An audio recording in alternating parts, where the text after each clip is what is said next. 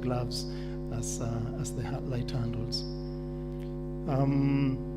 So I think in terms of outcomes, it has strengthened the capacity for local hospitals, especially those that we visit.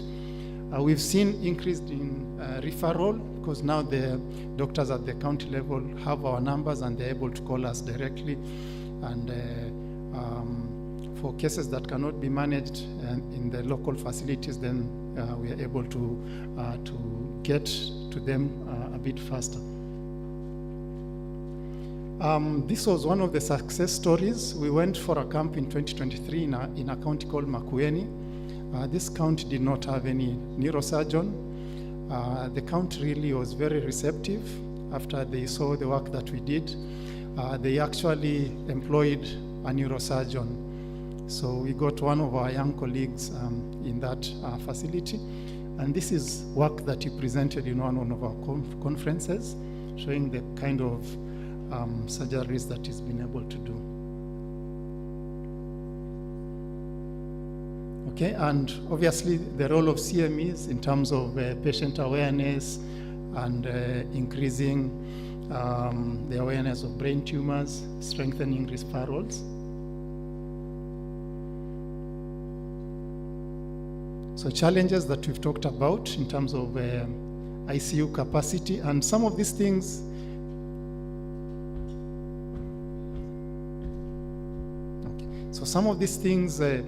we found that the local neurosurgeons were having challenges because I think involvement of the county governments was a problem.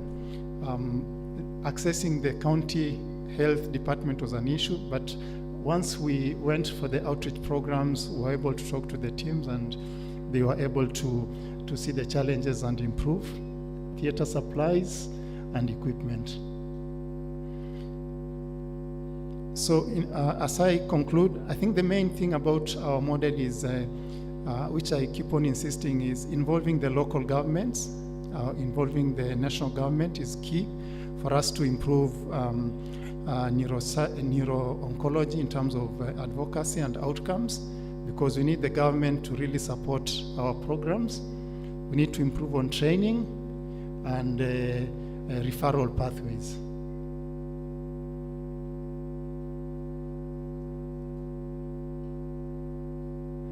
Can we move to the next slide? Yeah, so this is my concluding slide, that outreach should not be viewed as charity, but should be an investment in sustainable neuro-oncology systems. And I would like to thank the entire Snossa team for this invitation and for the travel award. Thank you.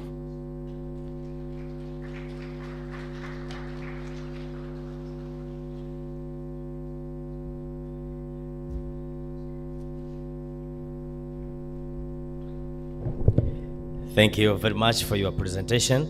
I hope everyone has noted. If you have some questions, I would invite you later on. According to the timetable, the guest of honor has arrived, but as I told you, I passed you through the timetable. He will visit the booth outside. Thereafter, he will come in here to proceed with the conference. So kindly, once he appears to come here, I will invite all of you to raise or will stand up. Thereafter, we shall have the national anthem and East African anthem. So both of them. Kwa hiyo naomba tujiandae punde mgeni rasmi atakuja mahali hapa. Karibuni sana.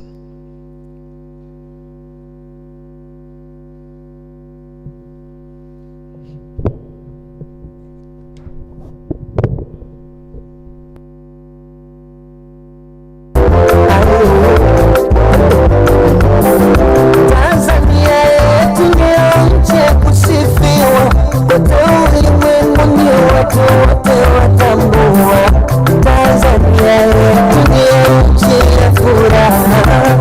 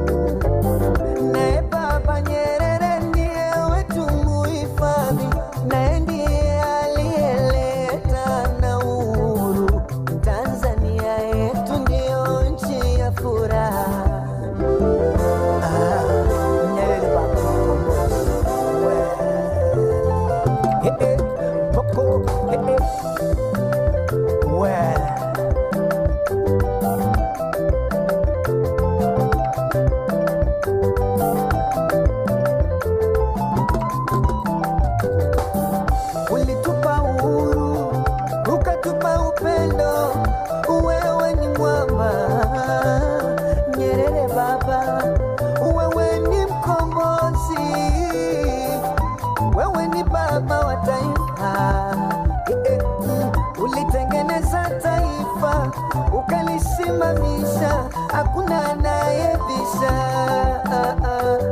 Wewe ni baba wa taifa. Alitoleka Nyerere baba, alitoleka Nyerere baba, alitoleka Nyerere baba, asante. Alitoleka toleka toleka brokoto brokoto brokoto. We midundo ya kale Barnaba Classic utalibene ye zaman.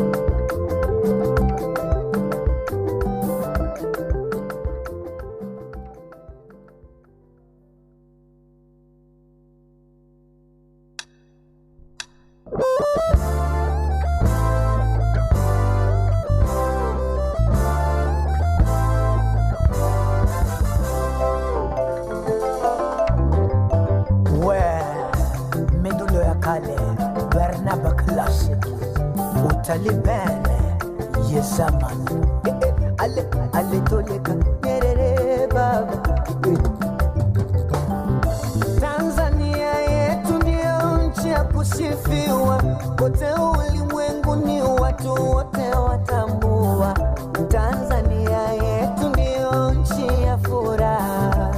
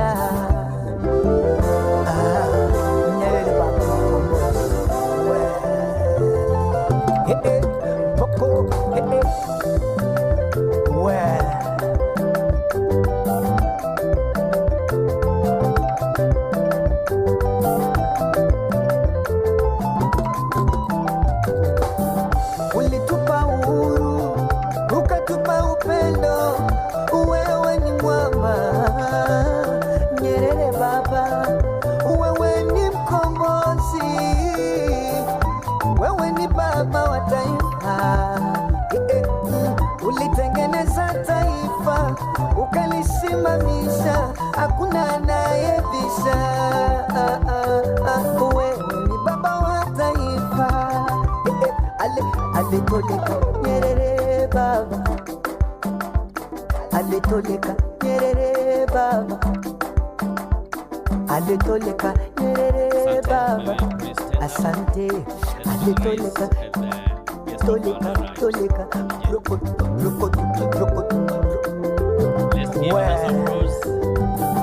Medundo ya kali Barnaba Classic Utaliban Yezaman. Thank you DJ. Ladies and gentlemen, as we remain standing, please be prepared for the national anthem of the United Republic of Tanzania, followed by the East African Community Anthem. Thank you. Brass band, lead us.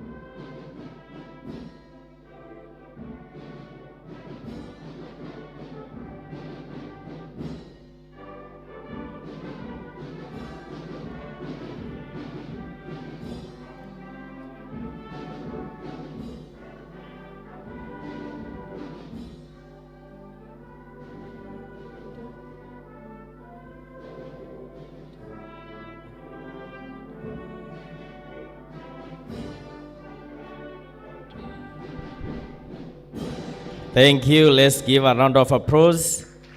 Asanteni sana. Let's get seated. Your Excellency, Ambassador Dr. Emmanuel Nchimbi, the Vice President of the United Republic of Tanzania, kindly, after the national anthem and East Africa anthem, kindly allow me to invite the religious leaders for the prayer. By starting, I would like to invite Rev. Father Cosmas Christian Muhina, representing CCT. kindly come to the podium.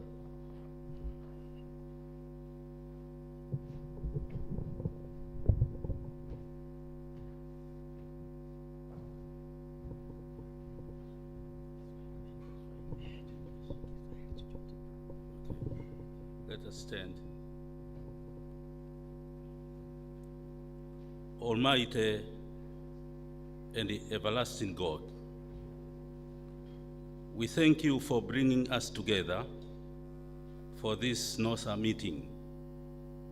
We pray that you will be present among us, guiding us with wisdom, love, and unity, so that all our deliberations and decisions may strengthen our service to the sick and contribute to the improvement of health care for our people. We also pray for our nation, Tanzania. Bless our country with peace, unity, and sustainable development. Grant our government leaders wisdom, integrity, reverence for you, and servants' heart, that they may lead our nation with justice, compassion, and faithfulness for the good of all people. Bless the work of our hands, protect all participants throughout this meeting and in their journeys, and grant that everything we do may bring glory to your holy name. We ask all this through Jesus Christ, our Lord. Amen. Thank you. Let's get seated.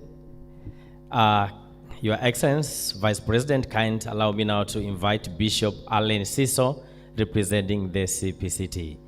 Welcome. Thereafter, I'll invite Sheikh Adam Mwinyipingu, representing Muslims. Welcome.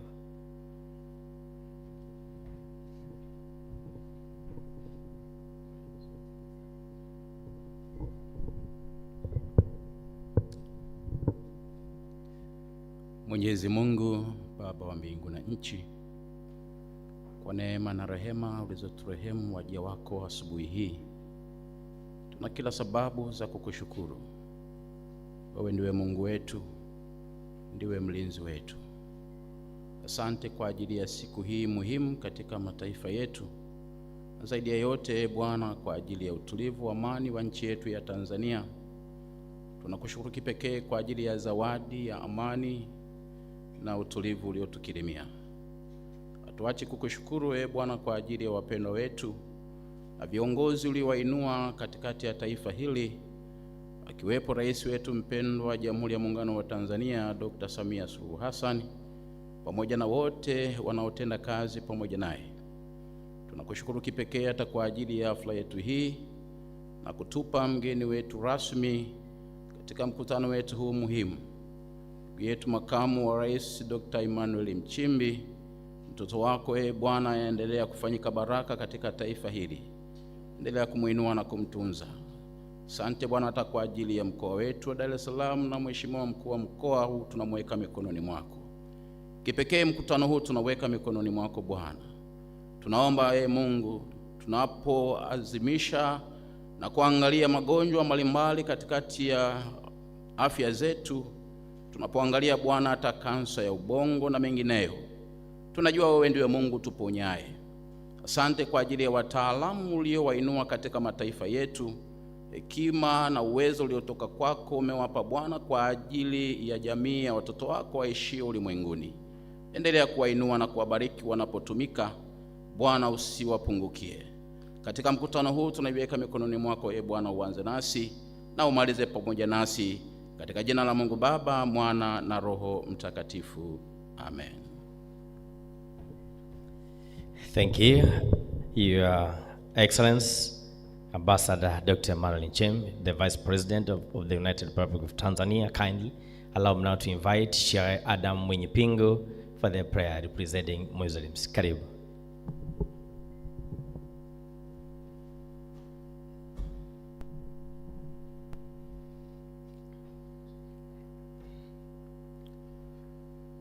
بسم الله الرحمن الرحيم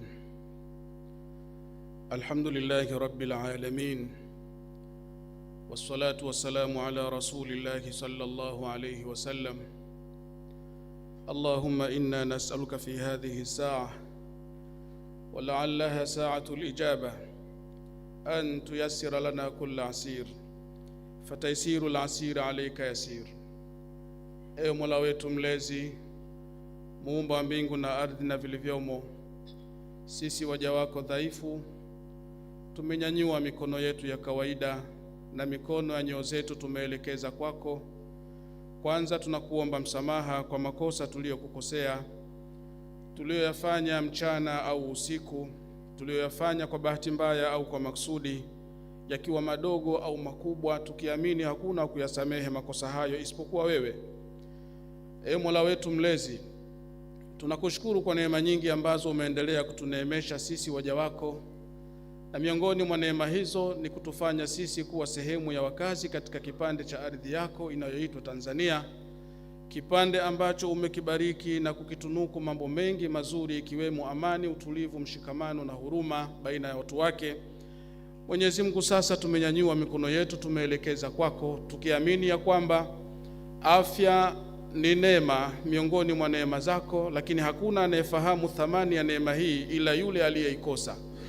Uwepo wa mkutano huu leo wa kimataifa ambao unakwenda kujadili masala mazima ya afya ni kielelezo tosha kwetu sisi kama Watanzania, lakini na nchi zote shiriki katika hili jambo, kwamba sisi sasa tunaamini na tunafahamu thamani ya neema hii uliyotuneemesha. Mwenyezi Mungu, tunakuomba yote yatakayoletwa katika mkutano huu basi tuweze kuyajadili kwa pamoja kwa maslahi mapana ya maeneo yetu. Mwenyezi Mungu, tunaendelea kukuomba, dumisha amani na utulivu katika nchi yetu, lakini zidisha busara na hikma kwa viongozi wetu wa dini na serikali, waendelee kuyasimamia uyapendayo na kuyaridhia. Rais wetu wa Jamhuri ya Muungano wa Tanzania Daktari Samia Suluhu Hassan, lakini kwa namna ya kipekee mkutano wetu leo hii Makamu wa Rais wa Jamhuri ya Muungano wa Tanzania Dr. Emmanuel Nchimbi, Mwenyezi Mungu tunamweka katika mikono yako salama, kwa kuwa jambo hili linafanyika katika mkoa wa Dar es Salaam. Tunaye mkuu wetu wa mkoa, Mwenyezi Mungu pia mtazame kwa jicho la huruma, lakini pia jambo hili linafanyika katika wilaya yetu hii ya Ilala. Mkuu wa wilaya ya Ilala pia Mwenyezi Mungu mtazame kwa jicho la huruma. Nasi tuliohudhuria hapa, Mwenyezi Mungu kila mmoja unaijua nia yake na dhamira yake, basi hatua moja aliyoipiga kuja hapa, Mwenyezi Mungu msamehe makosa yake yeye na wazazi wake, na hatua ya pili mnyanyue daraja yake. Mungu ibariki Afrika, Mungu ibariki Tanzania. Wa sallallahu ala sayyidina Muhammad wa alihi wa sahbihi wa sallam, walhamdulillah. Thank you. Let's give hands of applause to the religious leaders for the prayer. Asante sana. Your Excellency Ambassador Dr. Emmanuel Nchimbi, the Vice President of the United Republic of Tanzania, Honorable Albert Chalamila, the Regional Commissioner for Dar es Salaam Region, Honorable Dr. Florence Samiz, Member of Parliament and Deputy Minister of Health, Mr. Ismail Rumatila, the Deputy Permanent Secretary, Minister of Health Tanzania, Professor Allen Davison, the President of the Society of Neuro-Oncology in Sub-Saharan Africa, Snossa, Professor Eva Gallants, Global President of the Society of Neuro-Oncology, Charles Highness JD, Global Executive Director of the Society for Neuro-Oncology, Ms. Hadija Sumai, representing the Permanent Secretary, Minister of Health Zanzibar, Dr. Ahmad Nyambea, Director of Curative Services, Honorable Ambassador Dr. Mpoki Ulisubisia, Executive Director of Muhimbili Orthopedic Institute, MOI, members of Snossa, SNO, and delegates, religious leaders, sponsors, journalists, invitees, ladies and gentlemen, good morning. Jamhuri ya Muungano wa Tanzania, kazi na utu, assalamu alaikum. Praise the Lord. Your Excellency, Vice President, it's my great honor and a privilege to welcome you all to the Society of Neuro-Oncology in Sub-Saharan Africa, Snossa, annual conference, scientific conference 2026, taking place here at the magnificent Johari Rotana Hotel in the beautiful city of Dar es Salaam. United Brotherhood Tanzania, today 13th July 2026. On behalf of the organizing committee, I extend a warm and heartfelt welcome to every delegate who has traveled from across Tanzania, across Africa, and from around the world to be part of this remarkable and scientific gathering. To our international guests, karibuni sana. Welcome to Tanzania, the land of peace, unity, hospitality, and opportunity. Your presence enriches the conference and reflects our shared commitment to advancing science, strengthening partnership, and improving the lives of patients affected by brain and central nervous system tumor throughout sub-Saharan Africa. Ladies and gentlemen, today Tanzania is delighted and honored to host such an exceptional conference of leading experts, clinicians, researchers, policymakers, patient advocates, and partners who share one vision, a healthier future for sub-Saharan Africa.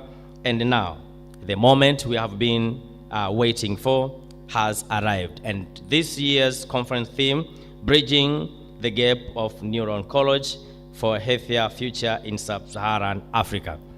Your Excellency Vice President, kindly allow me now to invite Mr. Ismail Rumatila, the Deputy Permanent Secretary of Ministry of Health Tanzania, for introduction, and the government officials and delegates.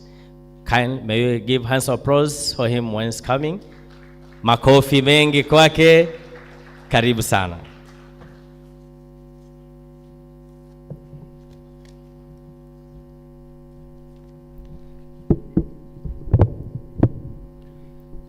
Your Excellency, Ambassador Dr. Emmanuel Nchimbi, the Vice President of the United Republic of Tanzania, Honorable Albert Chalamila, Dar es Salaam Regional Commissioner, Honorable Dr. Florence Samizi, Deputy Minister of Health, Honorable Ambassador Dr. Mpoki Ulubisia, Director of Muhimbili Orthopedic Institute, Professor Alan Davidson, President of the Society of Neuro-Oncology for Sub-Saharan Africa, Professor Evanthia Galanis, Global President of Society of Neuro-Oncology, distinguished international delegates, development partners, members of the press, all invited guests, ladies and gentlemen, good morning. Your Excellency, it is my pleasure to extend a warm welcome to you at this significant meeting here in Dar es Salaam. We understand your schedule is demanding, but yet you have graciously taken time to join us. We are truly honored by your presence. Allow me also to warmly welcome everyone gathered for this important conference, especially our international guests who have traveled from their countries to be with us here today. You are most welcome. This is the annual scientific conference of the Society of Neuro-Oncology in Sub-Saharan Africa, bringing together neurosurgeons, oncologists, researchers, and healthcare policy experts whose collective work continues to advance the fight against brain and the central nervous system cancers on our continent. With your permission, Your Excellency, allow me first to recognize key leaders present with us today, after which I will introduce our participants by groups and institutions represented. We have with us Honorable Albert Chalamila, Dar es Salaam Regional Commissioner. Honorable Dr. Florence Samizi, Deputy Minister of Health. Honorable Ambassador Dr. Mpoki Ulubisia, Director, Muhimbili Orthopedic Institute. Professor Alan Davidson, President of the Society of Neuro-Oncology in Sub-Saharan Africa. Professor Evanthia Galanis, President of the Global Society of Neuro-Oncology. Charles Highness, Executive Director of the Society of Neuro-Oncology. We have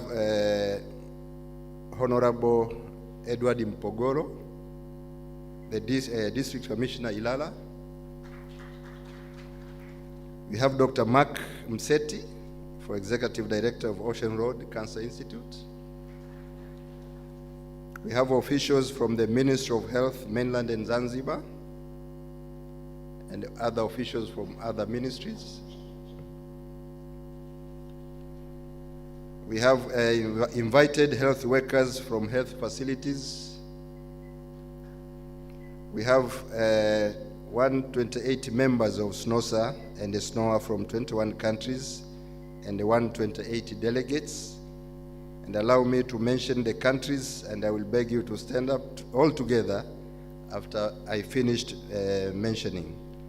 We have Benin, we have Burkina Faso, Cameroon, Canada, Democratic Republic of Congo, Ethiopia, Ghana, Guinea-Conakry, India, Ivory Coast, Kenya, Malawi, Mauritania, Niger, Nigeria, Rwanda, South Africa, Uganda, United States of America, Zambia, Zimbabwe, and the United Republic of Tanzania.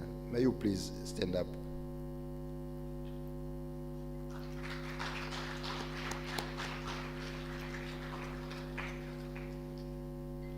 We have religious leaders.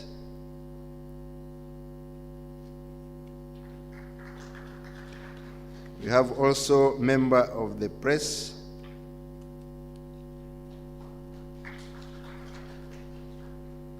And a brass band from police force. Your Excellency, I beg to submit. Thank you very much. Let's give hands of applause once again to Mr. Ismail Lumatira. Thank you very much. Your Excellency, Vice President, kindly allow me now to invite Dr. Mpoki Ulisubisia, the Director of MOI, to address the objective of the conference. Kindly, Doctor, welcome. Let's give hands of applause to him.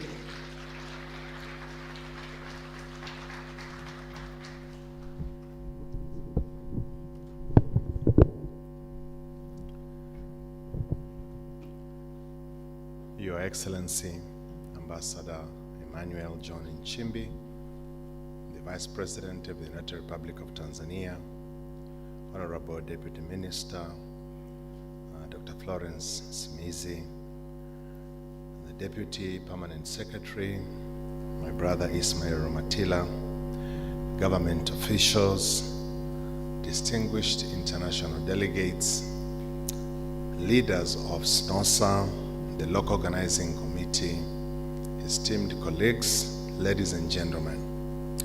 It is my singular honor and privilege to welcome you all to the 2026 Annual Scientific Meeting of the Society of Neuro-Oncology in Sub-Saharan Africa, which is being held under the theme, Bridging the Gap in Neuro-Oncology for a Healthier Future in Sub-Saharan Africa. Guest of honor, you'll have realized that the Maghreb countries were not mentioned because truly we wanted to concentrate on the area that is represented by this society. They were not excluded by design. We simply wanted to concentrate where the great challenge is. Your Excellency, your presence in this meeting today is a great honor to all of us, and it reflects the government of the United Republic of Tanzania's continued commitment to four things. The first one is the commitment to advance healthcare to the people of this republic. The unwavering support in advancing scientific innovation, and the fact that we are not an island nation, a society that does not want to accommodate ideas from other people. Spirit of regional collaboration, But above everything else, if we had everything at our disposal, infrastructure, health commodities, without human resource, we will not be here doing anything. Your Excellency, brain tumors remain among the most challenging diseases facing our health systems. This is not just in this country, but also in the sub-Saharan African region. There are too many patients, and these get to be diagnosed very late. Besides this, many families travel long distances in search of care and specialized care. Many healthcare workers continue to work with limited diagnostic and therapeutic resources. Yet despite these challenges, there's every reason of optimism. Scientific discoveries, technological innovations, and the stronger regional partnerships are creating unprecedented opportunities to transform the neuro-oncology landscape across this continent. This conference, therefore, Your Excellency, has been convened not merely as a place where scientists bring their thoughts together, but for once as a platform for action amongst our people. Over the next 3 days, experts from Africa and beyond will share knowledge. They will be privileged with opportunities to present research findings.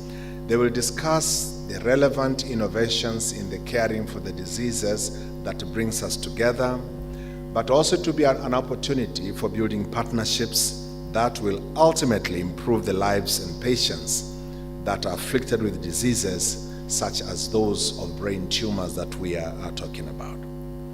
Allow me to mention the experts that are attending this meeting. We have neurologists, neurosurgeons, neuro-oncologists, radiation and medical oncologists, neuroradiologists, neuropathologists, nurses, rehabilitation specialists, palliative care professionals, researchers, policymakers, patient advocates, last but not least, Your Excellency, is trainees who've come together because no single discipline can address the complexity of challenges that face neuro-oncology alone. The next 3 days are loaded with involving activities whose objectives are both ambitious, but thank God they are practical. Number one, we seek to strengthen multidisciplinary collaboration across the continuum of care, from prevention, early diagnosis to surgery, radiotherapy, chemotherapy, rehabilitation, survivorship, if such a term exists, and the palliative care.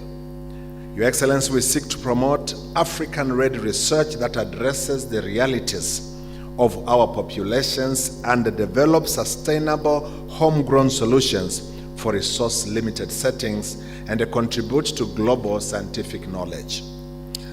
We seek to build capacity by mentoring the next generation of African clinicians and scientists, ensuring that expertise continues to grow within our countries, but also within our institutions. We seek to foster strong partnerships among governments, academic institutions, professional societies, development partners, and the private sector, recognizing the meaningful progress requires collective commitment, because when we are united, we are strong together. Last but not least is we seek to advocate for equitable access to quality neuro-oncology services that are sustainable in our environment, so that where a patient lives should never determine where they receive timely diagnosis, appropriate treatment, or compassionate care.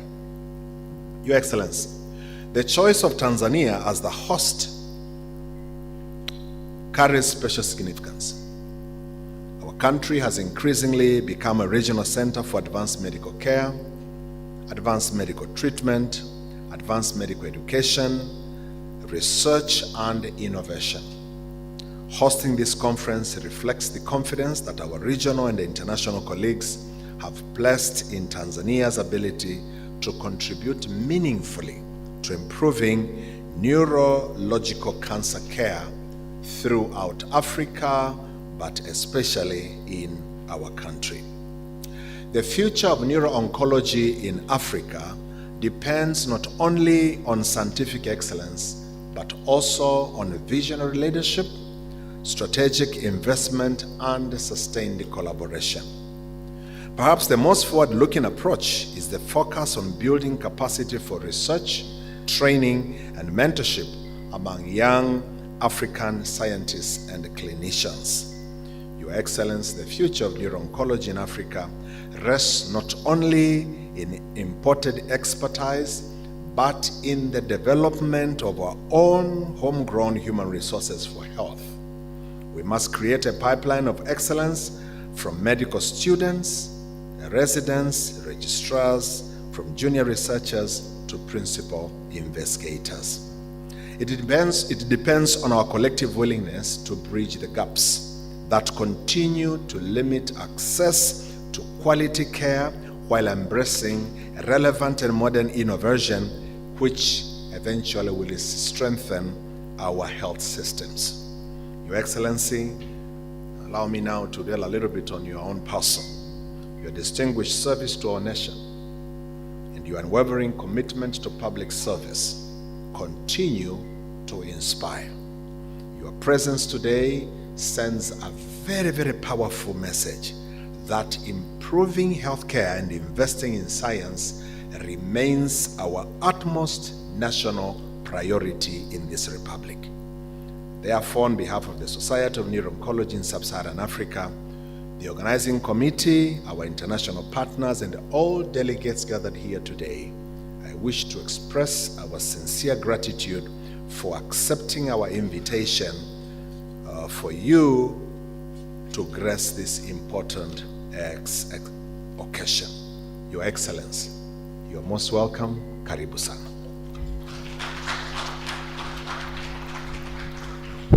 Thank you very much, Dr. Mpoki Olisubisia, the Director for MOI. Your Excellency Vice President, kindly allow me now to invite Professor Alan Davidson, the President of Society for Neuro-Oncology, Sub-Saharan Africa, Snossa, to address his reflection on the theme of the conference. Kindly, let's put much hands for him. Karibu.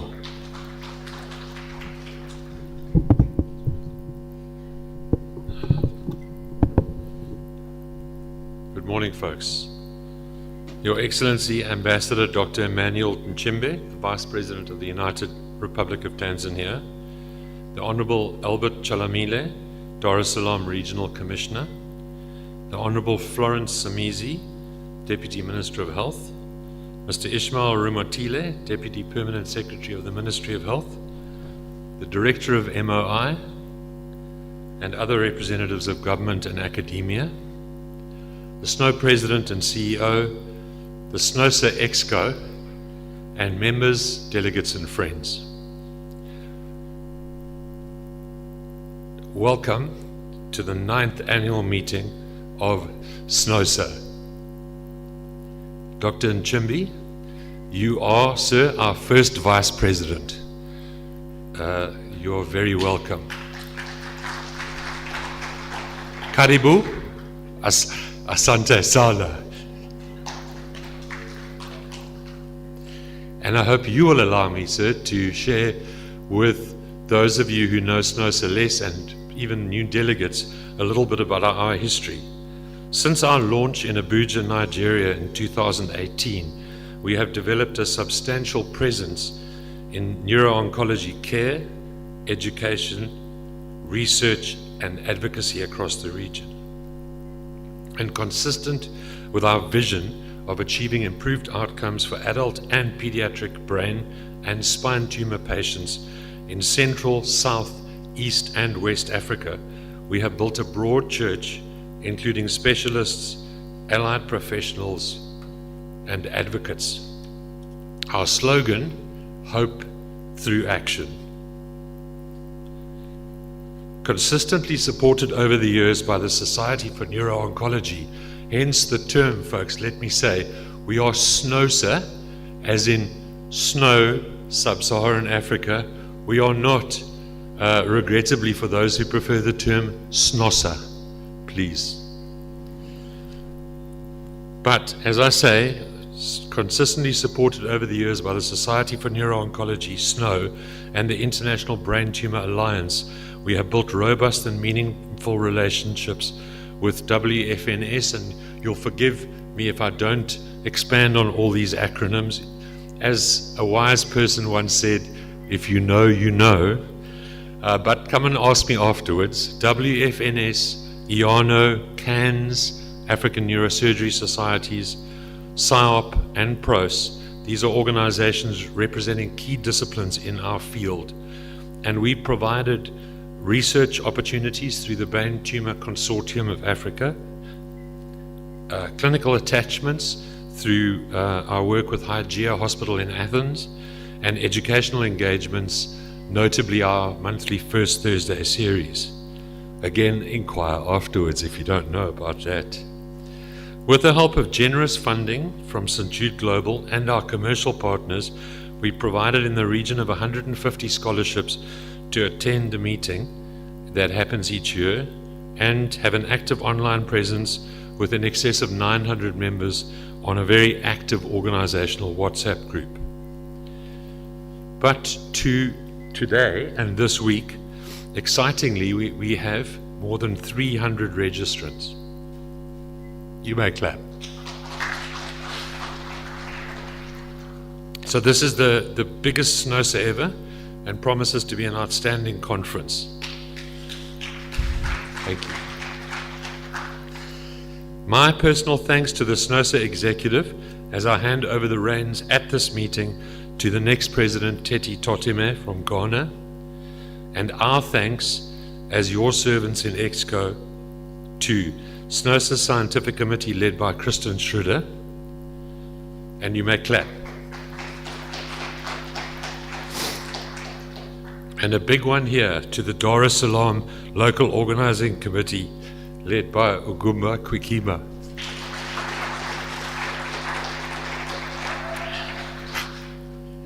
To the membership that supports and engages in our meeting, supports our meeting and engages with our precious patients, to industry, and Jazz Haynes from SNO was commenting that how well the local organizing committee had done to attract industry that supports our work, particularly the sponsors here today.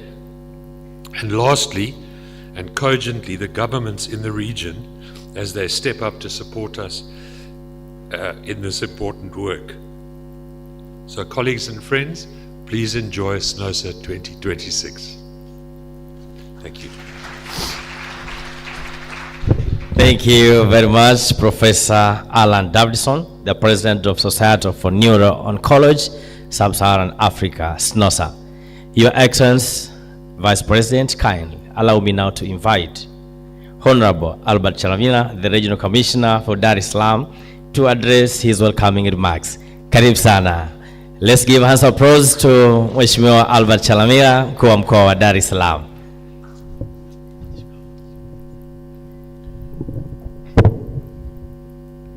Mheshimiwa Makamu wa Rais wa Jamhuri ya Muungano wa Tanzania, Dr. Emmanuel Nchimbi, tunakushukuru sana kwa kufika hapa na tumefarijika sana kuwa na wewe.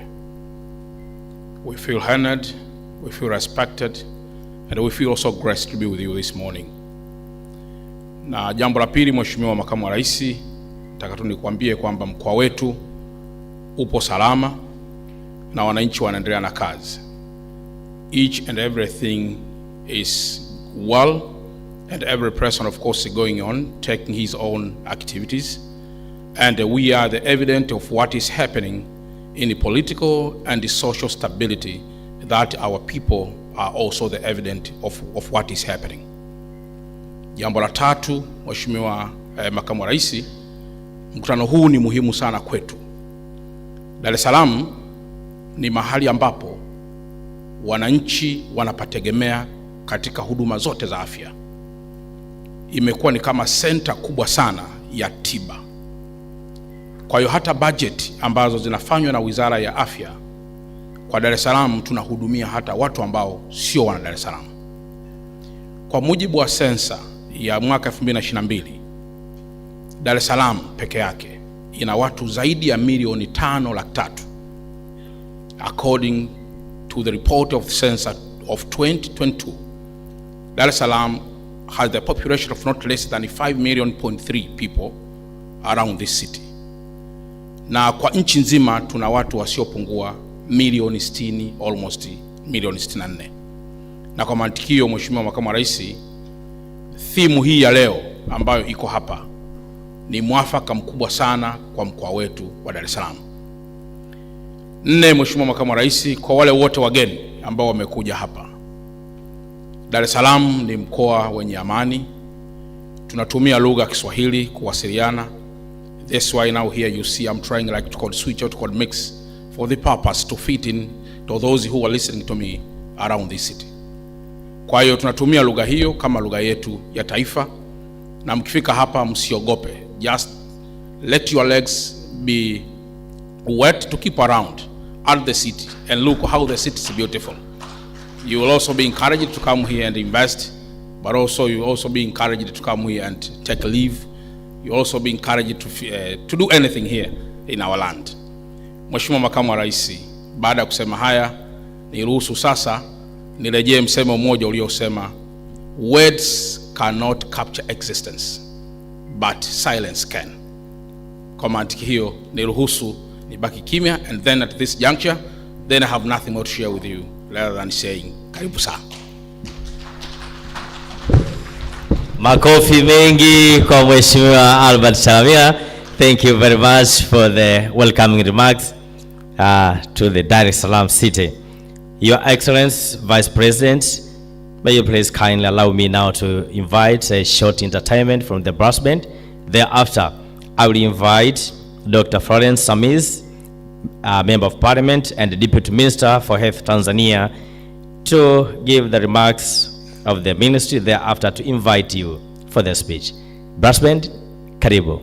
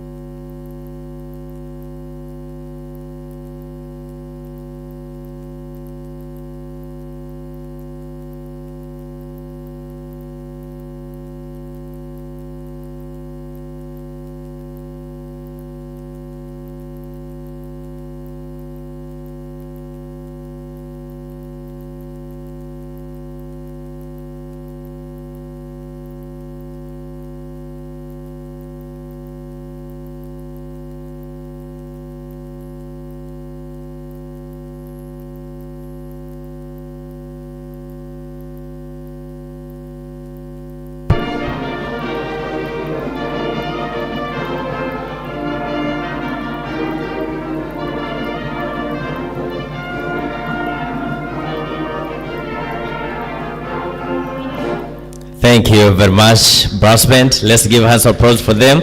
Asanteni sana.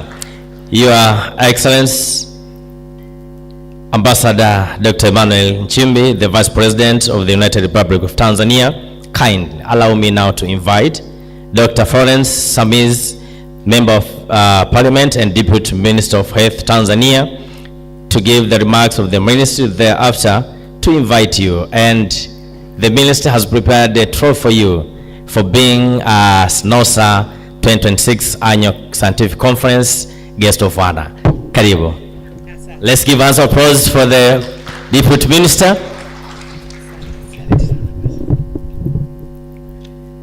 Your Excellency, Ambassador Dr. Emmanuel Nchimbi, the Vice President of the United Republic of Tanzania, Honorable Albert Chalamila, Dar es Salaam Regional Commissioner, Ismail Matila, Deputy Permanent Secretary, Ministry of Health, Honorable Ambassador Dr. Mpoki, Director of Muhimbili Orthopedic Institution, Professor Alan Davidson, President of the Society of Neuro-Oncology for Sub-Saharan Africa, Snossa, Professor Efanthia Galnos, Global President of Society of Neuro-Oncology, Organizing Committee, distinguished international delegates, development partners, members of the press, all invited guests, ladies and gentlemen. Karibuni sana Tanzania. It's my pleasure to join you this morning on behalf of Honorable Mohamed Mchengerwa, the Minister of Health, who is unable to be with us today due to other official commitment.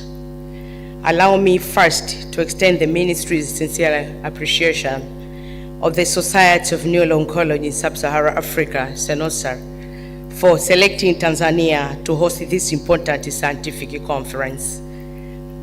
Your decision to convene this meeting in Tanzania reflects the growing collaboration among African countries in advancing specialized healthcare and improving quality of lives for our people.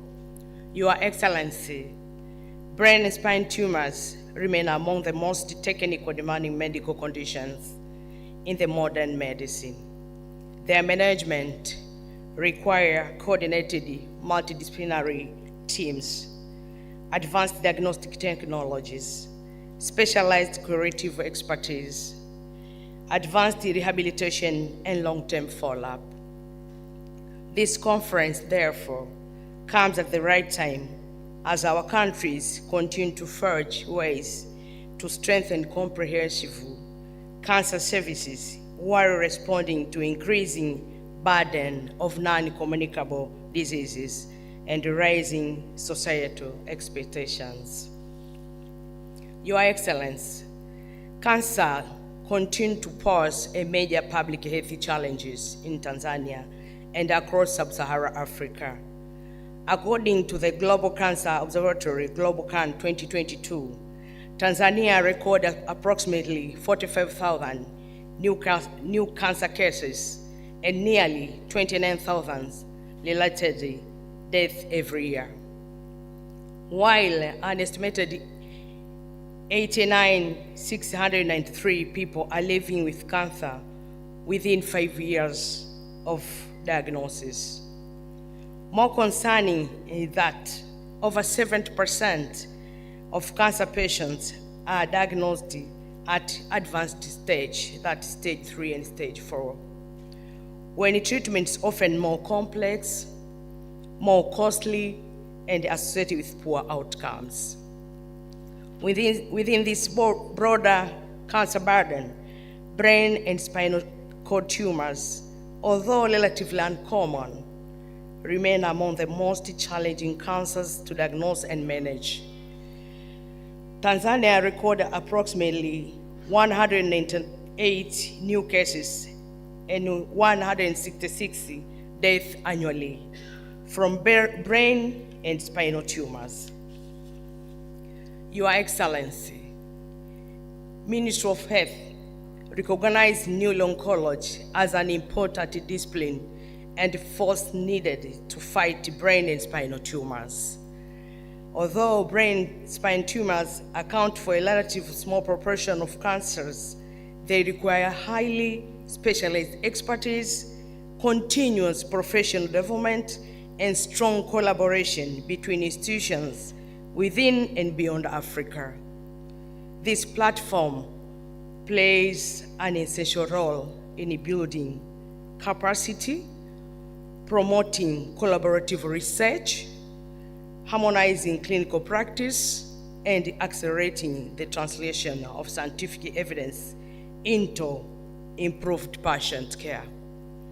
Your Excellency, Tanzania, like many low and middle income countries, is experiencing an epidemiological transition characterized by a significant increase in non-communicable disease. In response to the heightened demand for the disease detection, we have enhanced our network of laboratories specializing in both molecular and biochemical analysis. Access to imaging services has also been expanded with the installation of 700 digital X-rays machines and 99 CT scan machines across the facility at all levels of care. The recent installation of a PET-CT scanner with a cyclotron at the Ocean Road Cancer Institute also marked another milestone in cancer diagnosis and management in Tanzania. Your Excellency, regarding human resource workforce, we face a shortage of neurologists, neuro-oncologists, and oncologists in general. The country is facing a critical deficit of neurologists with a ratio of 1 per 5 million individuals, and there's no neuro-oncologist in the country. To address this, the government, through the Dr. Samia Scholarship Program, has significantly bridged this gap.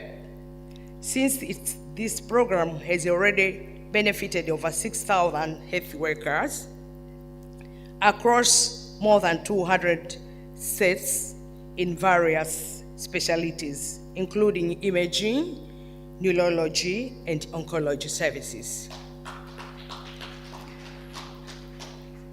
Your Excellency, the Ministry of Health remains committed to working closely with professional associations, academic institutions, research organizations, development partners to strengthen workforce development, improve access to quality diagnostic and curative services, enhance cancer registration, and support research that inform policy and clinical practice. On behalf of the Honorable Minister of Health, I wish all delegates thoughtful and engaging discussions. The Ministry is committed to work strongly to the deliberations and the recommendations emanating from this scientific conference. Your Excellency, before I invite you to address the gathering, I'm honored to take this opportunity to deliver you a gift by the Snossa President, prepared by an organizing committee of the Society as a sincere appreciation of your presence as guest of honor. Please, President, time is yours. Present the Dr. Guba.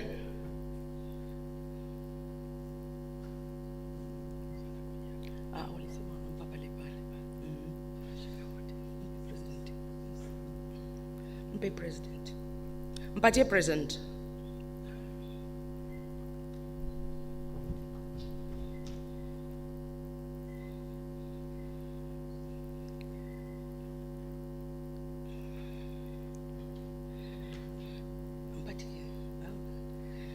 Mheshimiwa Makamu wa Rais, tunaomba upokee zawadi ndogo kama kumbukumbu ya ushiriki wako katika mkutano huu.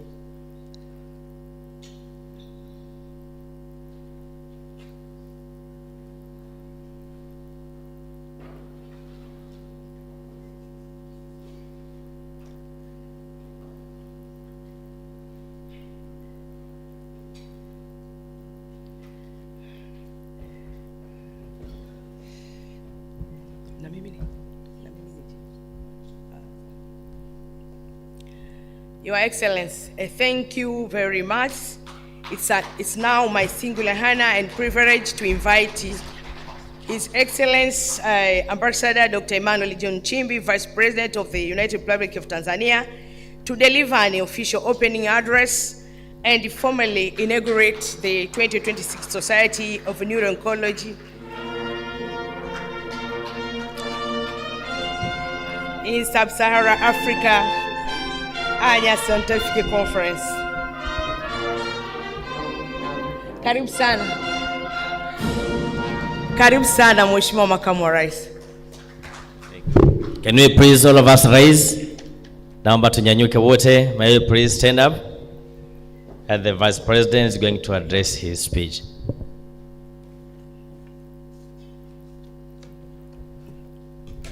Would you kindly be seated?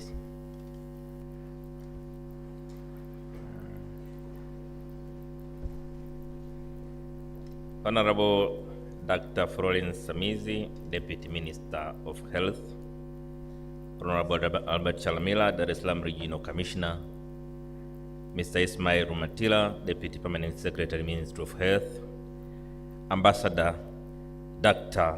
Mpoki Urusubisia, Director of Muhimbili Orthopedic Institute, Professor Alan Davidson, President of Society of Neuro-Oncology, Sub-Saharan Africa,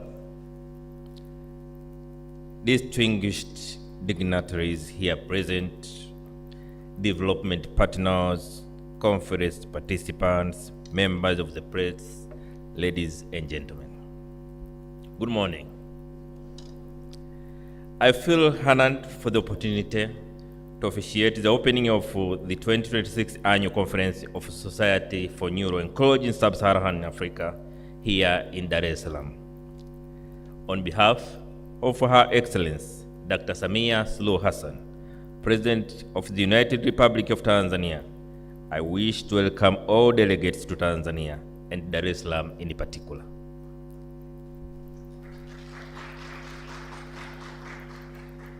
I also wish to commend Snossa leadership, the Ministry of Health, and the entire organizing committee for hosting this conference. The most importantly, for choosing the United Republic of Tanzania as the host country.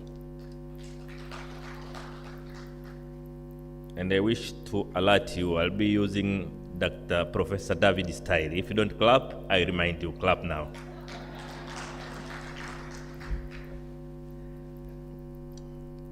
Distinguished participants, I'm aware that the Society of Neuro-Oncology of Sub-Saharan Africa, Snossa, has been instrumental in building regional networks, fostering collaborations and providing a platform for scientific exchange.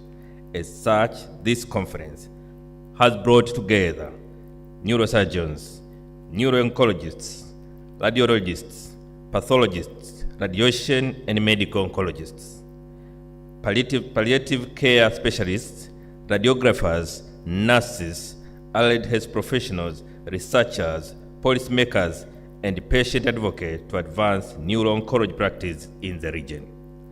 This conference, therefore, provides an excellent platform to engage professionals' discussion for enhancing knowledge and deepening your understanding. I'm impressed by the theme of this conference, which is Bridging the Gap in Neuro-Oncology for the Healthier Future in Sub-Saharan Africa. This theme is pertinent as brain and spine tumors continue to pose considerable health challenges in Sub-Saharan Africa, where access to neuro-oncology services remains very limited. I hope that educational insights gained will both improve your knowledge, especially in addressing the provision of services in resource-limited setting. Distinguished participants, looking at the conference expected outcomes, which include strengthening regional and international collaboration in neuro-oncology, development of context-specific strategies to improve prevention, diagnosis, treatment, and palliative care, and recommendations for policy and advocates to improve the access and equity in neuro-oncology care, it clearly shows that the conference will be impactful. Further, it demonstrates the region's commitment to care and building capacity in this area of specialization for the related professional in the region. Dear distinguished participants, in the case of United Republic of Tanzania, the government has consistently demonstrated its commitment to investing in neuro-oncology and the health system in general by enhancing diagnostic capability, treatment options, medical equipment infrastructure from primary healthcare level to national hospital.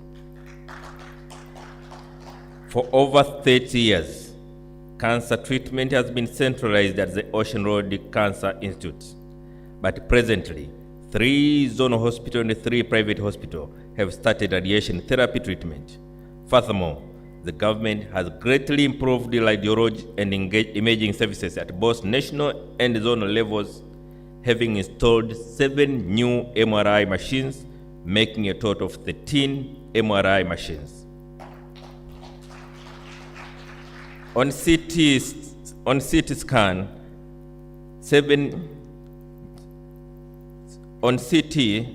scan, more than 96 CT scan units are serving communities through both private and public facilities, with over 60% coming from public facilities. Distinguished participants, despite these accomplishments, challenges remain. Tanzania, like many other low and middle income countries, still faces an increasing burden of neurological disorders, exacerbated by lifestyle changes, population growth, and demographic shifts. The country experiences a high incidence of brain injuries and mortality resulting from road traffic accidents, which overwhelm the already strained health system.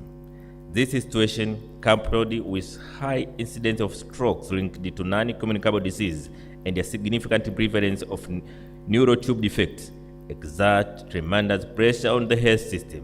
Moreover, the escalating burden of these diseases, alongside geopolitical dynamic and reduction in funding for health investments, endanger the progress we have achieved during this time and necessitates further action in our part. Distinguished participants, during the second global conference organized by the World Federation of Neurosurgeons, held in Dar es Salaam from 11th to 18th of April 2026, the United Republic of Tanzania made several commitments to address neuro-oncology challenges. I wish to touch on 5 key priorities as follows.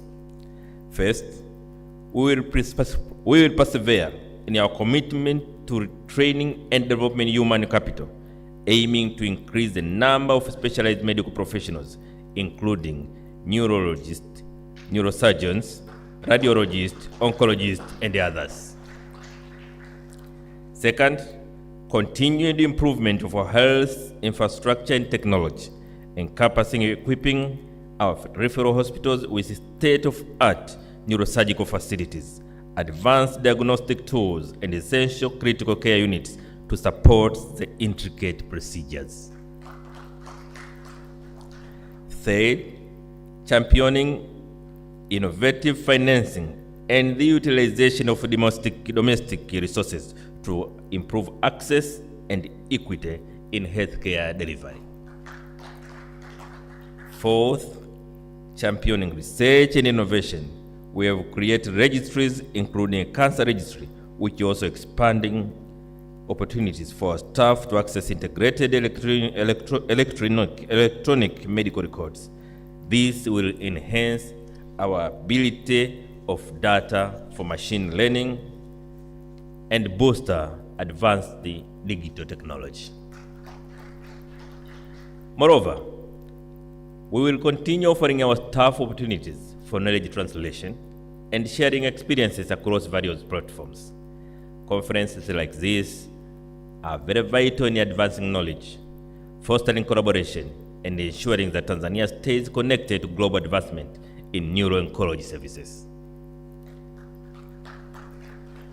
Fifth, enhancing collaboration between public and private sectors to increase efficiency and increase utilization, and service delivery across all levels, enhance public-private complementarity, and nourish the ecosystem of ensuring universal health coverage for all. As I conclude, I wish once again to commend the great job undertaken by Society of Neuro-Oncology in Sub-Saharan Africa. And I hereby reaffirm the commitment of the government of Tanzania in spearheading this agenda in the country and beyond. Through ongoing investments, robust collaborations, and the dedication of professionals like you, we are certain to create a health system that addresses the need for our communities.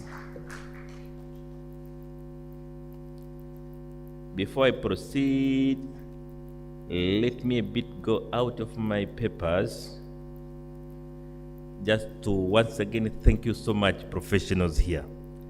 I say the task you are doing to this world is remarkable. I want you to know that after the task of human creation, the second in the weight is saving life. And that is what you have always been doing, and that is what you are doing here now. You are thinking on how you will contribute to saving life of our people in our world, in our country, in Sub-Saharan Africa. I want you to know that we register with appreciation your contribution to the world. Once, like 15 years ago, I had some skin condition. So I went to certain clinic, got treatment, and it did not help much. So I went to see one of the top specialists. And that specialist advised me on certain medicine. And he said, this is top of the range. If you fail with this, no other medicine will do. So I said, oh, this is top of the range. Let me go and Google to see what is this top of the range. So I went to my computer and trying to see what is it actually. And actually, when I read it, I said, okay. I saw this medicine is normally used for people with cancer. I said, okay, fine. Maybe this is some sort of cancer I have somewhere. It's okay. And then I went to side effect. When I went to side effect, I found it that one of side effect, but only 1% of people may get it, or below 1%, but it is sudden death.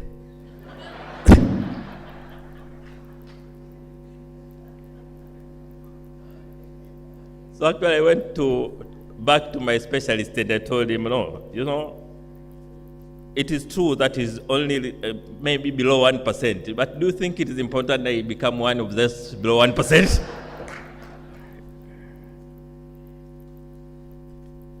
Then he told me, look here, we don't have a single medicine which does not have side effects. So if you proceed with this tendency of yours of going to search for side effects, you will never be treated in anywhere in the world. So from that day, I know the importance of being professional.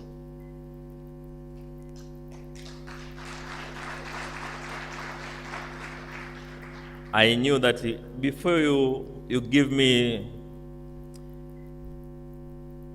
what medicine to use, you weigh all the side effects, pros and cons, and then you make a decision after carefully weighing it. Of course, I tried my best. After knowing that, I said, okay, fine. Now I'll make sure one of my children become a medical doctor. So I convinced my daughter to become a medical doctor. And of course, she agreed. But sometime in around 2013, 14 there, I was a bit busy, so I did not follow up carefully.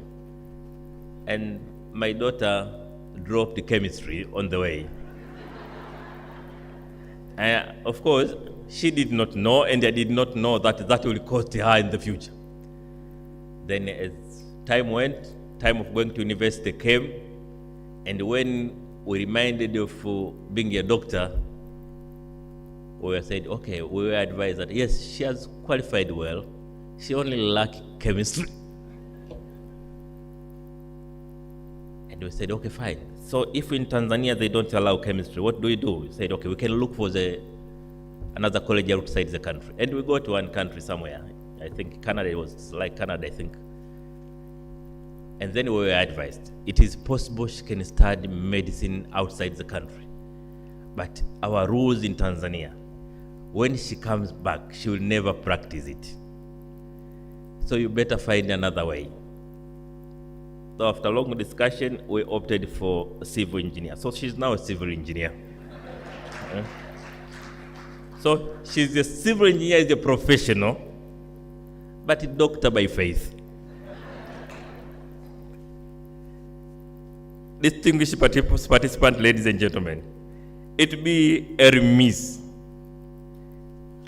if I end my remarks without urging you to spare time after this conference to experience our rich culture and breathtaking wonders, which includes the might of Serengeti National Park, which is the world famous for spectacular wildebeest migration, Ngorongoro Crater, where the 5 big animals can be found in one place, and Mikumi Saadan National Parks, which are just a few hours from Dar es Salaam, Mount Kilimanjaro, and the Spice Island of Zanzibar, with its magnificent beaches and others.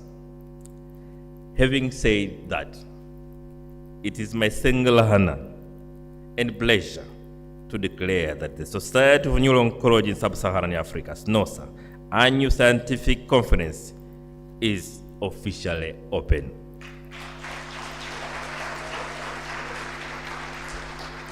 Let's give hands of applause and raise. May we all stand up?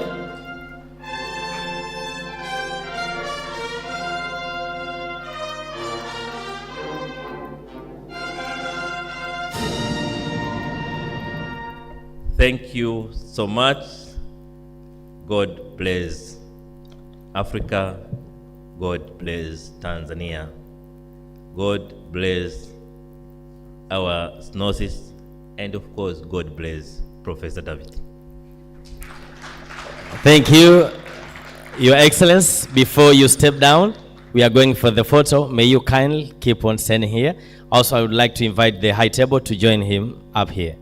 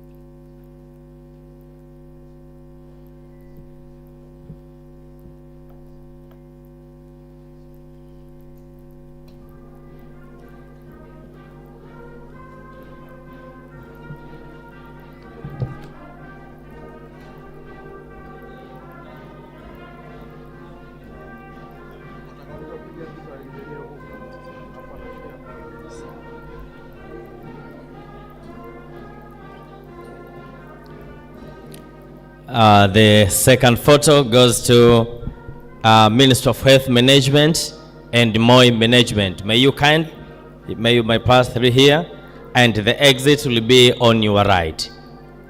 Karibu.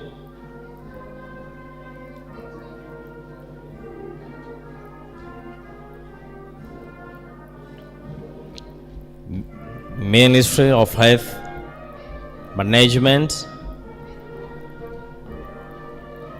Also the Deputy Secretary from Zanzibar, may you please also join.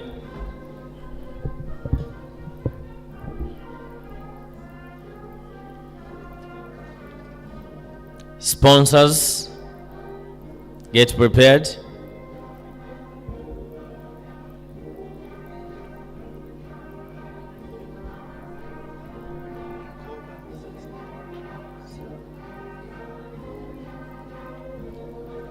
If you have pulses on your hands, please find somewhere to live. Thank you. Pass that side. The egg is there. Let's go that side. Sponsors, may you please step on.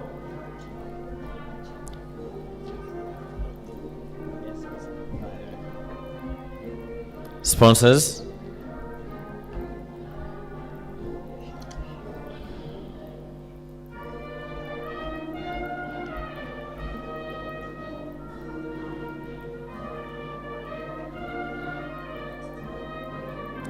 Religious leaders and facilitators. Thank you. Let's put that side. Facilitators and religious leaders. Okay, thank you, sponsors. Let's put that side.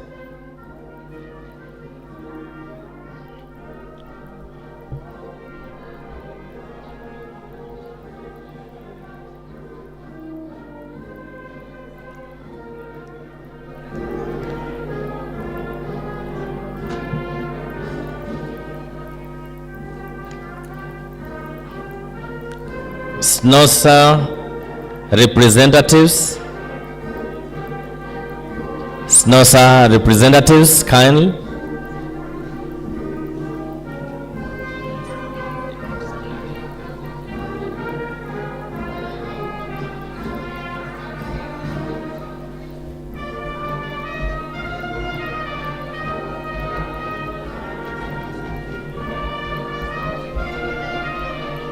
Also, Honorable Mpogoro, DC, may you please join this vote.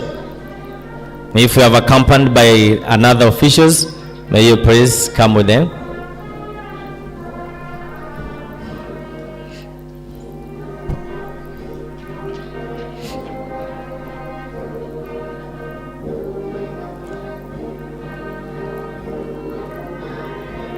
Thank you. Your Excellence, let's put that side. Your Excellence, Vice President, ladies and gentlemen, we have now come to the end of the official opening ceremony of Snossa Annual Conference 2026. May I kindly now request everyone to raise as we respectfully bid farewell to His Excellence. My name is MC Kalinga. I'm a lecturer at Tengeru Institute of Community Development, Arusha. Thank you. Let's all raise as the Vice President leaving this room. Naomba tusimame wote.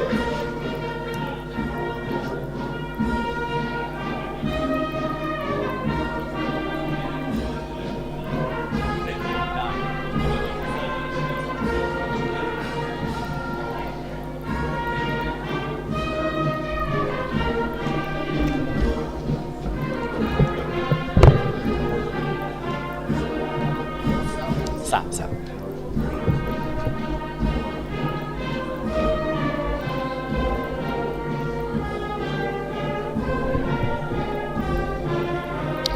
Let's get seated and wait for the announcements for what is proceeding. Merci beaucoup.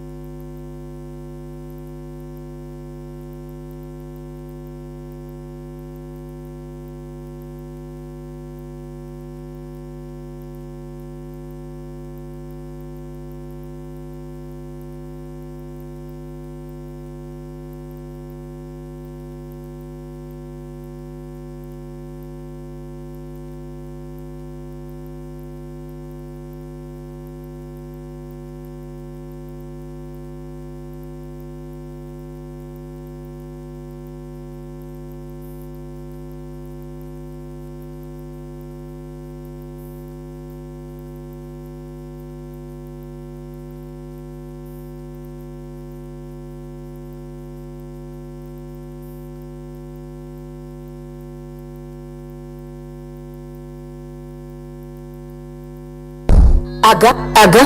Hey, mama, aga.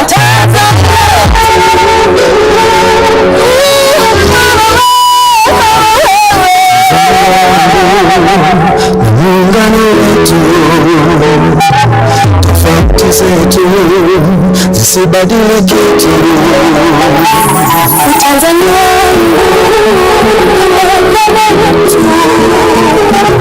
tofauti zetu zisibadilike tu.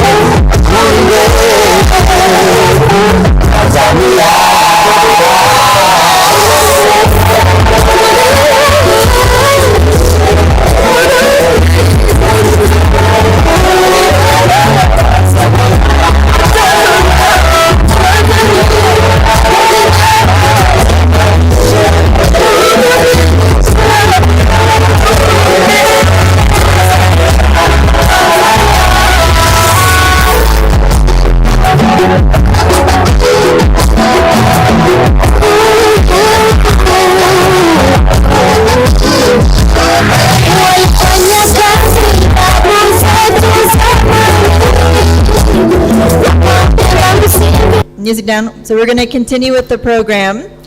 Can we continue with our AV? Make sure that we have the programs lined up to go. We're going to continue with Mr. Chaz Hayes to present his talk, and then Emma to close out our advocacy panel.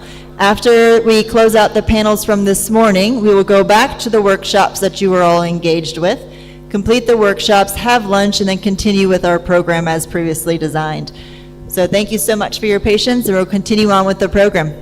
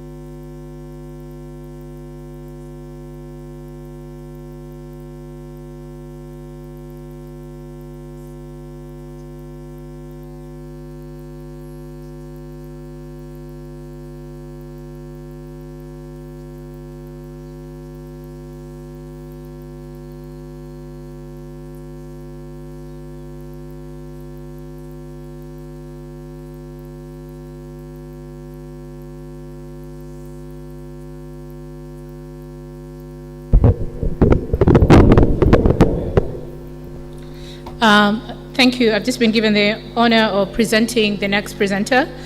Chaz Hayes is the Executive Director of the Society of Neuro-Oncology, a position he's held since 2005. He's responsible for the day-to-day operations of SNO and works with elected leadership to implement the Society's strategic plan. He has over 30 years experience in leadership and operational management in nonprofit medical associations, including the CERN Foundation, International Brain Injury Association, and the North American Brain Injury Society. He has a Bachelor of Arts degree from the University of Texas, Austin, and a Juris Doctor degree from the South Texas College of Law in Houston, Texas. He's an honorary African. He has come to many of our meetings and continues to be a very important part of the Snossa history. Chaz, welcome. Thank you. It's a pleasure to be here today, and I would like to congratulate all of the organizers for putting together what is clearly a very successful conference.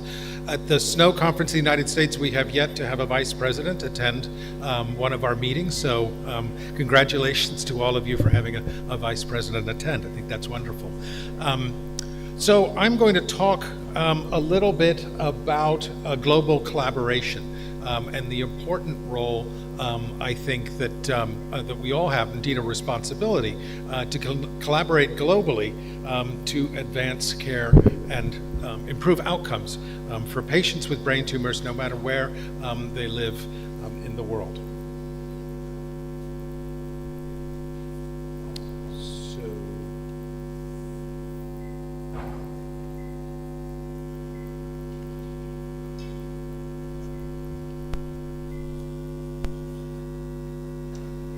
So there's an enduring partnership between SNO and Snossa. Indeed, it almost predates Snossa itself. SNO was very proud to help serve as one of the conveners, along with Kathy Oliver of the International Brain Tumor Alliance, a meeting in London where key stakeholders from Snossa, including Alan Davidson, Teddy Tomate, James Balagan, Thierry Muanza, and many other stakeholders came together and with the leadership of Galerizade really began to formalize and to crystallize a vision for a new neuro-oncology society in sub-Saharan Africa way back in 2017. So really it's a congratulations to all of the organizers and all of you in this room for bringing Snossa so far in such a relatively short period of time and also through COVID as well. So congratulations again to all of you.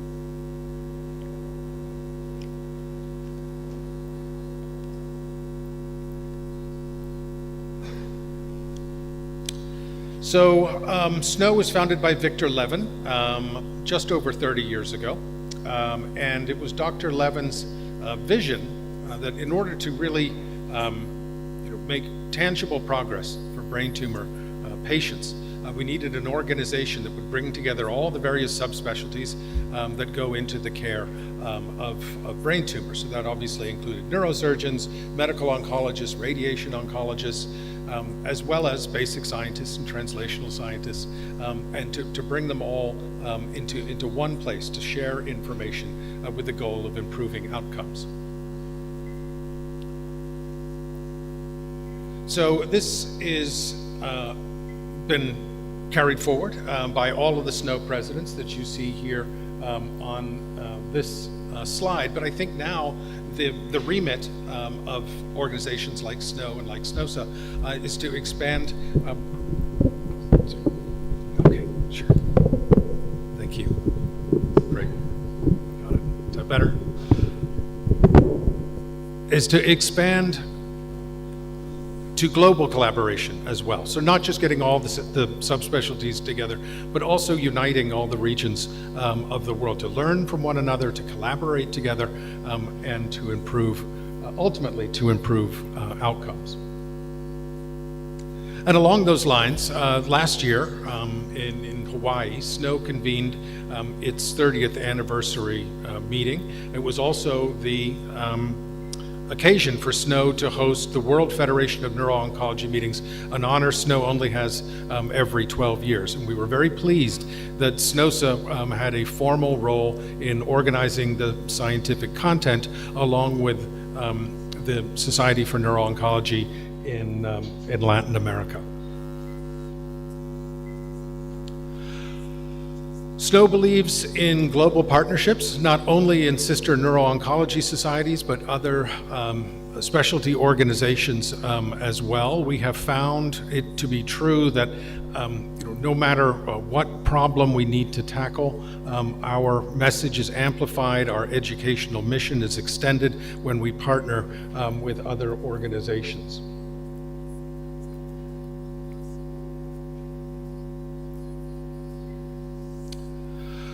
We, along with our partners around the world, publish some of the leading journals in the field.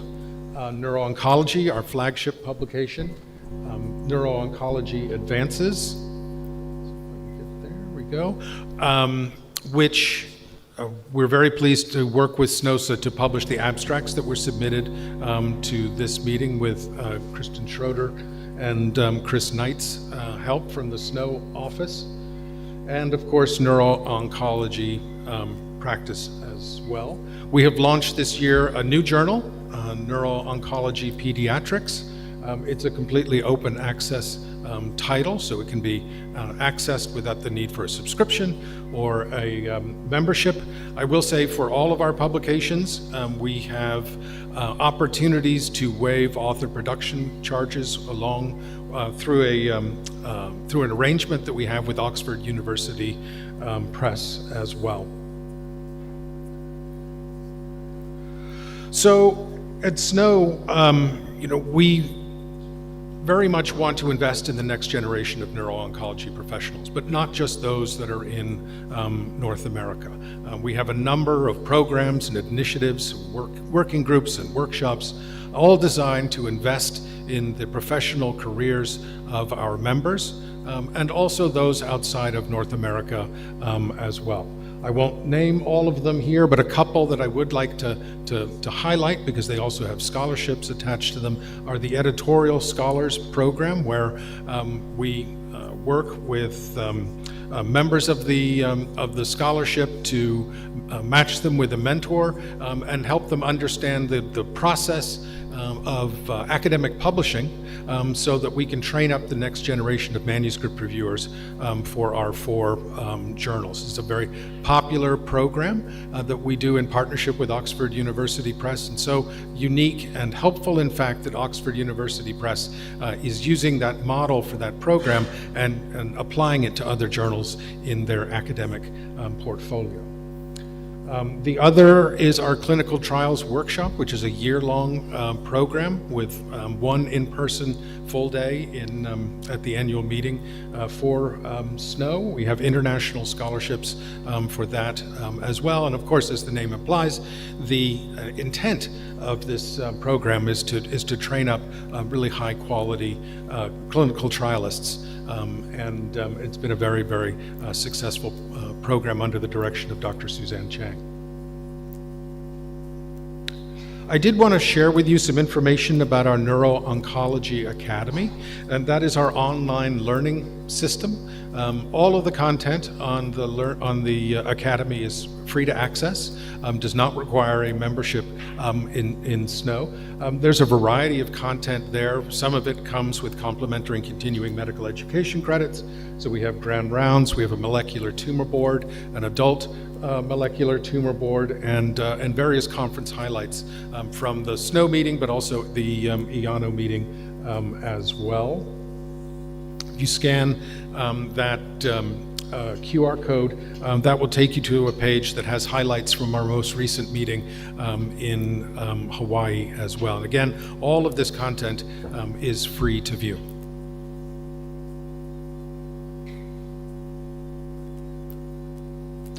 In terms of the reach of our online content, it really has allowed us to extend our educational reach well beyond the United States, well beyond what we would normally expect to reach at our annual meeting. So for example, at the SNO annual meeting, it's typically about 3,000 people with about 44 different countries represented. Through our Neuro-Oncology Academy, we are reaching triple that number of learners from double the number of countries. Our goal is to be adding content, as frequently as we possibly can. But typically, there's new content going up onto the Academy every month. And as I said, some of it has complementary continuing medical education credits attached to it as well. If you're not subscribing already, another great way to stay current on the research that's being published in our journals and generally news from the field is the Neuro-Oncology, the podcast.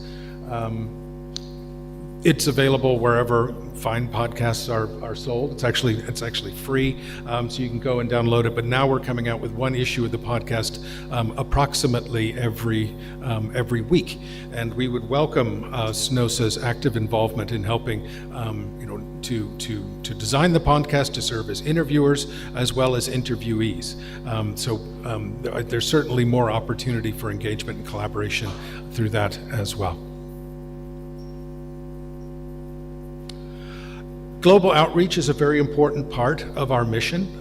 I think it's something that we are the most proud of, that we have been able to serve as a catalyst for sharing neuro-oncology information around the world. We're always looking for new ways and new opportunities to engage with our colleagues overseas so we can learn from one another and support our complementary missions.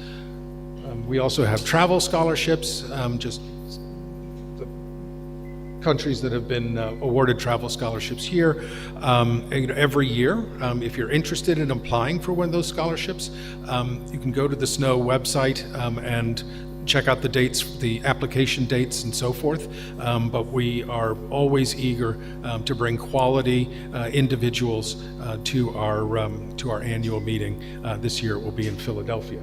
A nice new program of the International Scholarship is this year all of the International Scholarship scholars will be matched with a member of SNO to help guide them through the process of attending the meeting and getting the most they possibly can out of the educational content. So I would welcome you to join us at our meeting in Philadelphia this year. More details and the program are available on our SNO website. We also have a meeting this year in Boston that will focus solely on metastatic disease, and that is organized in partnership with ASCO. Next year, we will be partnering with our European colleagues to hold a joint pediatric neuro-oncology conference, and that will take place in 2027 in Miami, and then the European iteration of that meeting will take place in 2029 in Europe. So I will close with this proverb that I saw at a prior Snossa meeting, and I was so touched by the simplicity of the proverb that we now incorporate it into a variety of different things that we do at SNO, because it so nicely and beautifully captures our approach, I think, to collaboration and working together. So if you want to go fast, go alone. If you want to go far, go together. So I'll leave you with that. Thank you again. It's an honor to be here. Congratulations to all of you for being here and for organizing this wonderful meeting. We're honored to be a part of it. So thank you very much.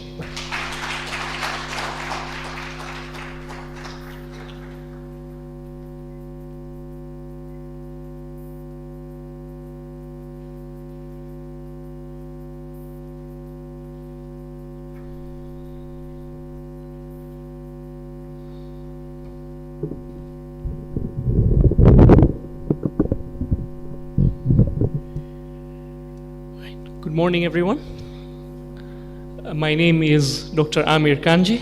I'm a radiology resident, and I'll be the MC for the rest of the conference today and for the next 2 days. Another thing, I'm not very tall, so I have to keep adjusting the mic. And for that, I would first like to thank the SNO president for a wonderful introduction on what actually the Society of Neuro-Oncology has been doing over the last 30 years. And we're very thankful that you have been able to grace us with your presence and allow us to conduct this conference in Tanzania this year. Without further ado, I would like to start welcoming regarding our keynote presentation for today morning, which is regarding patient experience and advocacy development. And for that, I would like us all to please kindly welcome Emma Chungu to the podium, please. Can we please welcome her with a big hand of applause.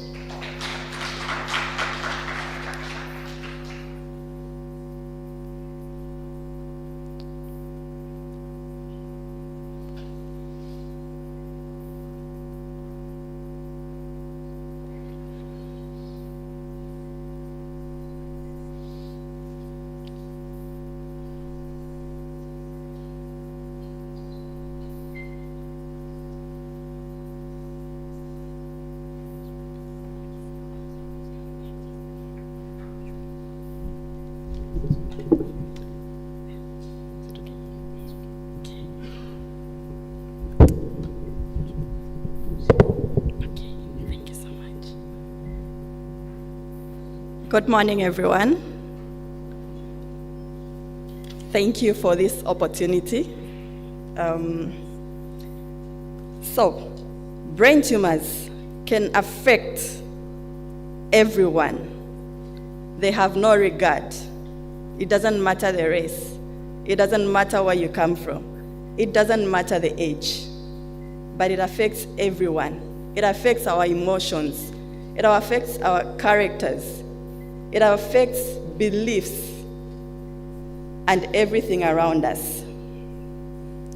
This presentation shares one lived experience from Zambia, and it reviews the gaps in awareness, referral, support, and rehabilitation. It shows how personal survival led to community advocates through the Brain Tumor Association of Zambia. Here is a lady full of life, wants to achieve so many things at the moment, and is diagnosed with a brain tumor. First time hearing about the disease, that lady is me. I was diagnosed with a brain tumor in 2019. After multiple challenges health-wise, it came to a point where they discovered that I had a brain tumor. This affected me in so many ways. The news of discovering that I was diagnosed with a brain tumor then was so devastating. It's affected me so much because at that point, I had a lot of things I wanted to achieve. And being told I had a brain tumor then was something so big for me. I never imagined. It changed me. It changed my approach to things. It changed my thoughts. It changed my character.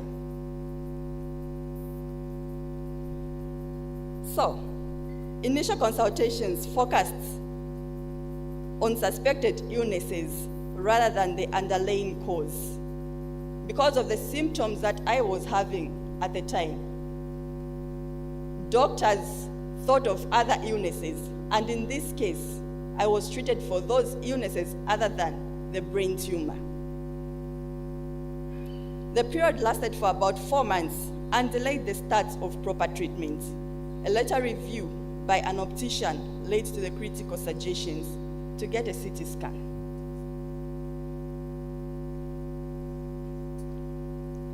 So after so many consultations, visiting different hospitals, doing different tests, finally, I had the opportunity to meet neurosurgeons from another town. And in August 2019, I did my first CT scan, which showed that I had a brain tumor. However, that scan was not so clear. So I was advised to do an MRI scan, of which days later, I did the MRI scan, which showed that I had a brain tumor. It confirmed that I had a brain tumor. This brought fear in me. After the diagnosis, I remember very well when I was told the only solution is an operation. I said no, not for me. People do not survive after being touched in the head. Opening of the head requires that this could be the end of my life. So I was really against the operation. On that picture there, I did my first MRI scan. Allow me to talk about the MRI machine. How many of us have had the experience of going under that machine in here? Thank you. A few numbers. I'm sure they would agree that that's not a friendly machine. It's very scary. Under that machine, I saw heaven. At that point, I thought, this is the end of me. I'm dying. The noise in that machine and everything that comes with it.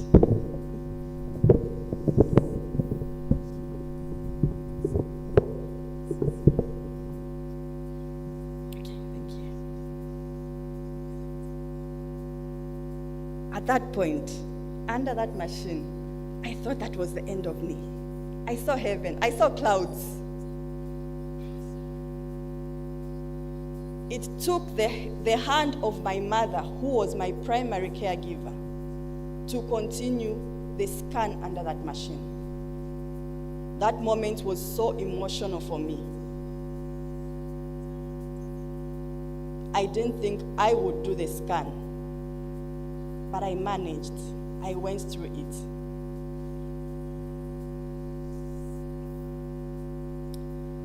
After the MRI findings, next slide please.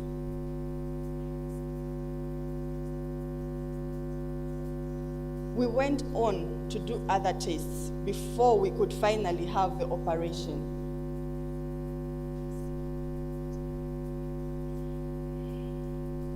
The detailed imaging gave doctors a clear roadmap of what they were required to do at that time. Our images there show 2 MRI scans. One was taken in August 2019, and the most recent one was taken in June 2026. The image clearly shows the good work that was done on me and giving me this opportunity to stand in front today. Because back then in 2019, I didn't think I would live to see this day.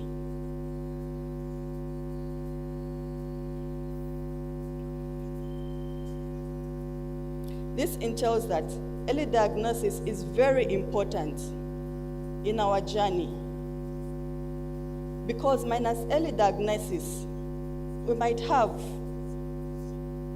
the worst death. Hence, it is important for us to seek medical intervention anytime that we do not feel well or are faced with different symptoms that come with a brain tumor. These include nausea, sight, blurred visions, to mention just a few.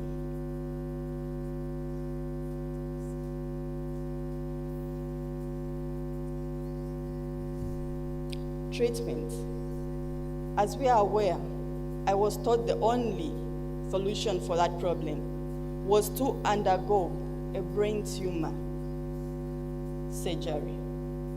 This entailed that I had to cut my hair, first of all. I had very long hair, but because of the surgery, I had to cut my hair.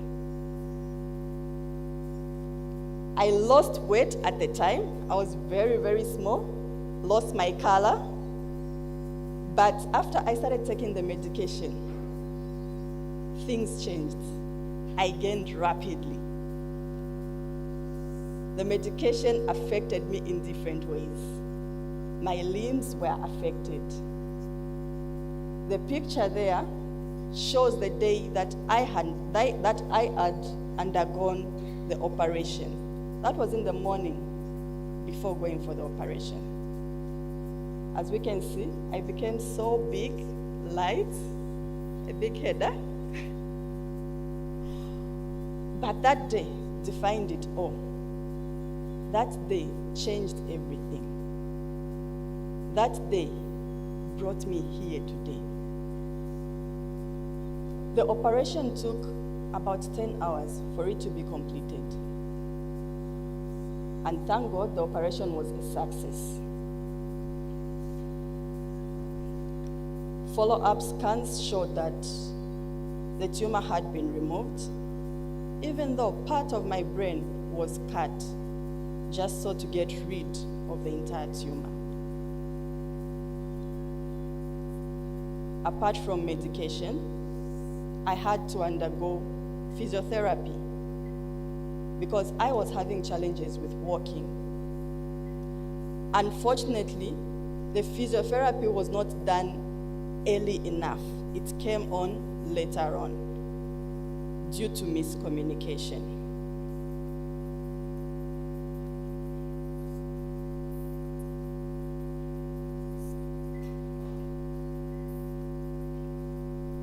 Challenges during treatment. and recovery. Severe headaches, blurred vision.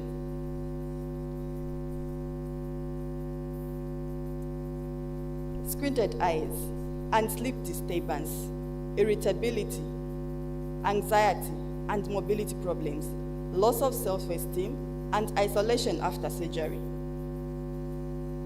Fear of people. Isolation came about because of the fear that I had.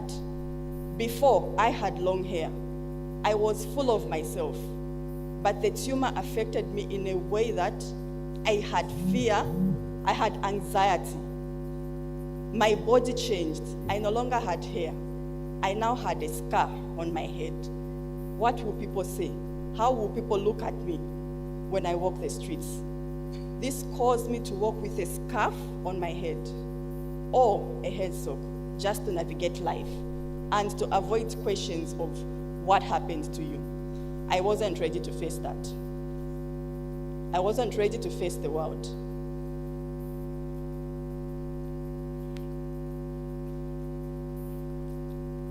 What did this experience teach me? Early diagnosis and knowledge enable treatment and can reduce tumor mortality. This does not only apply to patients, but also to healthcare workers and families as well.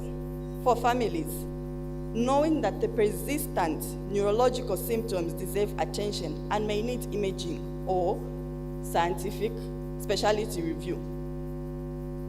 Once the families have this knowledge about brain tumors, they can help those that may have symptoms that I had or even other symptoms to just get screening and know exactly what the problem is. For health workers, earlier recognition, respectful communication, and better referral patterns can prevent months of uncertainty.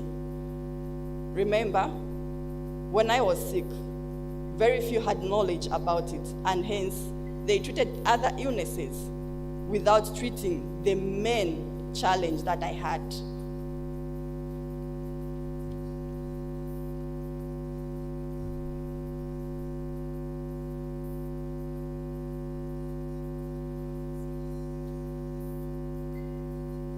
Sorry.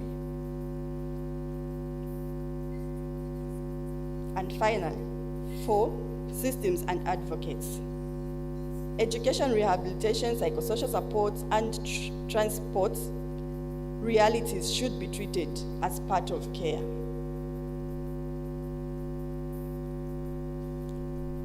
Because of my journey, because of the lonely nights that I had no one to talk to who had a similar experience as me, I one time shared my story on social media.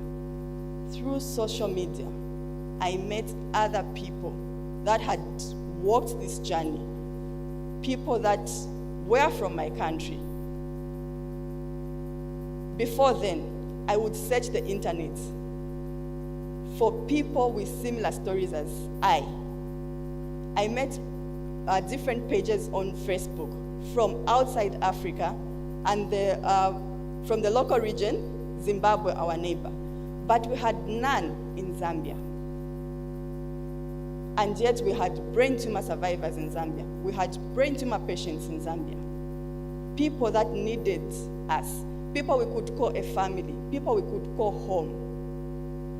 It is at this point that we came together and realized we need to have something of our own. Something we can call home. Something that could tell a different story for the next person that will be diagnosed with a tumor. For the caregivers. And we came up with the Brain Tumor Association of Zambia in 2021.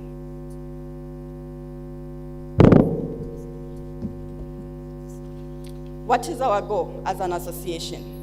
Advocacy, awareness, support for each patient, for each caregiver, to see a better story for Zambia, a better story for brain tumor patients in Zambia and caregivers. Today, I stand here proud and wear my scar with pride, because my scar is a source of hope for someone out there. If I walked this journey, somebody can walk the journey. I can hold the hand and walk that journey together. This journey is not for us patients alone, but for everyone in this room. It requires us to work together to fight the brain tumor across Africa and the globe. As I conclude, allow me to thank the people that made this opportunity possible, the people that offered me the scholarship to attend this conference. To Kathy and Gordon Oliver, I am grateful. I hope to learn and do better for Zambia as a survivor, as an advocate. Thank you for this platform and thank you for this opportunity. I'm grateful to the committee and everyone.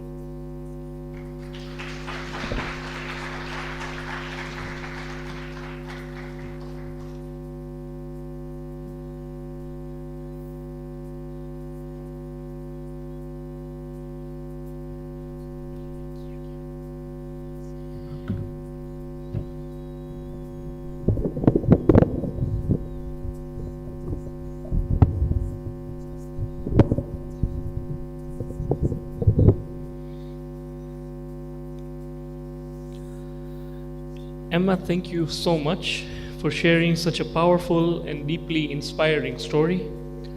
Your journey truly is a remarkable testament to courage, resilience, and hope, reminding us that behind every diagnosis is a person with an extraordinary strength. On behalf of everyone here, thank you for your openness, your bravery, and your courage to come forward, travel from Zambia to Tanzania to share this experience with us.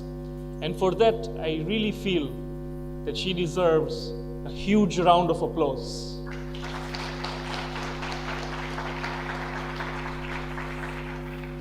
And it also goes to show that cancer is not just a diagnosis for one individual.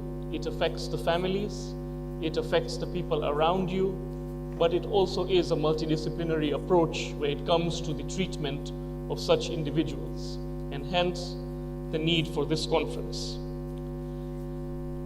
I would like to make a small announcement.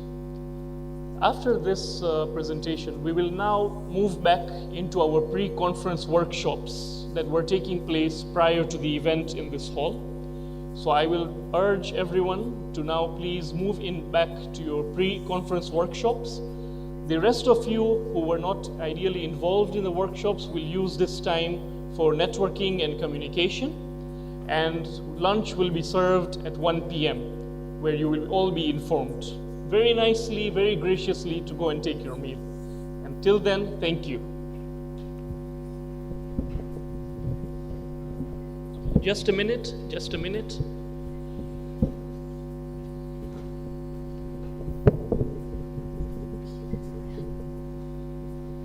One of the most important things about this meeting is identifying future sites for Snossa. May I kindly request executive members of Snossa to stand up?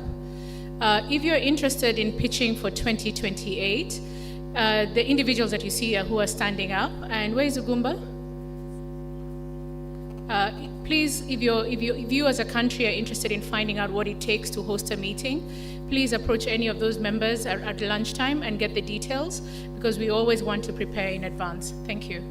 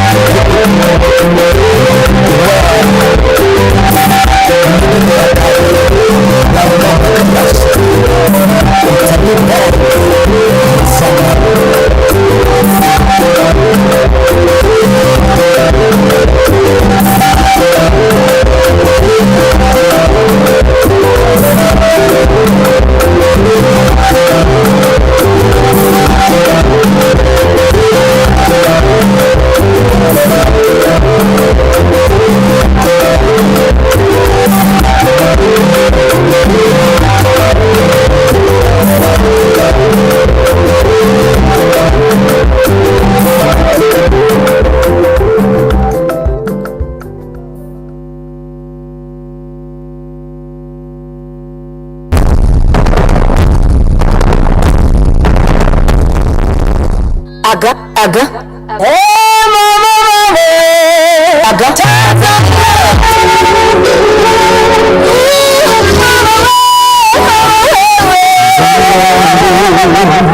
Muungano wetu, tofauti zetu zisibadilike tu. Tanzania,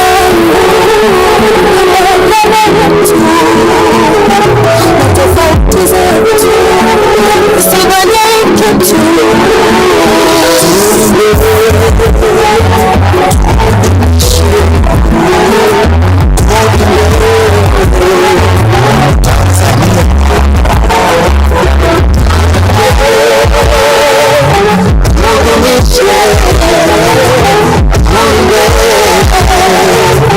Tanzania.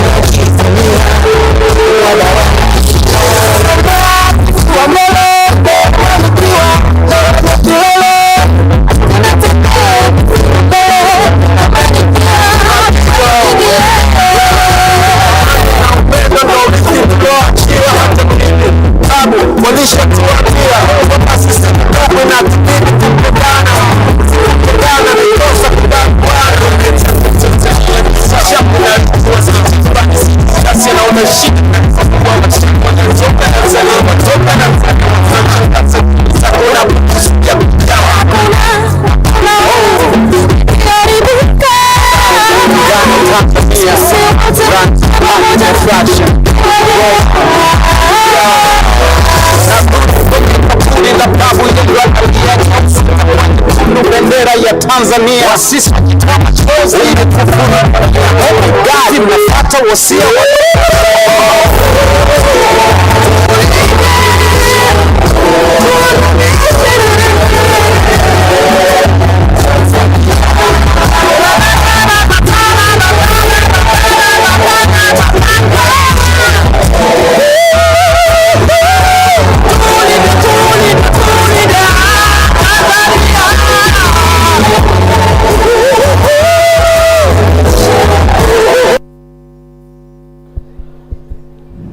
Sorry, one small announcement.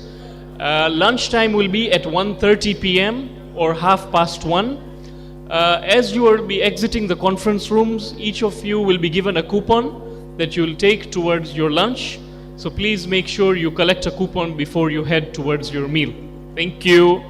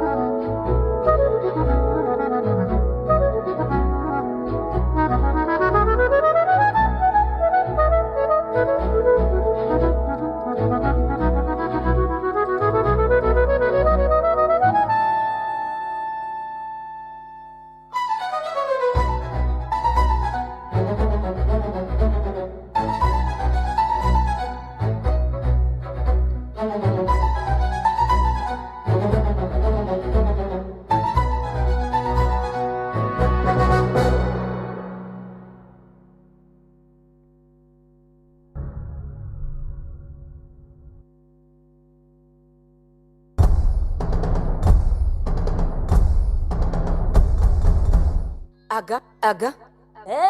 Mama we. Aga. Tanzania yetu. Mama we. Tanzania wangu ni muungano wetu, tofauti zetu zisibadili kitu. Utanzania wangu ni muungano wetu, na tofauti zetu zisibadili kitu. Tulinde, tudumishe, tulinde Utanzania. Tulinde, tudumishe, tulinde Utanzania.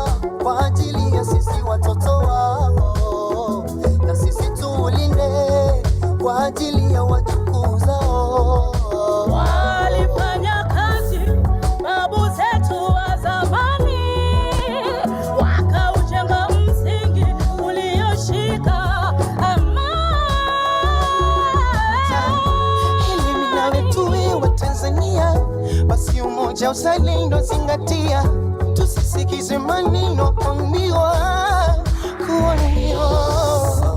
Tushirikiane, tusibaguane, sisi ni wamoja. Udumuni na hakika ni juu yetu. Wachache wanatuzingua, kutumia siasa kutusumbua. Tusiache kuwakumbusha umuhimu wa Tanzania.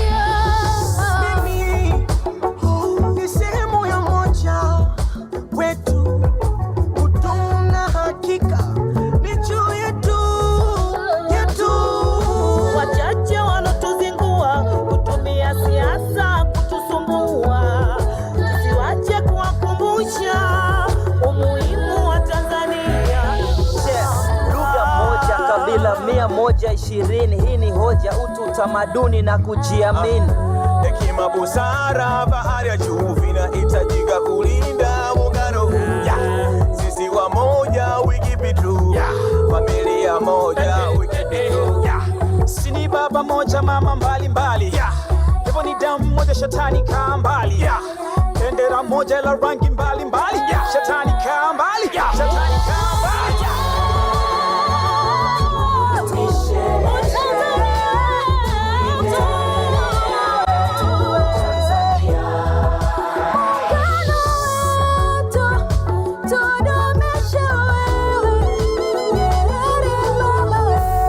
Asante Karume baba na Nyerere kwa amani. Muungano tunajivunia, wa bara na visiwani. Tunatembea kifua mbele, amani ikiwa kwenye kilele. Tunatembea kifua mbele, amani ikiwa kwenye kilele. Amani na upendo ndo urithi tuloachiwa. Hata bibi babu walishatuambia kwamba sisi ni ndugu, inatubidi kupendana, sikutengana, ni kosa kubaguana. Nataka Tanzania ndo nchi yangu naijua, sitafurani sijui ghasia, naona shida mnanzingua. Nchi moja toka nazaliwa, toka nanzelewa, zinashangaza akili zako unapokusudia kuigawa. Hakuna ikiharibika. Muungano Tanzania, rhymes of magic attraction, nadhuru kwenye kaburi la babu yendo analia, nyeusi itakuwa nyekundu, bendera ya Tanzania. Wasisi wakitoa machozi, umekufuru dunia. my God, hivi mnafuata wosia walotuachia?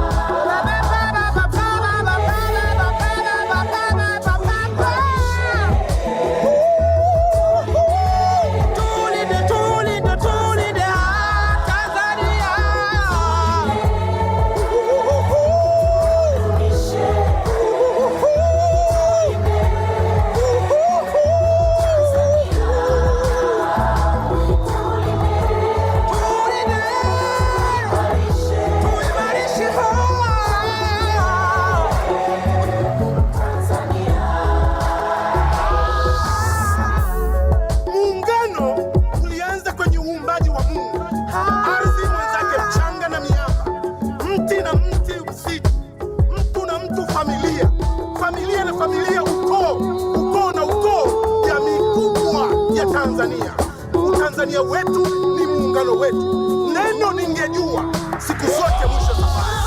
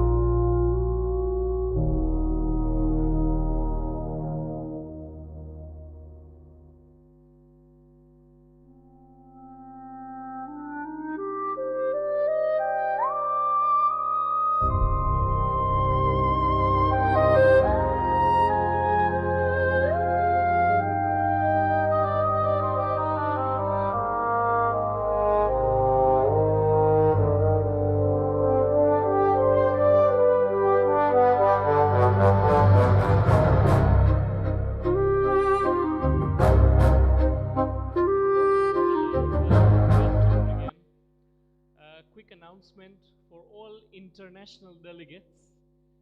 Please, I request you to come and collect your lunch coupon from the lady who is standing right here, Dr. Mwana Abbas. Dr. Mwana Abbas, if you can just wave your hand, please. Dr. Mwana Abbas and Dr. Violet, please, if you can just wave your hands. International delegates, please come and collect your lunch coupons. The local delegates, you will receive your coupons as you head towards lunch. Thank you.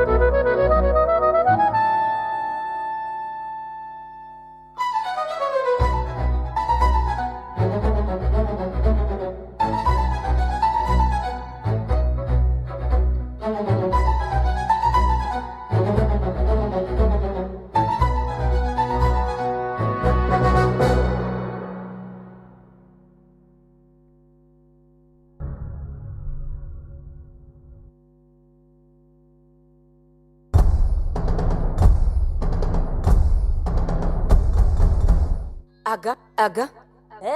Mama we. Aga. Tanzania yetu. Mama we. Tanzania wangu ni muungano wetu, tofauti zetu zisibadili kitu. Utanzania wangu ni muungano wetu, na tofauti zetu zisibadili kitu. Tulinde, tudumishe, tulinde Utanzania. Tulinde, tudumishe, tulinde Tanzania.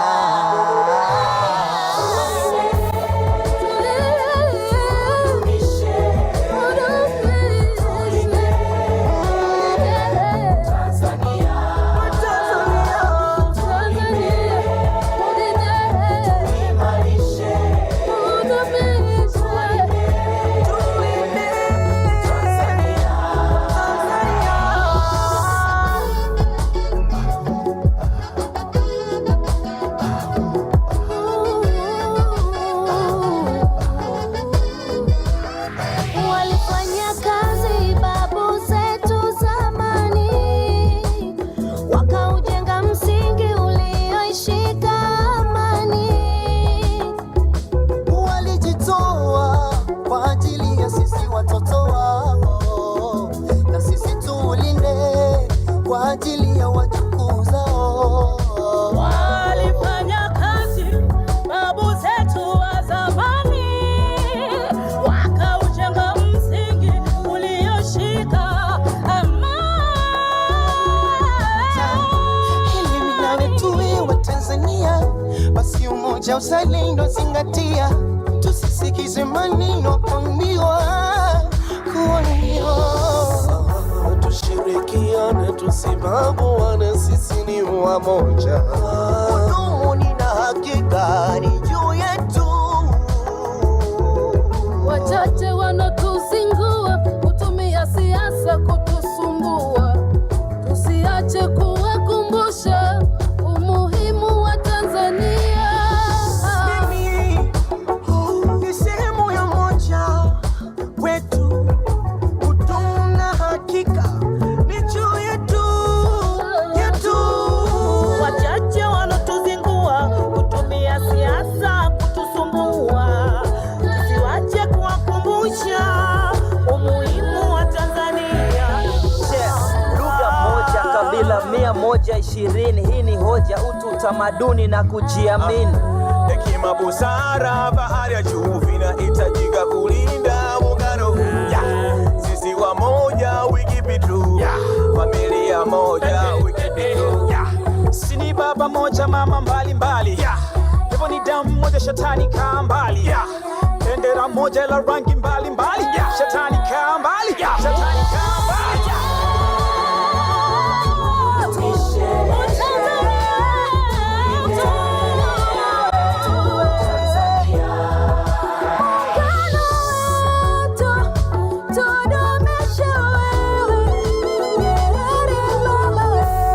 Asante Karume baba na Nyerere kwa amani. Muungano tunajivunia, wa bara na visiwani. Tembea kifua mbele, amani kiwa kwenye kilele. Tunatembea kifua mbele, amani kiwa kwenye kilele.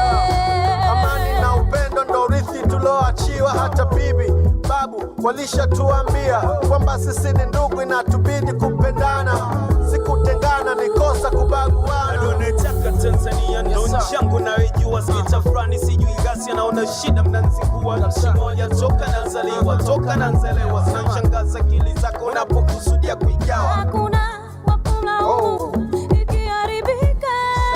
Muungano Tanzania, Sisi wote rhymes of pamoja magic attraction. tukiwa Roma. Na dhuru kwenye kaburi la babu yendo analia, nyeusi itakuwa nyekundu, bendera ya Tanzania. Wasisi wakitoa machozi, umekufuru dunia. Oh my God, hivi mnafata wosia walotuachia?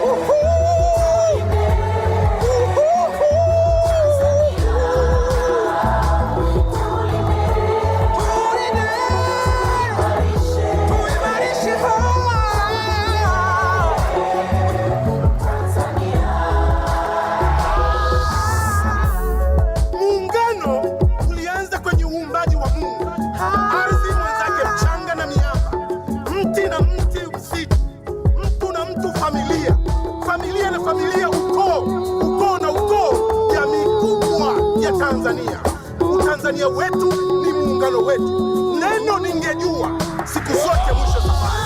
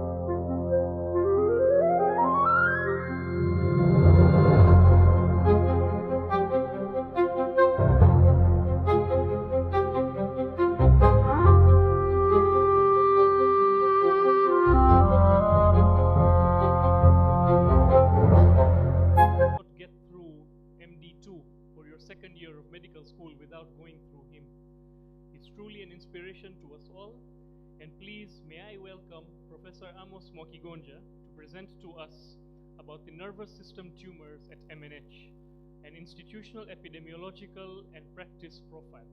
Please let us welcome Professor Mwakigonja with a big round of applause.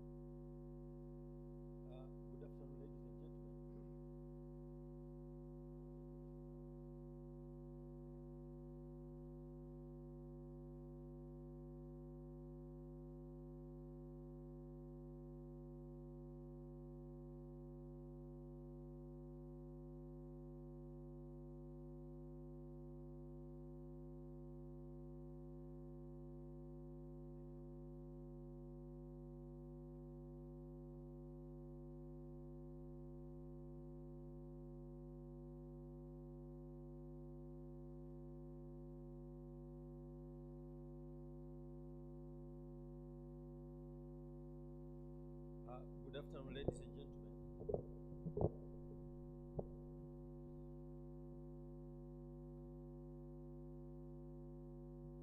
This will just be a quick look at the epidemiology and the practice of nervous tumors at Mwembe. So I've already been introduced. My name is Amos Mwakigonja. I come from the Department of Pathology at MUAS and MNH.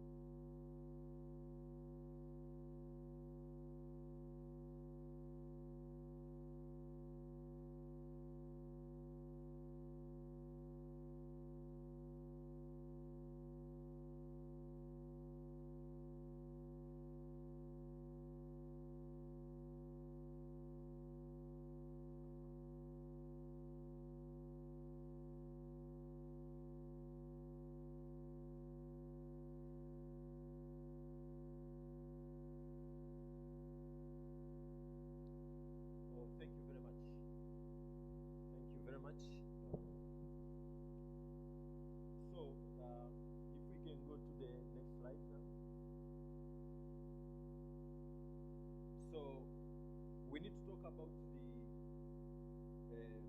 just a quick look at how neuronal tumors present at Muhimbili, and the local burden of nerve tumors is often under-described, and we lack very systematic CNS tumor registries where we can accurately document such cases. And when we have proper documentation of the disease burden, this can inform clinical management as well as resource planning. But it can also help us to benchmark with other countries within and outside Africa. So we just looked quickly at the presentation of nerve tumors at Muhimbili National Hospital for the last 6 months. And we had a total of 65 cases, which is roughly about 10 cases per month. We get 10 neuronal tumors per month, roughly. And we did just consecutive collection of cases as they were coming, without any selection. So there is no selection bias. We just took the last 6 months to have just a quick glance.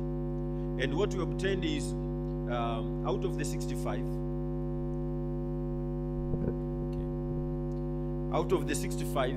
males were 60% and females were 40%. The male to female ratio roughly is 1.5 to 1.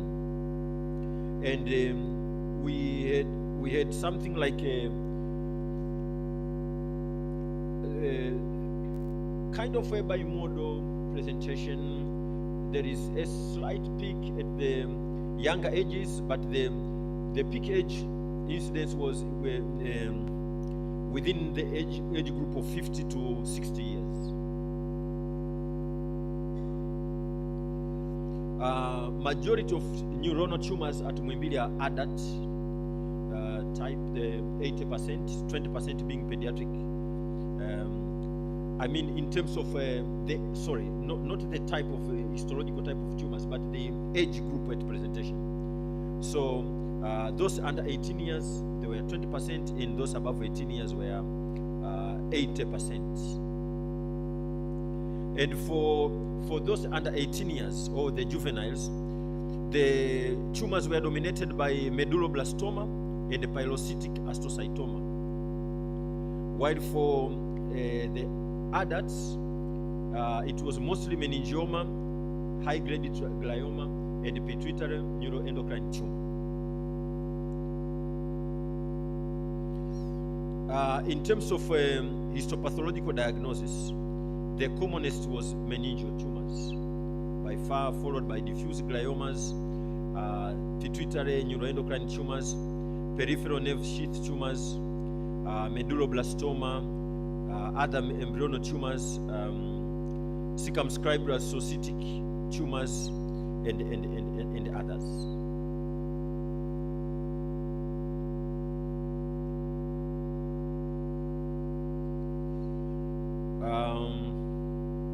We had a few glioblastomas which were grade 4, high-grade gliomas as well. But as I said previously, majority were meningiomas.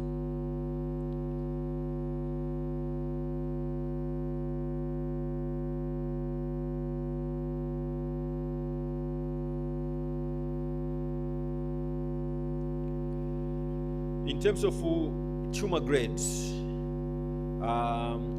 only 33 out of the 65 cases had an explicit WHO grade recorded, which was close to 51%. The rest were not graded, and out of this, 45% were grade 1, followed by grade 4, glioblastoma and high-grade gliomas and medulloblastoma. in terms of anatomical distribution, majority of tumors were coming from the cerebral hemisphere, followed by the suprasellar or sellar or pituitary tumors, the cerebellum, the posterior fossa, generally, cerebropontine angle, the spine cord, as well as the skull base.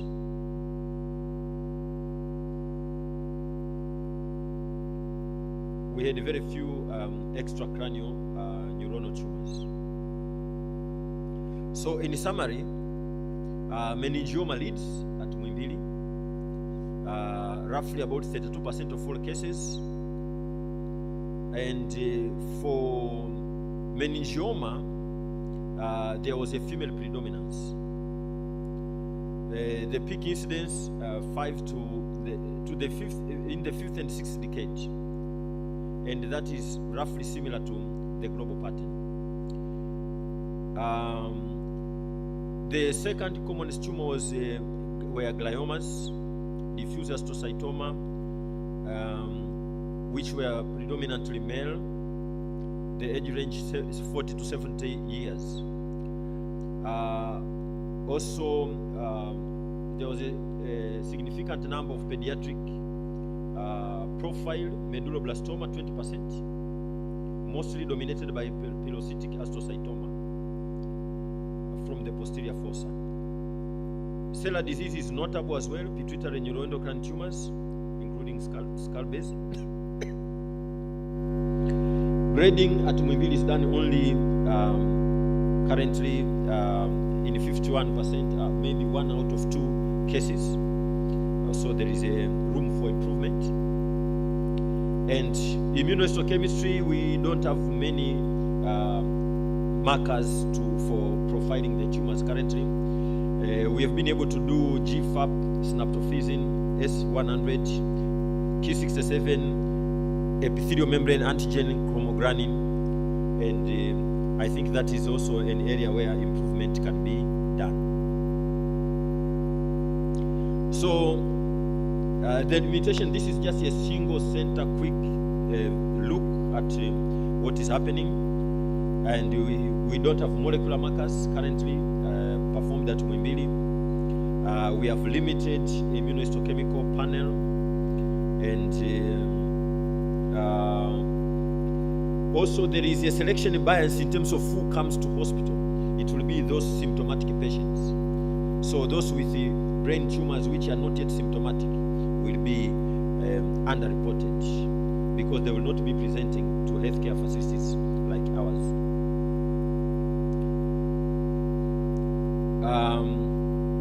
There is also room to link this information with the outcome. That is an area where we can go and have a look.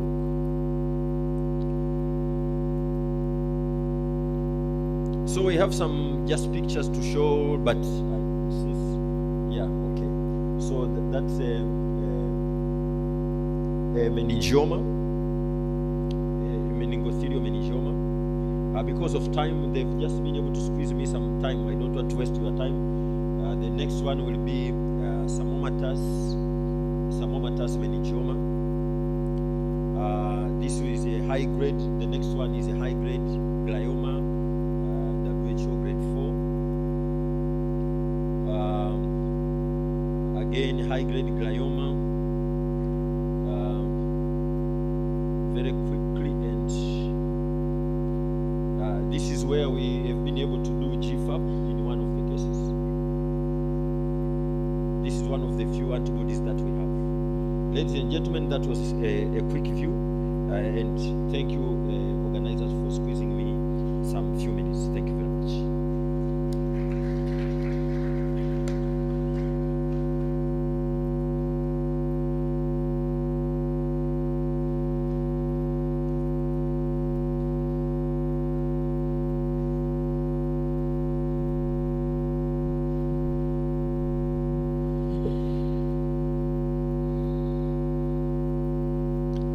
Thank you, Professor Mokigonja. I think we all had something to learn. Some of it definitely brought back memories from when we were viewing pathology slides.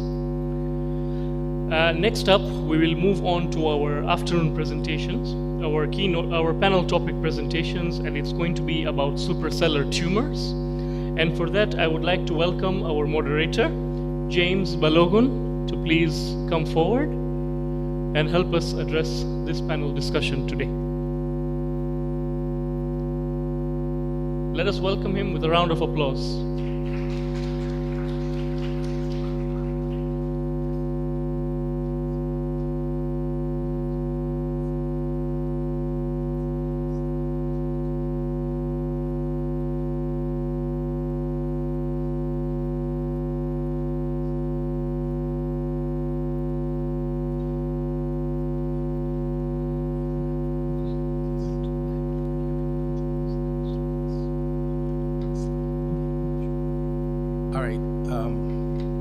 Good afternoon, everyone. I guess we can delve into a quick session, and I hope that people will stay awake. I know that we've all had some big lunch, and so try to stay awake. I've had to take coffee myself, so I'm not saying something that doesn't apply to me. There are a couple of presenters, about 4 of them, who are going to talk to us, and it's nice that it's going to be on suprasellar tumors, and there has been a discussion for those who were at the pediatric neurosurgery review session this morning. Probably this is going to be a continuation of that, so it's going to be a fantastic opportunity to again dovetail into some of the nuances, and I hope that everyone will participate in that discussion. So I was just trying to ask, because I might have to come back to sit down because to look at the screen. And I hope that the presenters can also see the screen as they present. So I'm not sure whether we won't have to turn this a little bit so that people can also see what they're presenting. The first person I'm going to call quickly is going to be, forgive me if I do not call that name properly, Dr. Kamga Jake, who is a final year's resident and is also chief resident from the University of Nairobi and the Kenyatta National Hospital. He's going to talk to us about their work on suprasellar tumors. Please.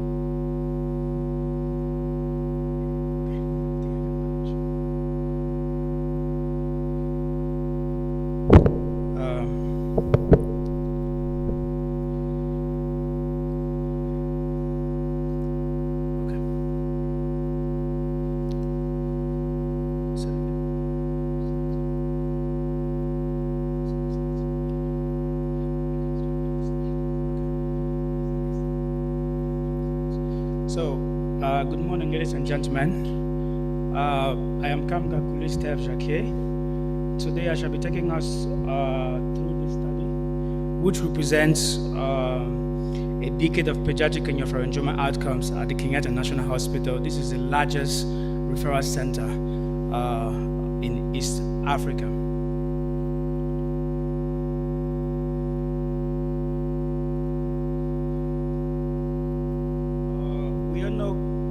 Craniopharyngioma, it's a benign lesion histologically, but this is a lesion that acts in a very funny way, I would say, with life-altering consequences. So in our setting, the operation presents a difficult balance. Should we pursue aggressive tumor resection and risk lifelong endocrine dependency, where hormone replacement is not always guaranteed or available, or should we accept less radical surgery to preserve function while risking recurrence? That is the question. So this is more than a surgical dilemma, it is a health system challenge. So our study asks a simple but critical question. Can we redefine success from removing the tumor to preserving the child's future?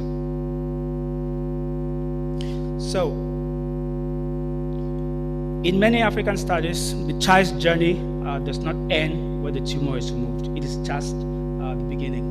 So survival depends on lifelong endocrine care, visual rehabilitation, and coordinated MDT follow-up. Yet, these services remain quite inaccessible for many sub-Saharan African countries. So this is why our study was very essential. We faced a knowledge void with little or no data in our sub-Saharan African setting. A survival disparity compared to high-income countries, and mobility. So, by generating African evidence for the African children, we aim to inform surgical decisions and improve not just survival, but the quality of survival.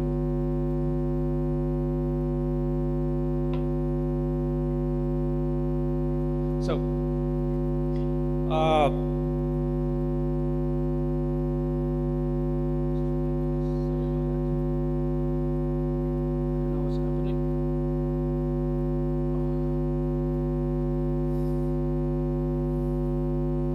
what's going on?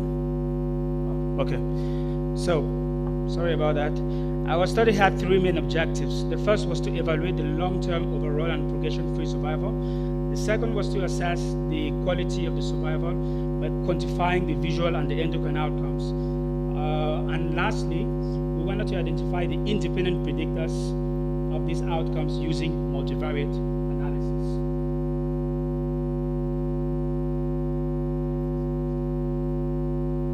I tried to point, but I don't know. Anyway, because I'm really trying hard. Okay, sorry about that. So to address the objectives, we conducted a decade-long cohort study combining retrospective and prospective data from 51 patients at the Kenyatta National Hospital. So we analyzed comprehensive clinical, radiological, endocrine, and operative, pathological, and follow-up data to capture the entire continuum of care. So we used the Kaplan-Meier analysis alongside multivariate logistic and Cox regression analysis to identify the independent predictors of visual outcome, endocrine dysfunction, overall survival, and disease progression. So more importantly, our goal was not merely to describe the outcomes, but was to uncover the modifiable factors that can guide safer decisions, strengthen multidisciplinary care, and ultimately improve both survival and quality of survival. I'm putting in direction. Oh, so sorry. Thank you.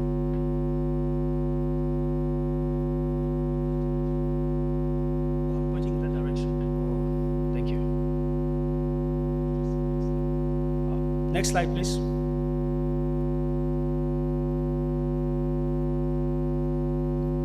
Okay. So, before discussing the outcomes, it is important to understand the children we were treating. Our cohort reflects the reality of pediatric neuro-oncological care across sub-Saharan Africa. So,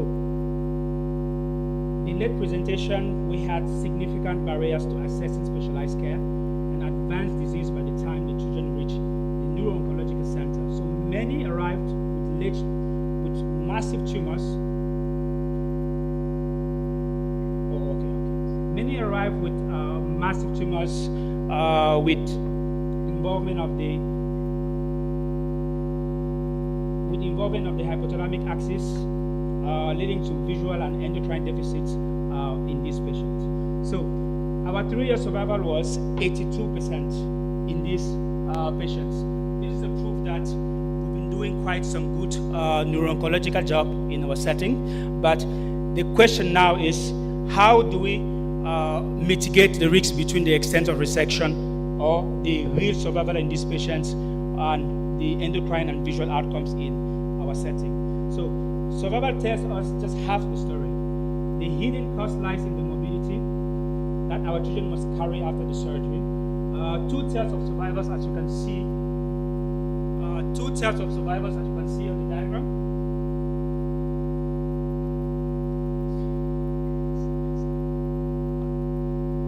Yes, that's okay. So two types of survival, as you can see on the diagram, had overall endocrine failure characterized by diabetes insipidus and back hypothyroidism, and about half of these patients had visual loss. Next slide, please. So the fact is simple.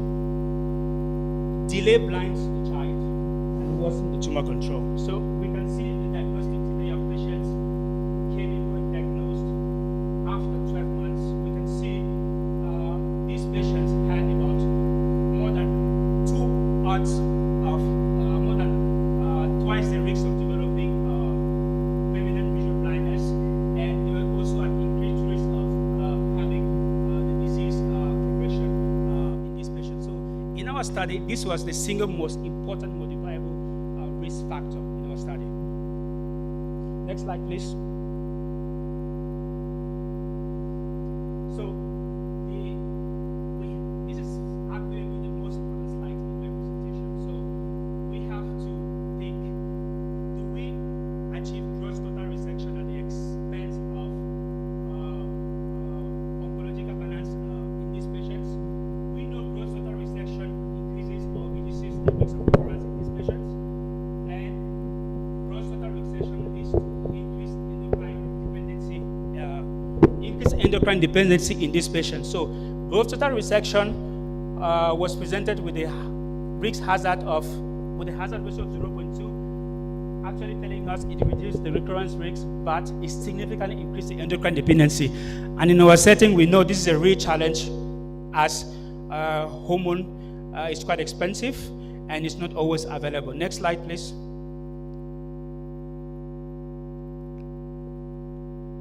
So why does this matter? The paradox isn't just unique to Kenya. It's in every low-resource, hormone-limited setting. The extent of resection must be judged not just by the tumor anatomy, but by the capacity of the health system to sustain the survival it creates. Next one. So this summary brings together the strongest independent predictors across every major outcome encountered in our cohort, and a clear pattern emerges.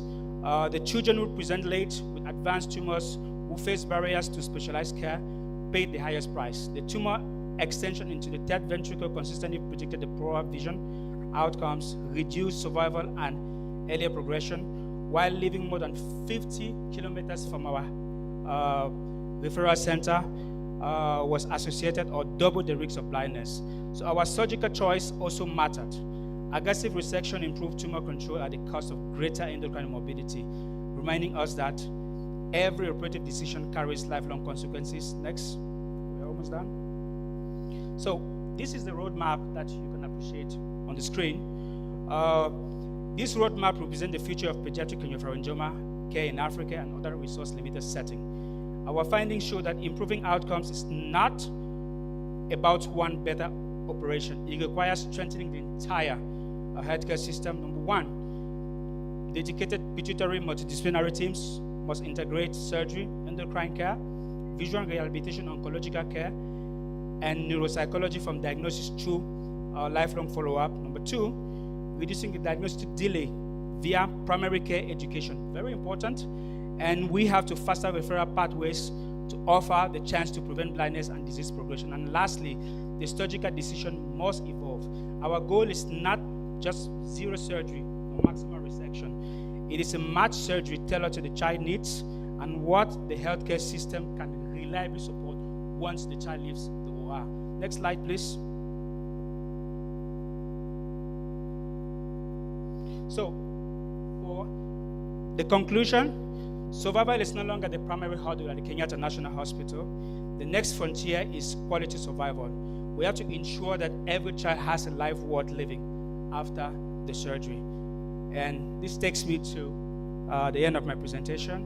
I would like to acknowledge the extraordinary multidisciplinary teams at the Kenyatta National Hospital, our colleagues in neurosurgery, endocrinology, ophthalmology, radiology, pathology, and nursing team. whose dedication made this work possible. I'm also deeply grateful to the children and families whose journey gave meaning to our data, and to my supervisor, Dr. Machaka, who's in the hall. Asanteni sana. Thank you all.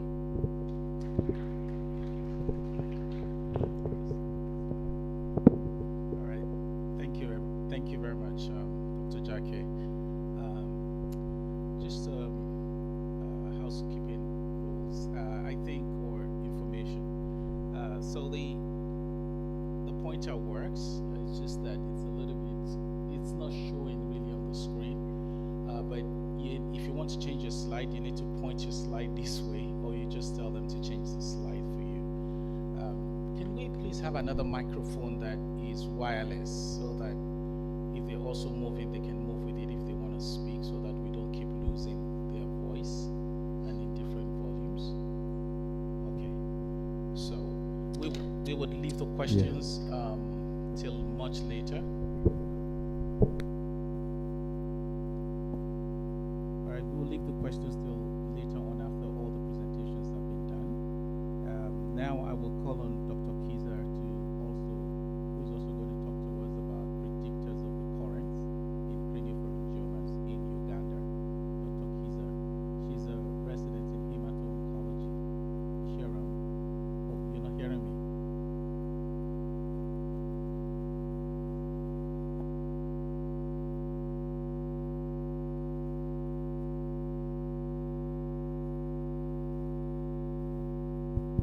Hello, can you hear me now?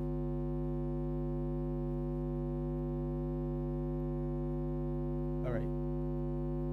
Okay, so the next presentation is by Dr. Kiza. She's a resident from hemato-oncology. She's going to be speaking to us about predictors of recurrence in craniopharyngioma in Uganda.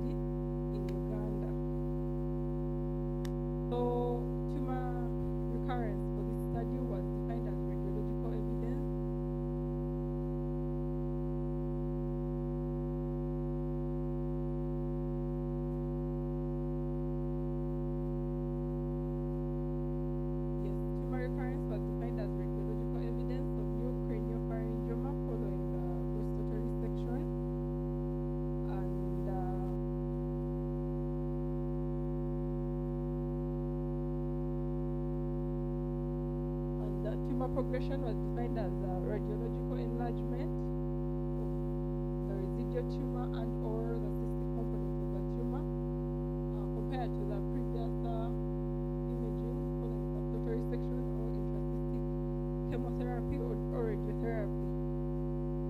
Next slide, please. Yes, so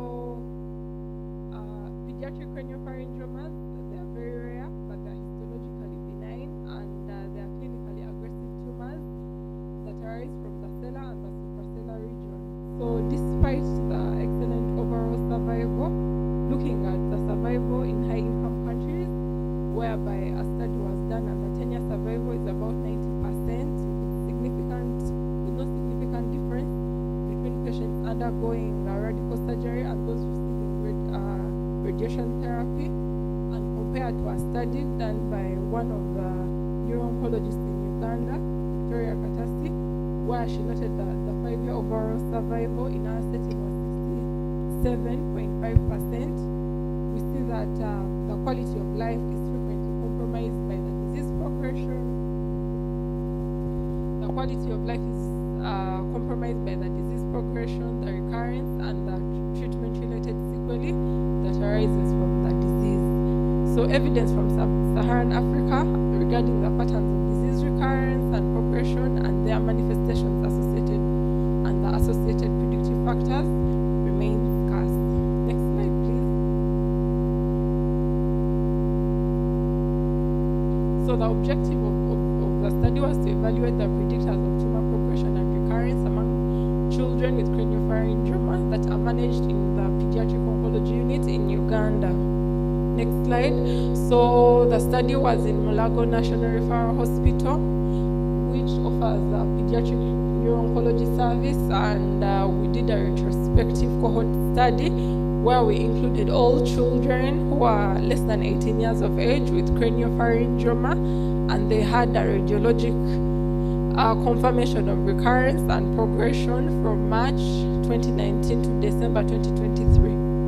And we excluded all the patients who didn't meet the criteria, who were able to review the clinical records, operative notes, pathology reports, follow-up notes, and the radiological imaging.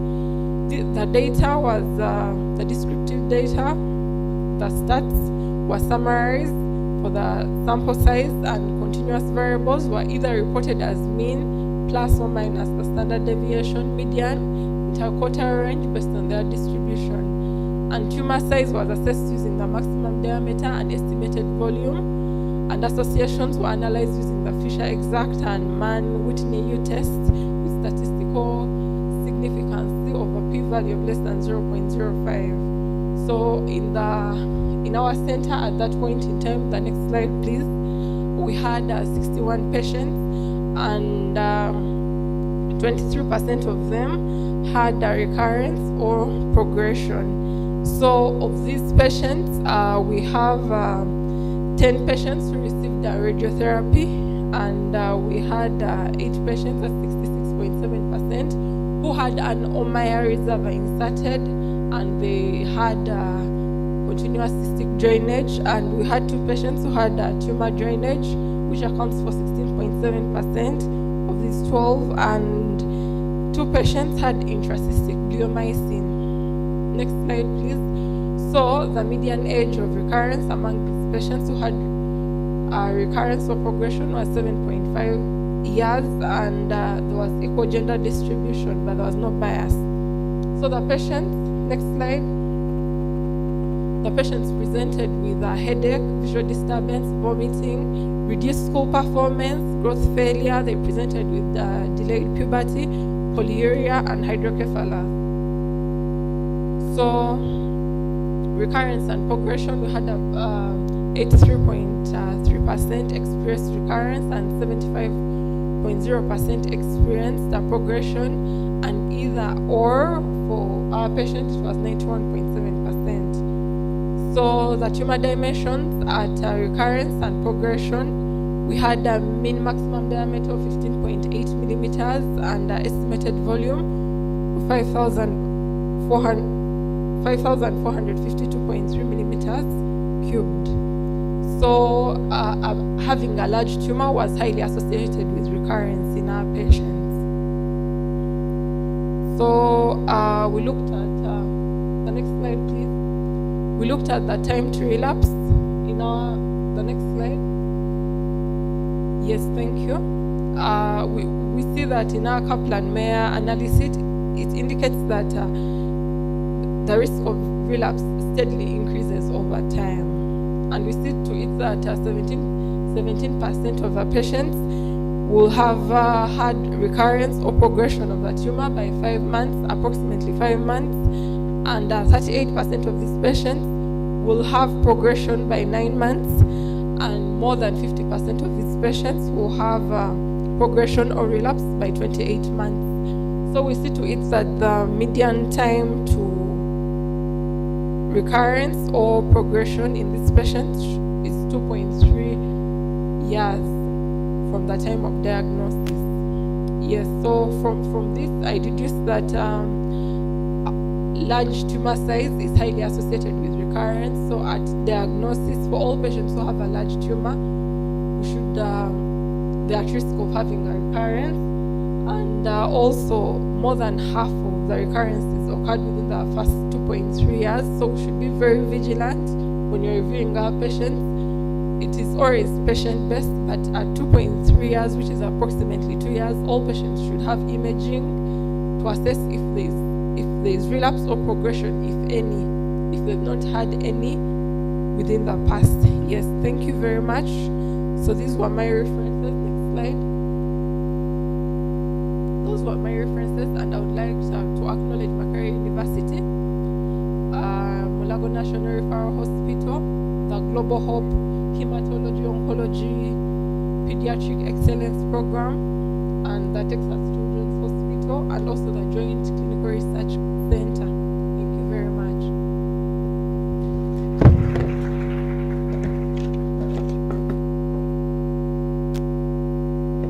All right, thank you, Dr. Kisa, for that presentation. So we'll quickly go. We have 2 more presentations before we have time for some discussion. This time, Dr. Mafo will be speaking on behalf of Dr. Osei, and she's going to be talking about variability in pediatric craniopharyngioma management across sub-Saharan African capacity mapping. You're welcome.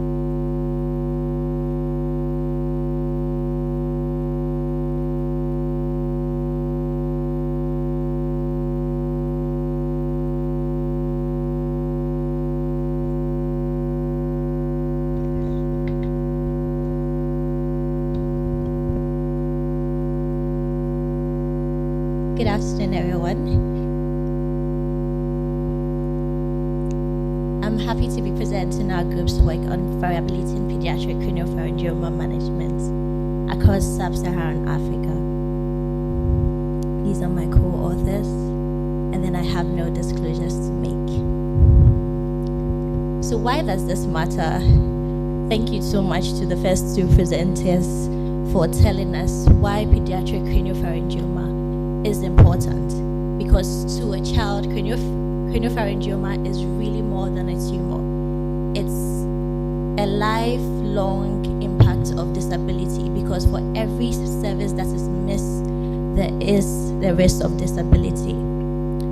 Across Africa, particularly in sub-Saharan Africa, like they have alluded to, we do not know what variations exist in how these children are managed. We do not know what variations exist in the resources, and then we do not know how outcomes vary between centers.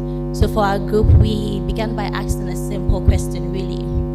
Is Africa ready for a collaborative pediatric craniopharyngioma registry? And hopefully by the end of this presentation, we will show you why that answer is yes. Because like I've said earlier, for every child with craniopharyngioma, a missing service in multidisciplinary care means lifelong disability.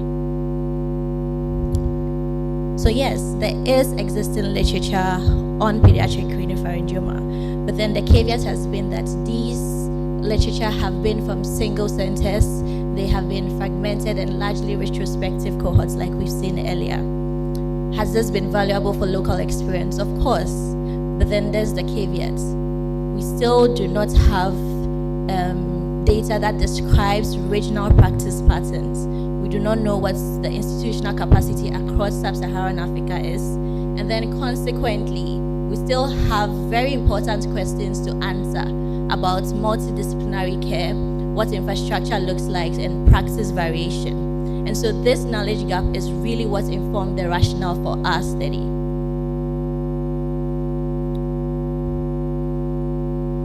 So to address this gap, we conducted a multi-center capacity mapping survey across sub-Saharan Africa, because really you cannot improve what you do not measure. So in doing this, we adopted the International Pediatric Society's guidelines regarding pediatric oncology for craniopharyngioma management in kids, where we did resource stratification. So here we look at, we identified gaps and strengths, and then looking at those strengths and gaps, we establish what the original benchmarks are, and then this will form the basis for the foundation of the prospective sub-Saharan African registry. So how did we do this? So across, okay, great. So how did we do this? So we targeted various neurosurgical centers across sub-Saharan Africa, where we sent out an online questionnaire. We're asking centers really tell us what's going on in your institution, what resources were available. This was mainly how we mapped capacity domains. We looked at what is very important for pediatric craniopharyngeal management, multidisciplinary care, and then finally, we asked everyone, would you be willing to participate in the registry?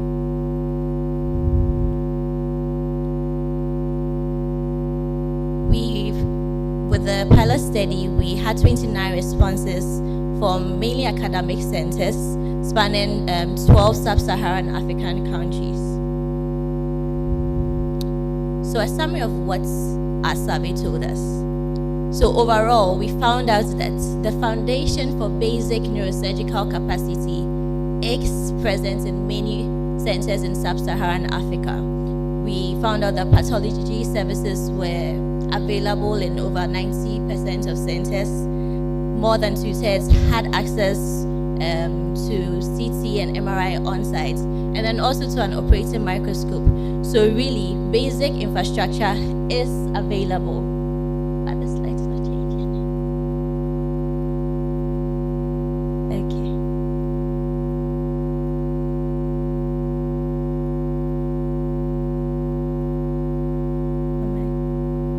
Okay.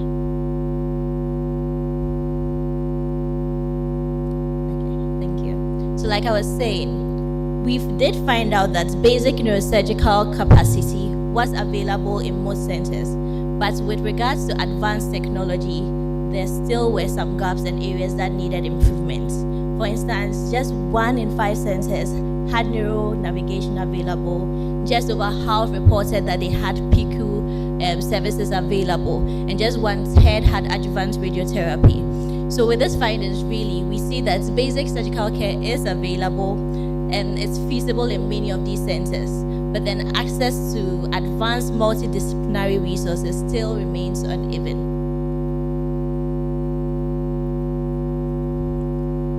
So next, we looked at multidisciplinary care. This is really the bread and butter for pediatric craniopharyngioma, because every missing service means a child with lifelong disability. So in terms of multidisciplinary care, we did realize that some services were available, endocrinology services and ophthalmology services were readily available in most centers. And a nice thing, we also saw that most centers had regular multidisciplinary tumor board. So this is really a big ups to the societies like this who champion or who advocate for multidisciplinary tumor board discussions across the region. So this was really good information. However, there still needs support. We still need support in neuropsychology and then rehabilitation services, because these services were fewer than half available in these centers, highlighting that there are still persistent gaps, and then these can affect long-term function and quality of life of these children.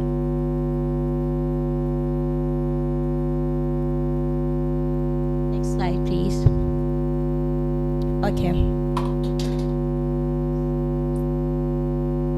So in terms of how people were treating craniopharyngioma in their centers, we realized that there's still a major gap in regards to pediatric neurosurgical workforce. Most of these procedures were being performed by adult neurosurgeons, while 34% of people still attempt primary gross total resection.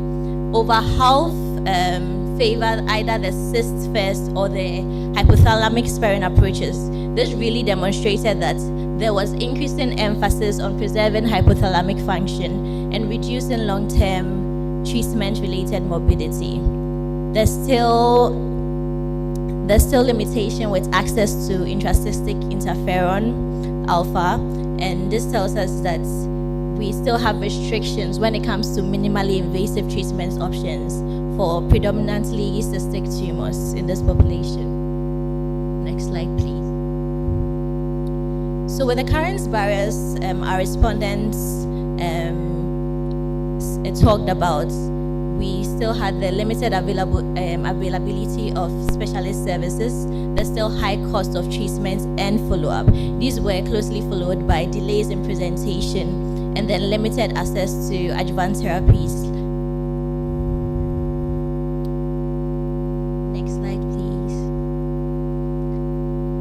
So finally, we explored readiness for future collaboration.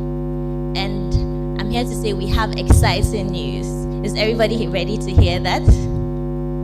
Yes. So people do want to collaborate. That means all of us sitting here, we do want to collaborate. And then this is telling us that there's strong appetite for collaboration and collaborative research in the sub-region. People do want to standardize data for treatment in this population. And then we all do want to do the shared learning across sub-Saharan Africa. So with this, we believe that it provides a unique opportunity to establish the first prospective African pediatric craniopharyngioma registry. Right, please. So the opportunity to come. So from our survey, we can come together to build this registry. And then we get to benchmark treatment regimens across centers and then further explore collaboration with the goal of improving patient outcomes, because then we understand what variations exist in each of these centers. Next slide. So how about we do this together? Let's come together to find local solutions to improve outcomes for children with craniopharyngioma across Africa. So regarding next steps, where do we go from here? We're calling on all centers who are interested in collaborating. Please kindly scan this QR code. You could take your phone out right now and then just scan it. It just takes a few minutes to really collaborate. Reach out to us. We really looking forward to your participation to help us create the first prospective African craniopharyngioma registry and really drive real change. Thank you very much to my amazing mentors who make this journey less daunting. Please collaborate with us. Thank you very much.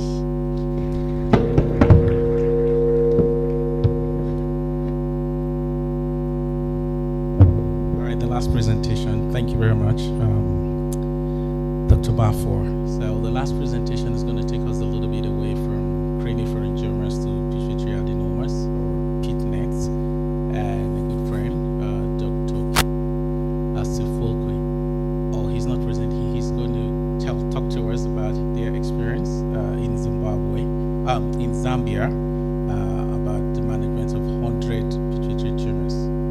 By the way, he's the next chair. He's the chair of the next meeting that's going to take place in Zambia next year.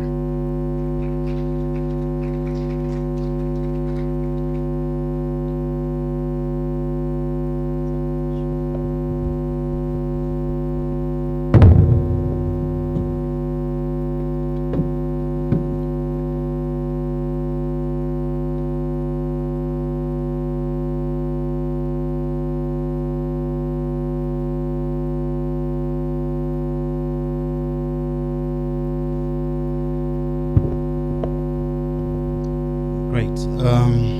Thank you very much, the organizers, the organizing committee, Snossa, Tanzania, excellent place and a beautiful country that you have. So my presentation today will be focusing mostly on the clinical outcomes, the laboratory challenges, as well as the follow-up periods of the patients that we operated at our center, about 100 patients. Next slide. So I do not have any disclosures, but what you see there is our center, the Mainasoko Medical Center. That's where I'm the head of neurosurgery. Next slide. So pituitary adenomas account for close to about 15% of neonatal neoplasms intracranial that are either treated by surgery,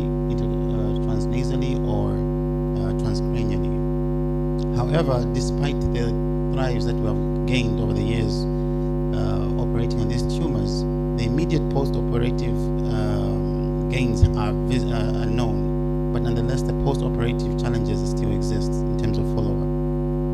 Next slide. So I won't labor too much on the anatomy because most neurosurgeons and most of the well-learned people here know about the anatomy. So nonetheless, anyone who wants to operate on pituitary adenomas should have an intrinsic knowledge of the anatomy of the cellular and the paracellular region. Next slide. So the objectives of the presentation is basically to evaluate the post-operative outcomes, assess the follow-up patterns of these patients that we operated, and highlight the challenges that we have in terms of laboratory evaluations of these patients. Next slide. So we basically evaluated 100 patients from 2023 to 2025, enrolled these patients and did the basic pre-operative preliminary evaluations, and followed up these patients for close to 2 years. Next slide. Next slide, please. So the presenting complaints of these patients were mostly visual, ophthalmological complications. Nonetheless, headaches, endocrinological dysfunctions were also among the clinical presentations. Next slide. We had a 58% predominance in female. Next slide. And as you can see from this slide, most patients were operated using the transsphenoidal route, and the immediate post-operative outcome was that we had visual improvements, headaches which improved close to about 60% in these patients that we operated. That's the immediate post-operative outcomes. Next slide. Nonetheless, as you can see, over the period of close to 2 years, we had a steady decline in terms of post-operative follow-ups in these patients. And we are basically following them up in terms of evaluating their histopathological changes and endocrinological functions, and also the ophthalmological conditions. Next slide. A big red flag is that most of these patients were only assessed using their histopathological evaluation. Immunohistochemical evaluations were not performed, and in the few that were performed, they were actually sent outside the country. That was a big red flag. Next slide. So, why is this why is this of importance? It's because we know that immunohistochemistry is quite a good guideline in terms of the treatment and follow-up of these patients, in terms of their possibility of recurrence of these patients. It actually guides us, and this is what we lack, not only in our country but in most countries. Next slide. So if you can note in this on this slide, less than 20 countries in Africa actually do have immunohistochemistry, which is quite a big red flag. Indeed, we're doing quite well in terms of operating these patients, but in terms of following up these patients, routine immunohistochemistry for these patients is not being provided. Next slide. Take a story of these two patients that are operated. Two identical adenomas, but in 6 months' time, one had a recurrence, the other one didn't. This is just basically to show you that had we known that the post-operative immunohistochemistry evaluations, we wouldn't have, I would have at least advised the patients on the possibility of the tumor recurring. Next slide. So the discussion is a big, huge, compacted slide, but the take-home message is the absence of immunohistochemistry limits in terms of the treatment, post-operative treatment of these patients, and post-operative advocates for these patients to go for adjuvant therapy. But nonetheless, we should invest in laboratory evaluations, better laboratory evaluations, as well as have multidisciplinary pituitary teams, not only pre-operatively but post-operatively. Next slide. So the key take-home messages: yes, we are doing good in terms of surgical outcomes. Pathology and histochemistry remain major gaps, but this is not only in Zambia but in other countries as well. And multidisciplinary care is essential, not only pre-operatively but also post-operatively. Next slide. So these are the limitations of the study. Next slide. And I just want to give thanks to my mentors over the years. Next slide. The references, and finally,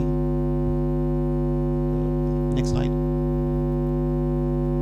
We're inviting you to Zambia in 2027 for Snossa. Thank you.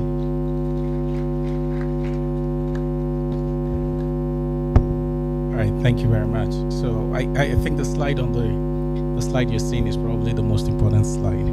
Forgive me. All right, so all right, just a quick one. If we can have one or two microphones more for the audience, and then for the panelists in case we have questions and comments. So obviously, the first speaker, Dr. Jackie, spoke about outcomes of surgery, right? And they did a retrospective and prospective study to be able to delineate that. And his take-home message really is, what do you treat for what? Do you treat prostata resection for morbidity? Is that what you do? How do you choose what you treat? Dr. Kiza talked about size as a predictor of recurrence in children with craniopharyngiomas, and obviously the larger the size, the greater the prediction or the probability that this tumor is going to recur.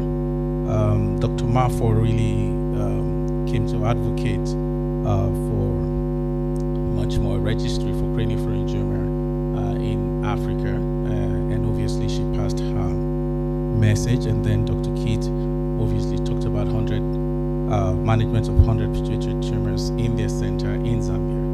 So for those who were at the pediatric neurosurgery session, I think some of the issues that they have raised now were points of discussion, because one or two speakers from Africa were trying to kind of bring the discussion into contextualizing Africa in the management of craniopharyngiomas and other tumors, particularly the medulloblastoma and ependymoma that was discussed. But now we have a tumor, craniopharyngioma, benign but not benign. So if there are questions, I would like this audience to kind of ask the questions first, and then they can respond.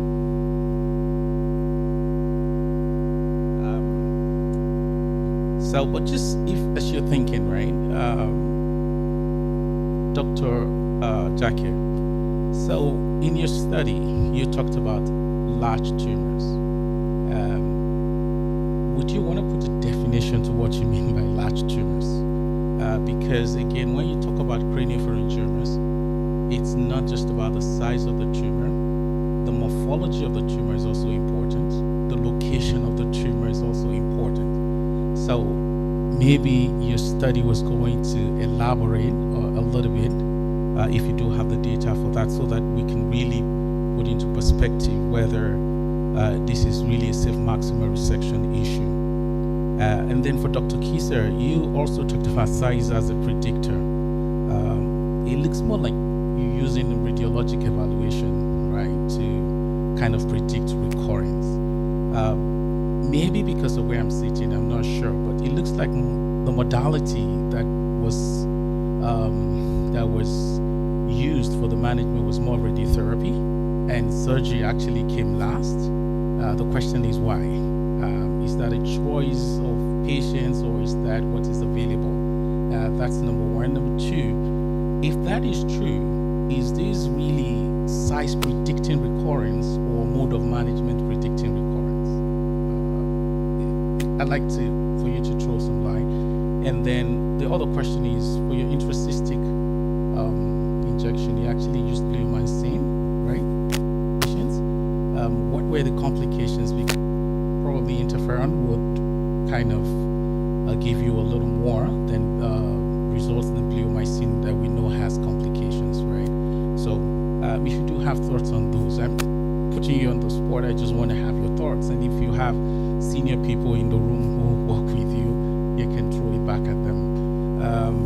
And then for Dr. Mafor, the big question I want to ask you is, what is the difference between what you have done and all the other studies that have tried to map out the same thing, either for general brain tumors or for specific brain tumors? What makes this different? Because there has been a lot of mapping, different things.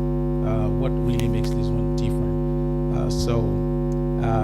Kate, obviously I know you have the answers because I know that there's some work going on, but you did not really give us the definition of your tumor morphology, the kinds of tumors that you see, and maybe you can also break down whether all the tumors were endoscopic, endonasal, or some were transnasal, or they were transcranial. So while other people are thinking, I've got you guys some questions. Thank you so much for the question. In terms of definition of tumor size, the large tumors were classified. The cutoff was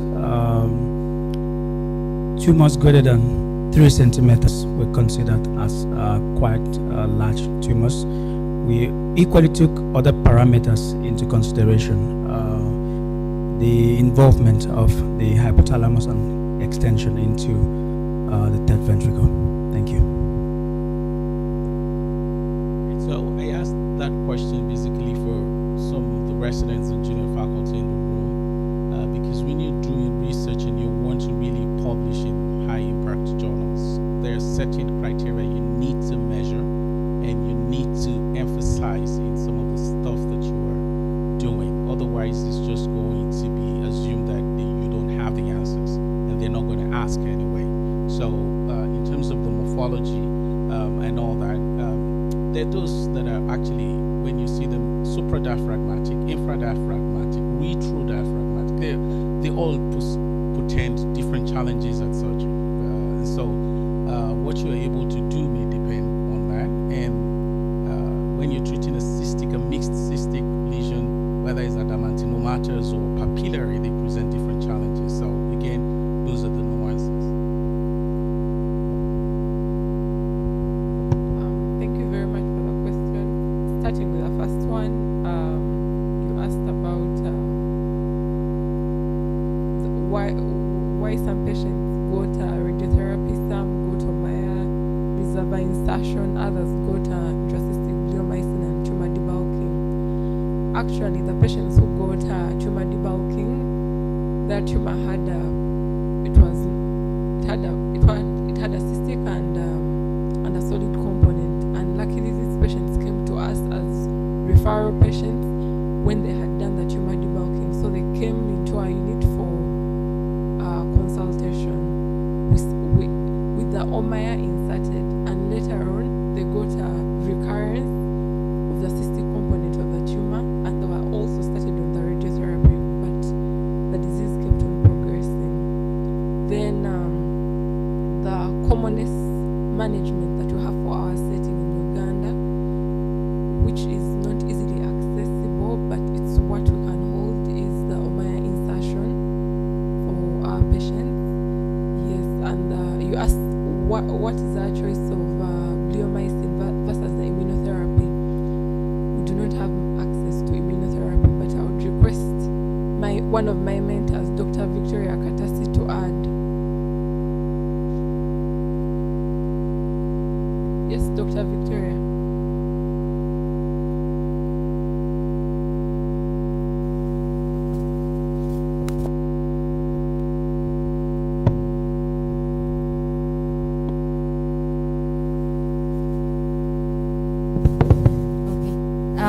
I hope you can hear me. James, some of your questions were not very clear, but I've picked something about why did some patients have intracystic bleomycin versus why some patients had radiation and why some ended up having surgery, but surgery was the lowest management option. So my name is Dr. Victoria. I am the pediatric neuro-oncologist from Uganda, and currently Yvonne is enrolled under the program where I work. So the patients who had intracystic bleomycin had it in the earlier years, around 2019 and 2020, when our program had just started. You asked about any complications. There were, I think, about 2 patients, and none of them has had complications from the intracystic bleomycin. So we do that together with the pediatric neurosurgeons, one of them who is at site. And initially we do like, what would you call it? Like a practice session. I've forgotten the right term that you do, just to make sure that there are no leaks within the tumor when you actually insert the drug. And then we would go in and insert the drug, but it was done by the pediatric neurosurgeon. But that we phased out, and so currently we are not doing any intracystic bleomycin since 2021. We've phased that out. So what we're currently using for management is mainly radiation, surgery for those who can be operated, and intracystic Ommaya reservoir placement. So the biggest issue in Uganda is that most of the neurosurgeons are uncomfortable with doing resection for craniopharyngiomas because of the location. As you know that they occur in the area where you have the suprasellar, where you have the pituitary hypothalamus next there, optic chiasm if it goes any bigger, and also you have your optic nerves moving in there. So most of the surgeons in the country are actually not doing resection. The 2 patients who had debulking, it was done in a private setting, and then they came into the government hospital.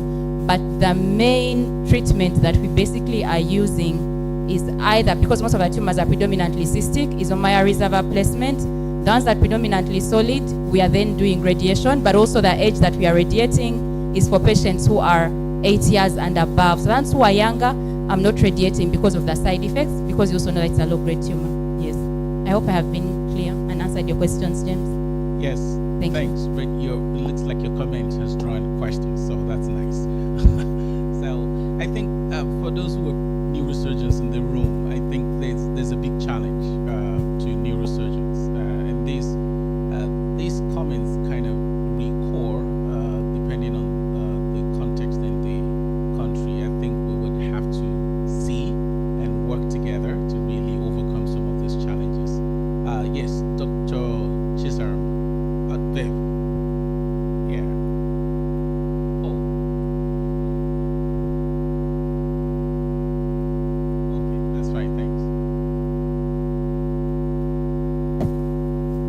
Since we share the East African village, I just wanted to answer back to Victoria. Since we share patients even with Uganda, the fear is justified because we, especially in pediatrics, we don't have very robust pediatric endocrine.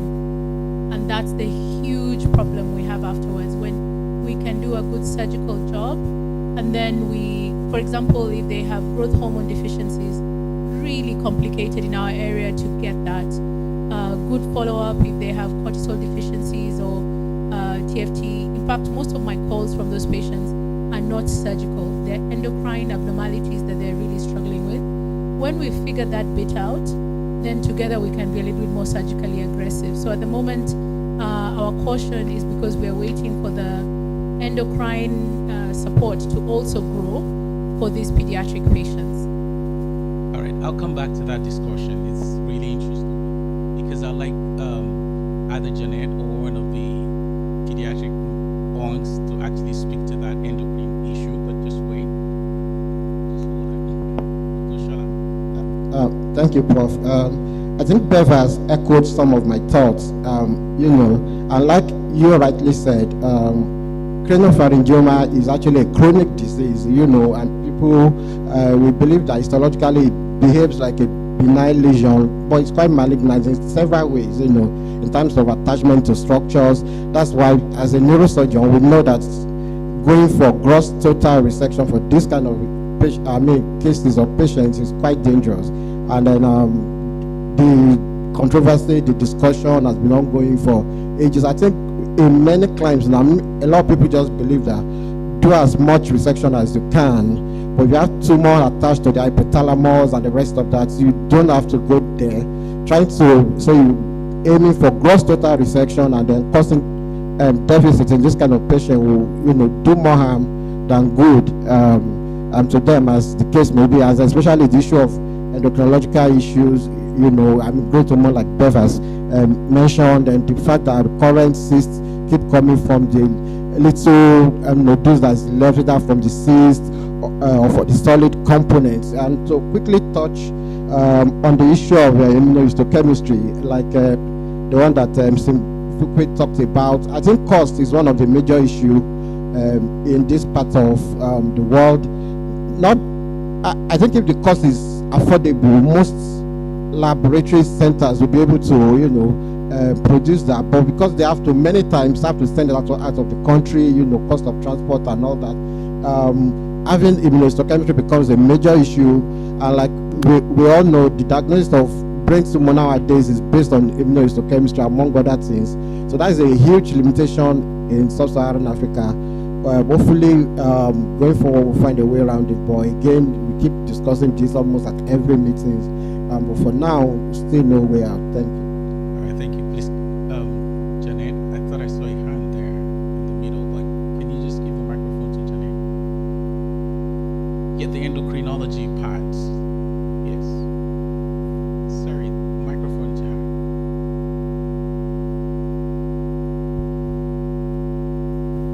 You wanted me to talk about radiotherapy and endocrinology? Yes. And the endocrine issues, the deficits that come from. I think it's multifaceted, right? But from a radiotherapy point of view, I don't necessarily agree with an 8-year-old cutoff for children to not get radiotherapy. I think that endocrine is a major problem, but a lot of these children present with endocrine issues.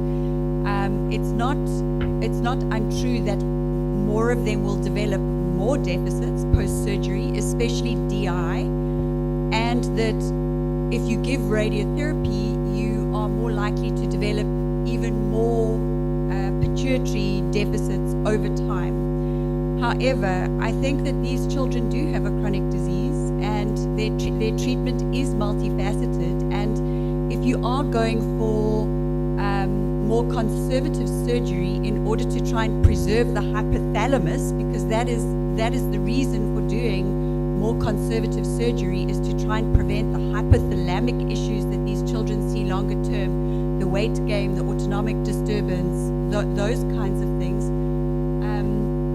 Then you have to decide on what your approach is going to be to radiotherapy. You can do it if you're doing a subtotal resection. You can do it immediately in children over the age of 3. The incidence of circle of Willis issues related to vasculopathy post-radiotherapy in the St. Jude's group was about 6 or 7% longer term. There's no doubt that when you see it, it's disastrous, but it's not a given that it will happen. It's actually quite a small percentage of patients that get it. And you have to weigh not giving radiotherapy up against the possibility that that child will require multiple surgeries in order to control their craniopharyngioma longer term if you don't give radiotherapy.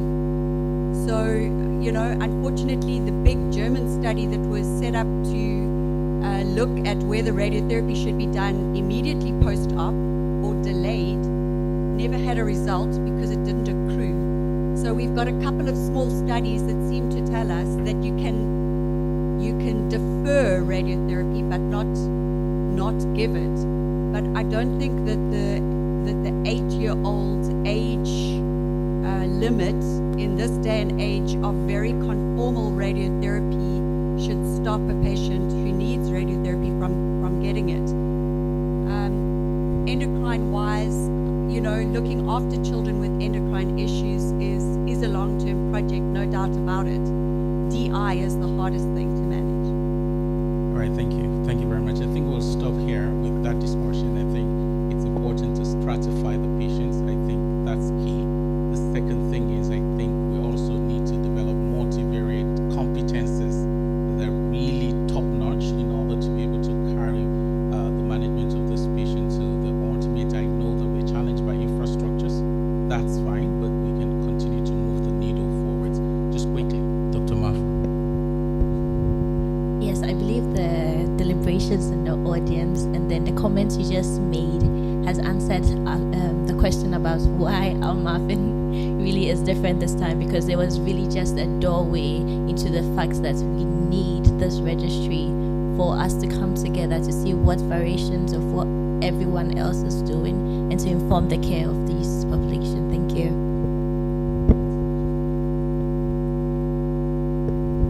Thank you very much, Professor James. The answer to the question is pretty simple. Most of the cohort that I operated were non-functional. We had some proportion of functional endocrine pituitary tumors, but most of them were non-functional and mostly through the transnasal route. All right, thank you, everyone. Thanks to the presenters, and thank you for everyone who participated in the discussion. This will be the end of the session. Thank you, guys.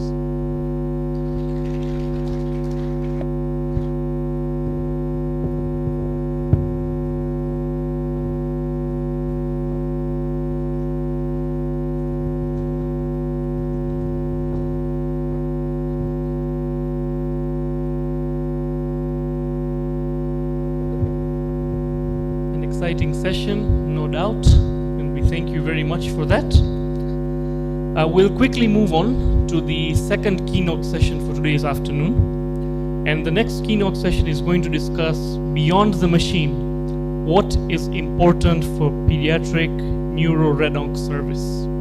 And for that, I would like to welcome the moderator for this session, Sarah Nyagabona, please.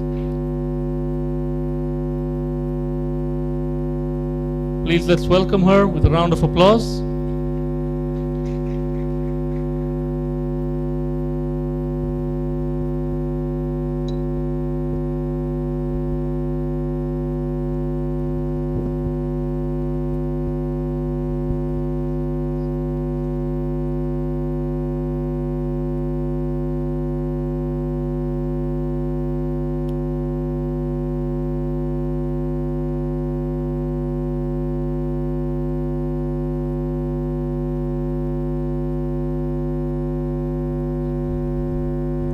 Good afternoon. My name is Dr. Sarah Nyagabona. I'm a clinical oncologist. So now we'll be heading to our second keynote. This time we'd like to welcome Professor Janet Perks, the head of Division of Radiation Oncology from the University of Cape Town.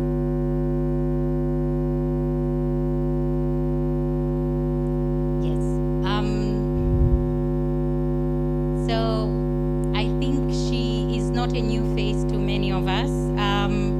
Professor Perks is internationally recognized from her work in neuropediatric oncology, and she has been a great part in influencing guidelines, management, and also advocating for radiation oncology for pediatrics across Africa. So please let us warmly welcome her for her keynote speech. Thank you.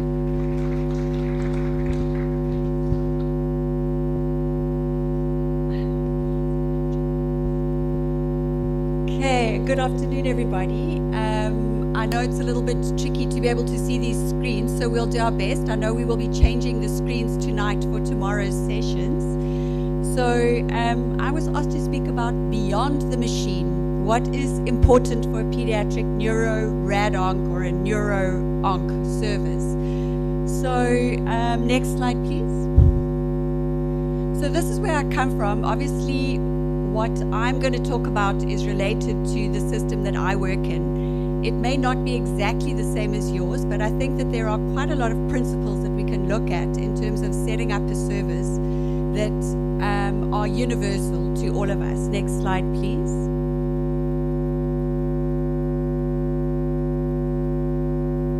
Okay, so the first thing I just want to make the point about, it's quite tempting when you come to a meeting like this to think that because we in Africa don't have protons and we have limited access to molecular studies, that we don't have the tools that we need to set up a good MDT or a good pediatric neuro-oncology service. So what I'm not going to talk about is protons. The other thing I'm not going to talk about is molecular diagnostics in pediatric neuro-oncology. Next slide, please. But this is what I'm going to talk about. Okay, these are the incidences of pediatric cancer globally. So if you look at the kind of pink curve, the one that's going upwards, you'll see in about the year 2030, Africa has been predicted or modeled to be the continent that's going to have the greatest incidence of pediatric malignancies generally. This is not specific to brain tumors, it's specific to all malignancies, but we have about a scale of 5 times more than any of the other continents in terms of just the number of children who are going to have cancer. So it doesn't matter who you are in this room or how senior or junior you are, you're going to become a teacher in terms of managing pediatric malignancies just because of these numbers. Next slide, please. So from a radiation point of view, the technology of the machines that we work with is just one component. The quality of that service is just one component. I think I was trying to think of sort of 10 things that we could do within a pediatric neuro-oncology service that might help us to improve that service other than those machines. Next slide, please. So the first one is build the team, and I've stolen this unashamedly from Victor Santana at St. Jude's, who I've worked with quite a lot in the ARIA project. So the principles for successful collaborations, it's really, really important. It has to be mission focused. It has to be built on mutual trust. You have to trust the colleagues that you work with. Teamwork and collaboration between the members of the team, and respect for differences. And these are the core values that underpin our work. Next slide, please. So when it comes to pediatric neuro-oncology specifically, it's really complicated, right? Pediatric brain tumors are complicated. They're different to other types of pediatric cancers. There's lots of room for success because we haven't got a lot of the systems in place yet in some of our countries, but there's also a lot of room for error. But one of the key principles of starting an MDT pediatric neuro-oncology service is early discussion by MDT, and that means involving the surgeons and asking the surgeons to bring those cases to the MDT before they operated on. So having a monthly discussion is great, but it doesn't involve all members of the team who can all give insights before those patients go to surgery. So active real-time decision making with weekly review and adding radiology and pathology are really critical for setting up a good pediatric neuro-oncology service. The other thing is that you need to have all of your members of your team invested in follow-up. You've got to have some level of follow-up if you're talking about pediatric brain tumors, because they have all of the issues that we were discussing now, endocrine issues, education issues, growth issues, all kinds of issues relating to both their tumor and to their treatment that occur immediately and also occur for years afterwards. You have to have buy-in for follow-up, and that includes palliative care, endocrine, educational psychology. These are things you can add slowly to your group, but you are going to need them. Then cross-specialty knowledge allows for robust discussion amongst your team. It also allows the team to learn from the colleagues. So when you have a team that really works, every member of the team knows quite a lot about what the other team members are likely to say and likely to do with specific cases. And that allows us to ask pertinent questions of our colleagues, to ask those difficult questions. How do you know this? Do you think you should be doing this? It really does help us, and especially when you have people in the team that move on, it means that more junior members of the team that come into the team have got are already surrounded by colleagues who have some knowledge of their discipline. So it's no good having a radiologist that pops in and out just to present their cases. You want them to stay in the whole meeting for that hour, to hear what's going on, to listen to the conversation and the discussion. Next slide, please. So the next suggestion that I have is seek collaborators who align with your goals. So this means local, it means national, and it means international. It means finding people who've got the same ideas or the same goals as you do when it comes to the way that you want to run your MDT, the way that you want to run your research projects, the way that you want to conduct your education programs. Seek collaborators who align with your goals. And you can see there's a lot, I've put a lot of pictures there. They're just examples, but they show some of the teamwork that happens within our community in terms of Snossa, in terms of SIOP Africa, in terms of the pediatric brain tumor workshop, and some other meetings as well. And apart from having aligned goals with the collaborators, it also means that you have a lot of fun, right? I mean, we're like a really fun group of people. So it really helps your discipline when you like the people that you work with. Next slide, please. There's also lots of opportunities at global level to interact with the societies. So whether you're a radiation oncologist or a neurosurgeon or a pediatric oncologist or a medical oncologist, it doesn't matter. There are opportunities for you to get involved with people who do the same kind of work as you do on a global level. And increasingly from the global community, there's a realization that if you don't include the cousins from the global south, then you're not going to get the full story, because we represent such a big number of patients. Next slide, please. So the third thing is to agree on local treatment guidelines. Now, this is more of a tricky one, right? Because everybody tends to do their own thing, to borrow maybe research protocols and use the bits out of it that they think might suit them. You can't do that. You have to agree on an appropriate best care in your setting for all your patients, and you've got to agree on what that protocol looks like, and then you have to follow it. You agree on it, you follow it, and you need to publish your outcomes. The other thing is that senior team members are really need to help guide the selection of which protocols are most appropriate in our settings.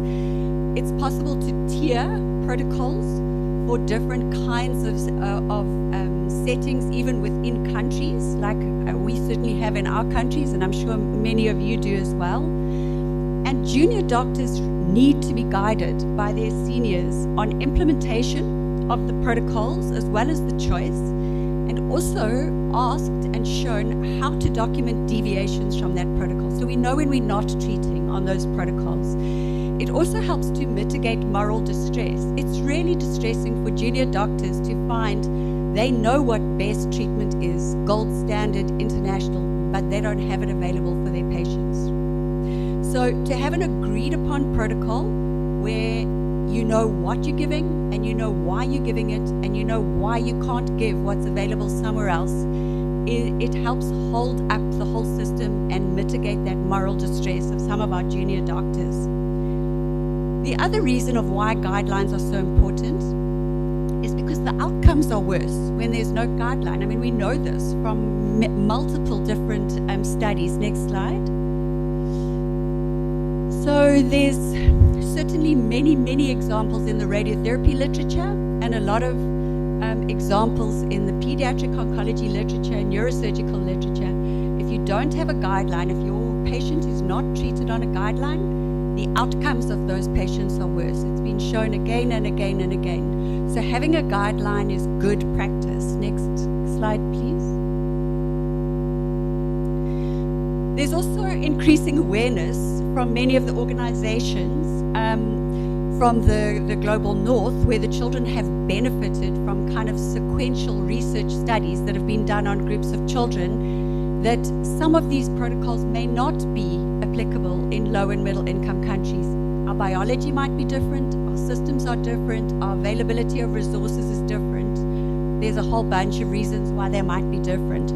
So there's a lot of opportunities to become involved in global harmonized guidelines that specifically look at resource adaptation for different settings. So it started with PODC, Pediatric Oncology in Developing Countries, and it's moved on now to the ARIA project, which is being coordinated through SIOP and St. Jude Global, looking at the development of resource-adapted guidelines for the management of children with cancer. If you don't know what ARIA is, please go to ariaguide.org and go and have a look at the ARIA guidelines. I think there's about 3 protocols that are available on that website now and more that will be coming up during the course of this year. It's a stratified, tiered system that allows you to decide which tier best suits your system. Next slide, please. This is the ARIA guide. It has guidelines not only for disease-related illnesses, but also for supportive care, palliative care, and survivorship guidelines that are being developed. And it's all available on the ARIA Guide website. Next slide, please. Okay, the fourth thing is flatten the hierarchy. Now, we in Africa, we like our hierarchy, right? We have a lot of hierarchy that exists in our systems, but for the purposes of treating patients, we know from many years of studying, particularly in the airline industry, that when you have a very steep hierarchy, it causes problems. Junior people who pick up problems do not feel comfortable to report them or even to have a discussion. So from airline crashes and the root causes of airline crashes, we know that flattening the hierarchy helps to make things safer for everybody. So I'm suggesting an integrated model that allows the leadership to nurture a culture of safety in the department, and a flattened hierarchy is something that can really improve the quality of the care that we give within the clinics. Next slide, please. There's quite a lot of literature on this now, flattening the hierarchy in healthcare teams and how it's helped to improve the quality of the healthcare in a number of different settings, including in oncology settings. Next slide, please. So for radiation oncology in particular, flattening the hierarchy has become even more important in more recent years because of the blurring of the lines. It used to be everyone had their own role and they just did what they had to do. But nowadays, because the systems have changed so radically with the implementation of VMAT and online adaptive treatment, proton treatment, that a lot of the health professionals have got overlapping responsibilities and overlapping knowledge in terms of what they're doing every single day. So each team member is only as good as the next. The whole team is only as good as the weakest link, and members with specific skills can plug gaps where they exist and evolve until all team members are equally experienced. Doesn't matter how good you are, if the person you work with isn't so good, it's up to you to help upskill them, because your team is only as good as that person, not as good as you. Next slide, please. Number 5, the importance of peer review. So this is a quality indicator. More and more we're starting to look at what helps you assess in your particular department whether what you're doing is good enough, could get better. What are you measuring? These are things that are called quality indicators. They are used to detect and correct errors. It reduces practice variation. It promotes evidence-based practice and facilitates multidisciplinary communication. In radiation oncology specifically, we're talking about the 4 eyes principle. It's not rocket science. We're just asking that not only one person looks at the contours and not only one person looks at the plan. Every single contour and plan in children should be viewed by another set of eyes. Next slide, please. So here is the radiotherapy workflow. There are other areas where you could implement peer review, but as a starting point, I would suggest that those in the classical radiotherapy workshop, contouring and plan optimization, plan evaluation, is where you get the greatest bang for buck with peer review. Next slide, please. it works formally. You have a formal review, a time slot where you sit and you look at the scans, you focus. The second person looking at the contours and the plans actually makes recommendations. Does this contour or plan need a major change or a minor change? And there's very good literature now that gives you scales of exactly how to make those recommendations. You should only need 5 minutes per case. That's all we're talking about here. And the decisions are made. Would I change anything in these contours or this plan evaluation? Is it minor or is it major? And what is the recommendation? Next slide, please. The next thing is be curious. Have you ever wondered why things are different in Africa? Why our outcomes for children, certainly with cancer, are not 80 or 90% like they are in the global north? It's for a variety of reasons. Scott Howard told us about some of these. No diagnosis, incorrect diagnosis, patients not starting treatment, patients abandoning treatment, toxic death, at relapse. There's multiple reasons. If you want to know the reasons why something is happening in your particular setting, you need to do research on it. Now, we've just had a lovely research workshop for the last 2 days. Hopefully we'll be having some projects come out of that within Snossa, but be curious, ask the questions. Next slide, please. And I'm not only talking about audits. Audits are the easiest way to start research, and you've got to have a baseline for what you are doing and what the outcomes of your patients are in your particular setting. But if you're talking about real research, you have to do prospective studies. That means you have to get some expertise in how to write protocols, how to write grants to get funding to help you have extra staff to help you do the research. There's a lot of things we don't know in low and middle income countries. Most of all, we don't know whether those protocols, those guidelines, treatment guidelines that are being used in the global north work here for a variety of reasons. So there's a lot of opportunities for thinking out of the box that may not be available in the global north, and we really have to put our minds to doing the research. Next slide, please. Education is the other one. Be curious and attend meetings. I'm probably preaching to the choir since you're all sitting at an education meeting. But never stop learning. There's a lot of material out there through the societies like PROS, Pediatric Radiation Oncology Society, have got a website that allows you to upload cases where you can get a discussion with an expert about what you're planning to do with your case or something unusual that you've seen. And it's really important that the context is sensitive when you do education. And so meetings like this where you can network with like-minded people from your own continent are really essential. Next slide, please. These are just some of the meetings for pediatric neuro-oncology specifically that have happened over the last kind of 10 years. So Snossa, next year will be the 10th Snossa. I think that's really amazing that we've managed to keep Snossa going every year, I think except for 2020, since its inception in 2018. So Snossa is a massive step forward for pediatric neuro-oncology generally, adult and pediatric. We run a pediatric brain tumor workshop in Cape Town that I know a lot of people in sub-Saharan Africa are able to attend. SIOP Africa offers some sessions in pediatric neuro-oncology. We also run our Access to Care radiation oncology workshops, which includes a whole workshop on pediatric tumors. So there's quite a lot of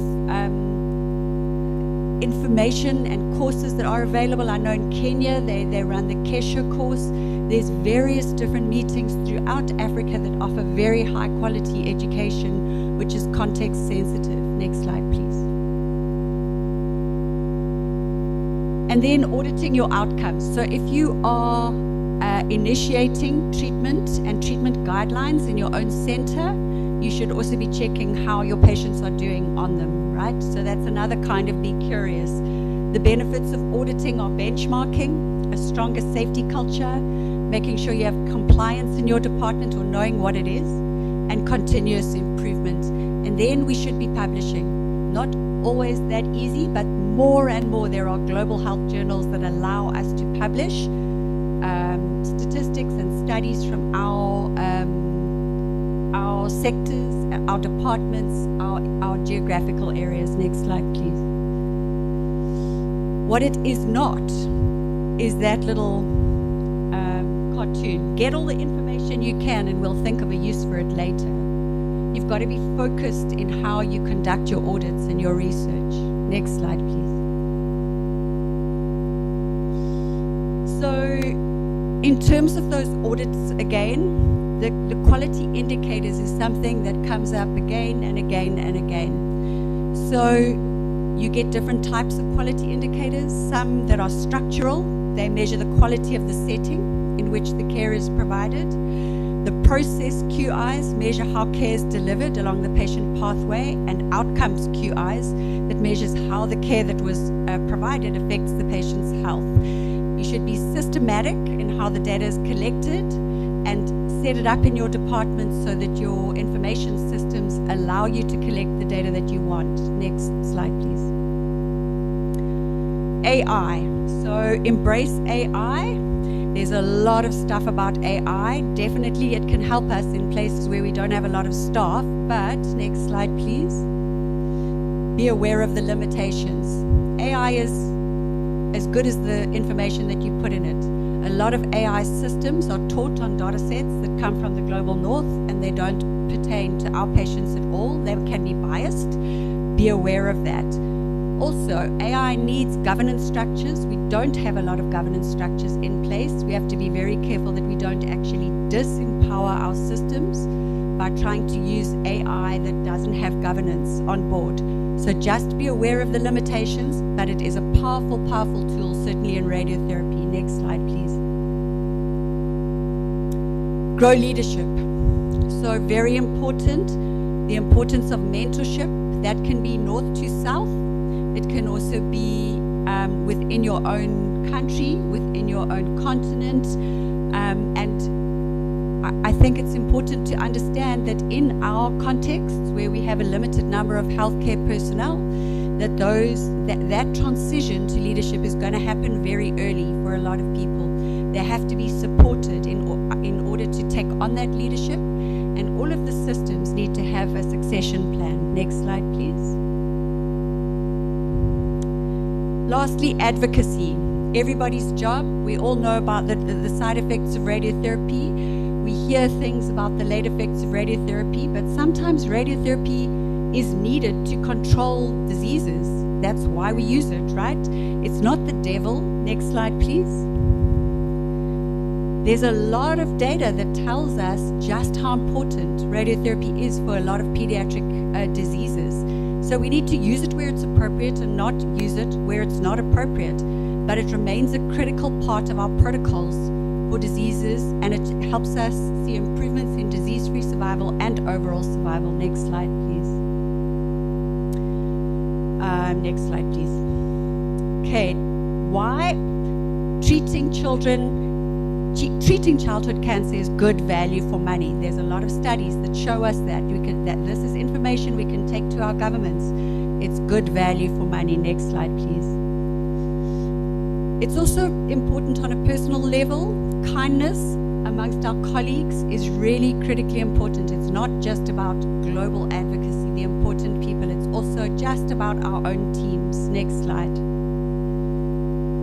And the bigger picture, I think, for all of us is just to remember that we should not look away when we can't do the things that we would like to do. We should not be looking away from children who can't access what we know that they need.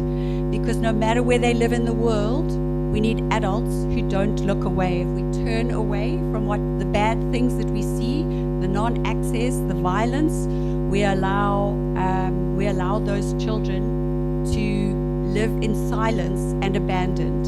So the bigger message of advocacy is to not look away, to choose to stay aware as a form of moral courage. Next slide, please. That's all from me today. Those are the 10 things that I could think of to help you improve your neuro-oncology service. Thank you for your attention. Thank you, Professor Perks. I think she deserves another round of applause for those 10 points. So we are ending this keynote speech, and I believe these 10 points apply to all of us. Like Professor Perks said, it's about teamwork, and it's about integrating care and patient-centered care. Thank you.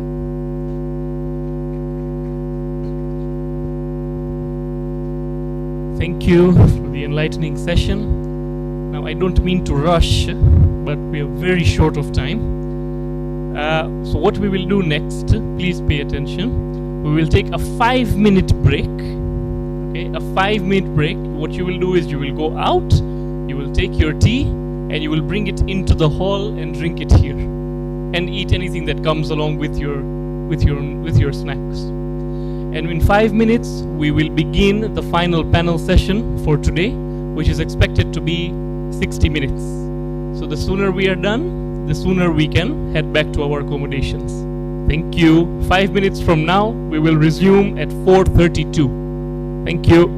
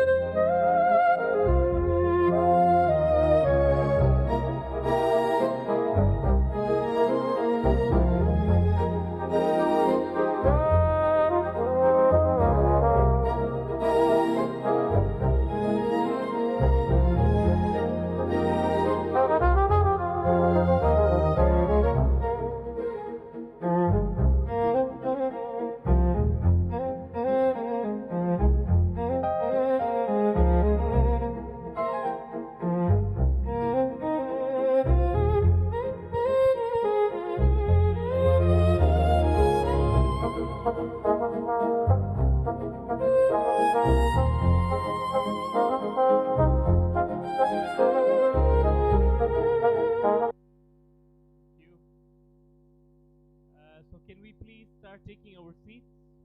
Requesting you, those who are at the back, to please start coming and filling the seats at the front, please, as we prepare to start our final session for today.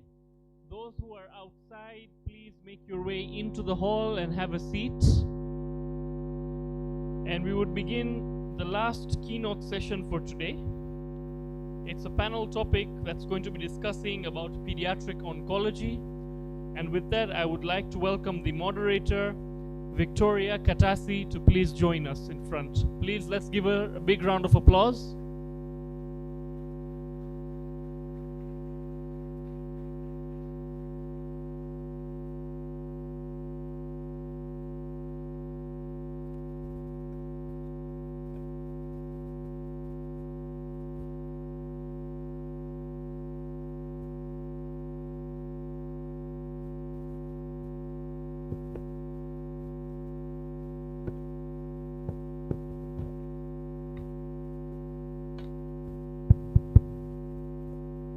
Good afternoon, everyone.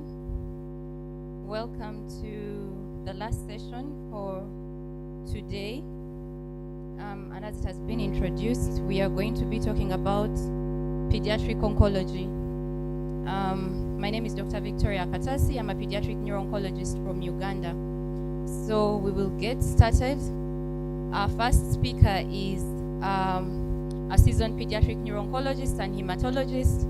He's also the director of the neuro-oncology clinical program at Texas Children's Hospital in Houston. He is the co-director of the retinoblastoma program at the same hospital. He's a professor of pediatrics at Baylor College of Medicine. He's also a mentor and supporting faculty in the Global Hope program. He has authored and co-authored multiple articles in the field. Please put your hands together to welcome Professor Murali Chintagumpala.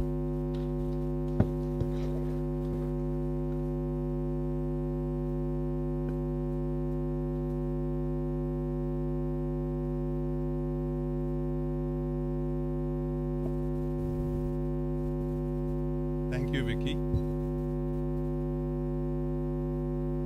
Can I have my slides on, please?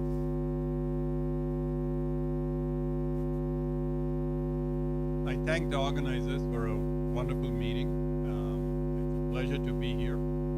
But as you know, as someone once said, as you get older, it's a pleasure to be anywhere. So here we are.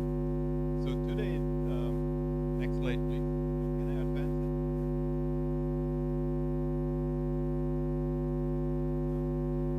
So the talk is about medulloblastoma. So, most of you, the moment you hear medulloblastoma, you'll always think about medulloblastoma subtypes and molecular targets and stuff. I will briefly address that towards the end of my talk, but the goal today is to understand medulloblastoma in terms of the evolution of therapies that happened over many years, to know exactly what we are doing now and what we should be doing. I think we should understand where we came from in terms of management of medulloblastoma. All of you know, these are familiar scans to you when you see a patient with medulloblastoma, non-metastatic, primary tumor in the posterior fossa, midline, and invariably the neurosurgeon, at least in our institution, gets it all out. It's a very rare situation where we see any residual tumor left behind. This is a patient with a gross total resection of a medulloblastoma. And more importantly, on the next slide, I want to make sure everybody understands, especially the trainees, when you diagnose a patient with medulloblastoma, you absolutely have to go down and discuss with the radiologist about the spine. Make sure that there are no spinal mets. It makes a huge difference in terms of management and radiation therapy. You have to look at the thecal sac to make sure there's no solitary nodule there. So that's very important. In the 1970s and 80s, the neurosurgeons operated on these tumors and then either sent them home, the patients, or they sent them to the radiation oncologist. Those were the only therapies at that time.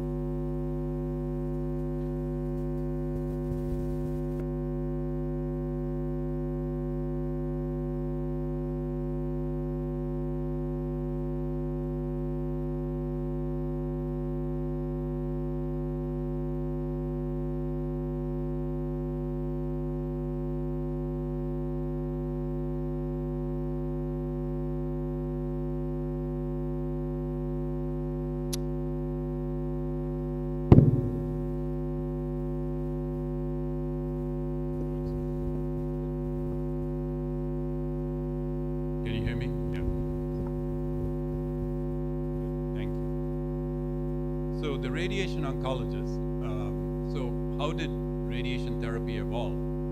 If you look at old literature, Jenkins et al., anything less than a craniospinal radiation therapy in 16 patients, pretty much all of them recurred and died. There was a study from Sweden which showed if you just radiated the posterior fossa, there was a 5% survival. If you radiated posterior fossa on the spinal cord, you had a 25% survival. If you did whole craniospinal radiation therapy, 53% survival. Since then, craniospinal radiation therapy has been the standard. Okay, so the volume, when you talk about volume of radiation therapy, I feel strange talking about radiation with Janet in the audience, but frankly, the volume of radiation therapy for medulloblastoma is craniospinal. That was established a long time ago. The dose for radiation therapy at that time was 3600 to the craniospinal axis and more than 50 gray to the posterior fossa. How did we arrive there? If you look at this slide, probably difficult to look from distance, but most of the survival rates, you can look at 5-year survival rates. The pointer doesn't work, but it's above 50%, 70% or 68% as long as you give craniospinal radiation therapy with 3600. And for the posterior fossa, if you give more than 5000 centigrade, you get a very good outcome. So that was established, 3600 and I guess 54 grade to the posterior fossa.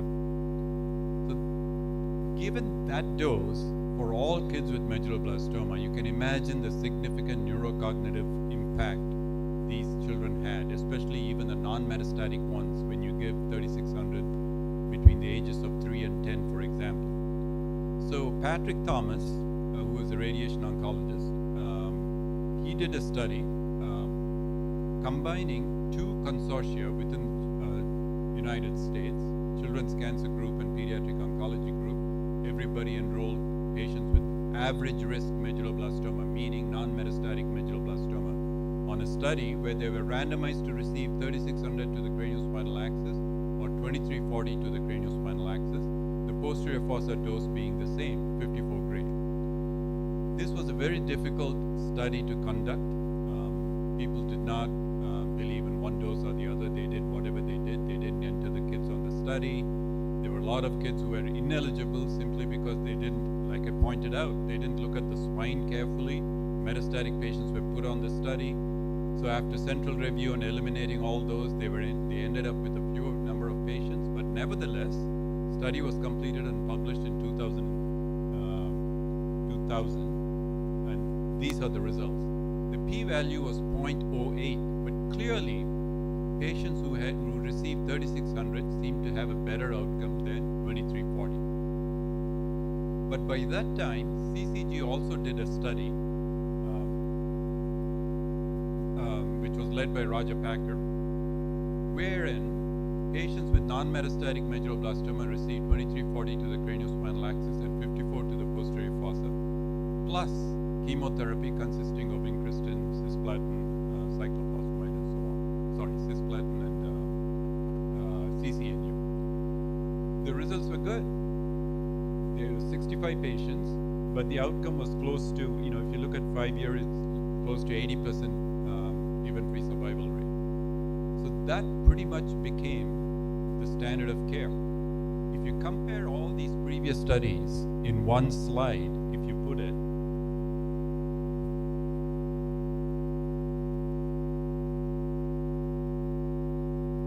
maybe I need help to cut that in. Here. So if you look at the pink line, that has the lowest outcome. That is just radiation therapy with 2340 craniospinal axis. But if you look at the top two lines, one is 3600 only, no chemotherapy. The other is 2340 plus chemotherapy. So clearly, if you give a lower dose of craniospinal radiation therapy, but you tag along chemotherapy, you get a better outcome. That became the standard of care. Okay, so clearly that's a better outcome in terms of long-term neurocognitive results. Once that was established, that still is the standard of care for medulloblastoma. once that was established, people wanted to figure out if one chemotherapy regimen was better than the other. This was again a combined study, pediatric oncology group and CCG, wherein patients were randomized to receive average risk or non-metastatic medulloblastoma, gross totally resected, then radiation therapy 2340 to the craniospinal axis, 54 to the posterior fossa, and then they were randomized to receive either vincristine CCNU cisplatin or vincristine cyclophosphamide cisplatin. There was no difference between the two regimens. Overall survival is pretty good. I mean, event-free survival is pretty good, above 80%. Whether you used one regimen over the other, it didn't matter. Both resulted in the same thing. So that was good.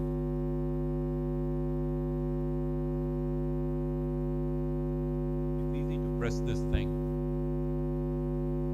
By that time, we did a study with St. Jude. There were 4 institutions, St. Jude, Texas Children's, and 2 institutions in Australia, which is SJMB 96, whereby we decided to compress the chemotherapies.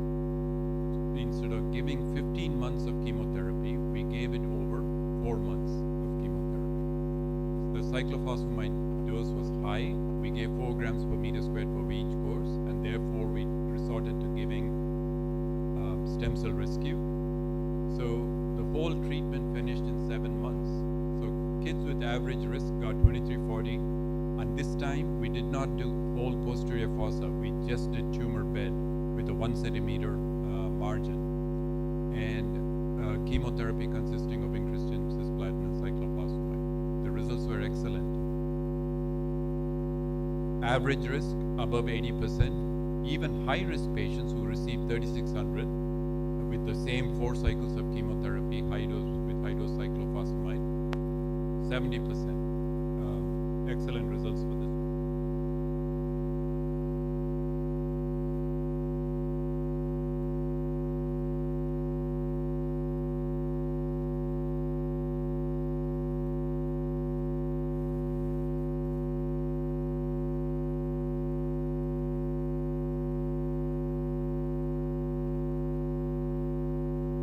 The advantage of this regimen was that the number of vincristine doses was significantly lower.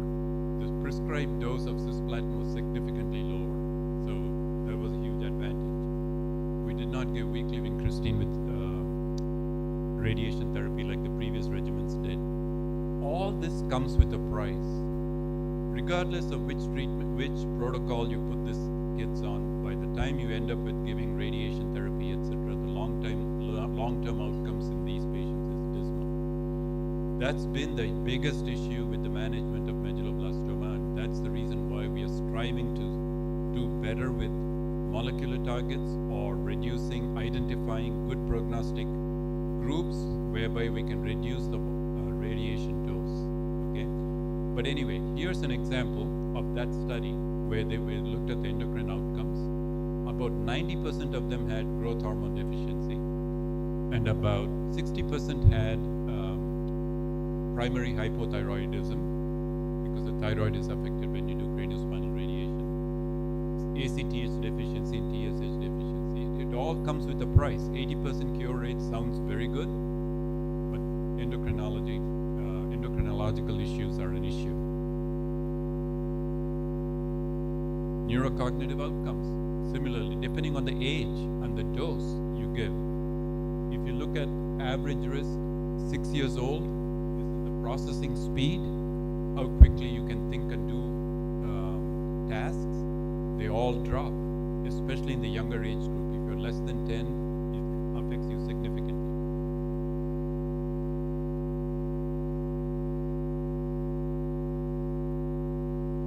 Similarly, with working memory and attention standard scores, affects you significantly. So the thrust for many decades has been how to reduce this long-term toxicities, especially the neurocognitive outcomes.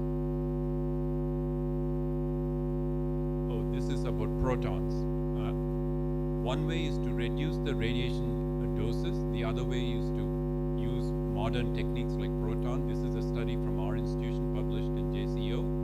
Clearly, if you use proton-based craniospinal radiation therapy with a tumor bed boost, not posterior fossa, tumor bed boost, The outcomes are excellent in terms of global IQ, verbal reasoning, perceptual reasoning, and working memory.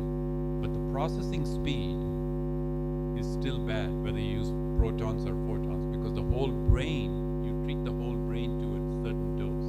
So the processing speed is still affected. Ototoxicity, whether you use protons or photons, the mean cochlear dose, although lower with protons, it still affects it. And you can see there's absolutely no difference.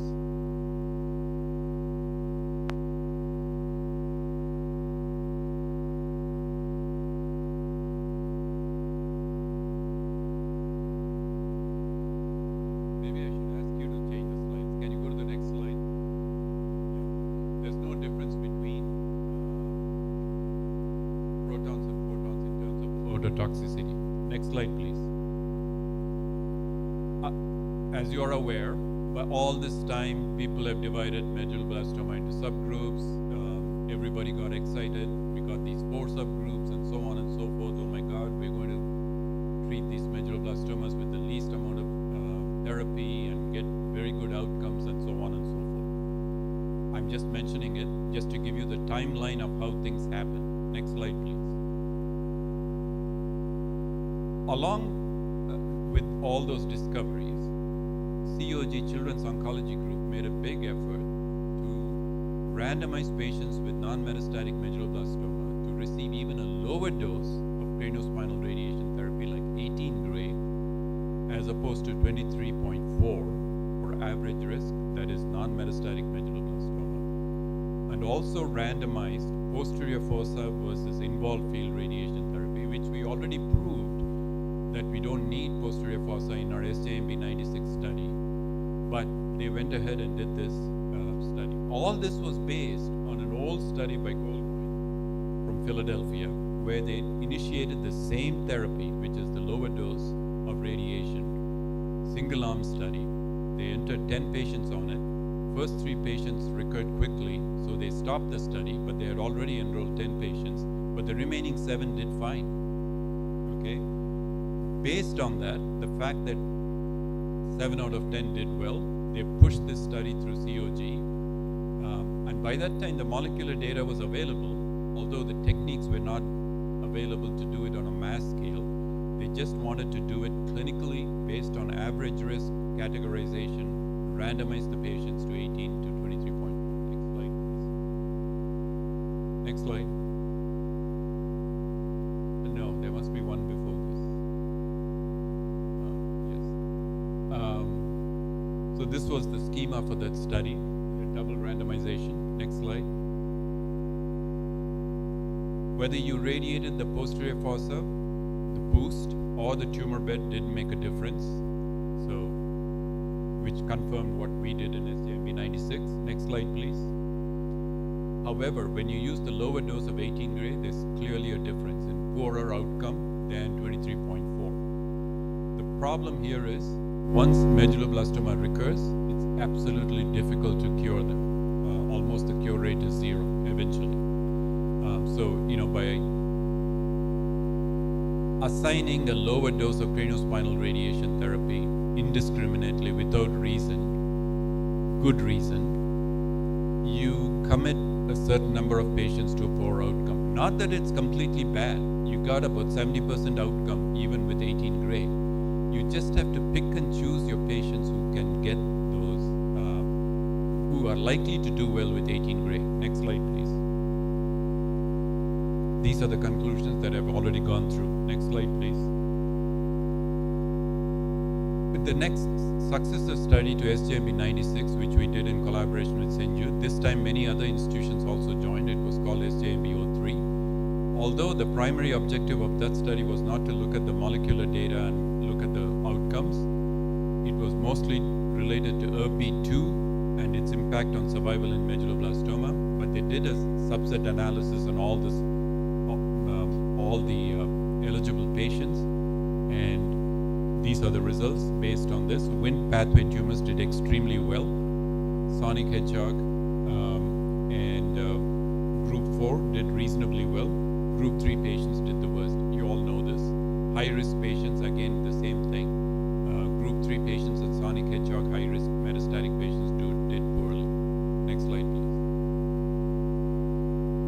You can again subdivide these groups. I'm not going to belabor this point, but I'm going to point out that group 3 and group 4 now are combined together, and you have 8 subtypes. Some people have described 10 subtypes, but of those 8 subtypes, subtype 7 does extremely well, subtype 3 does very poorly.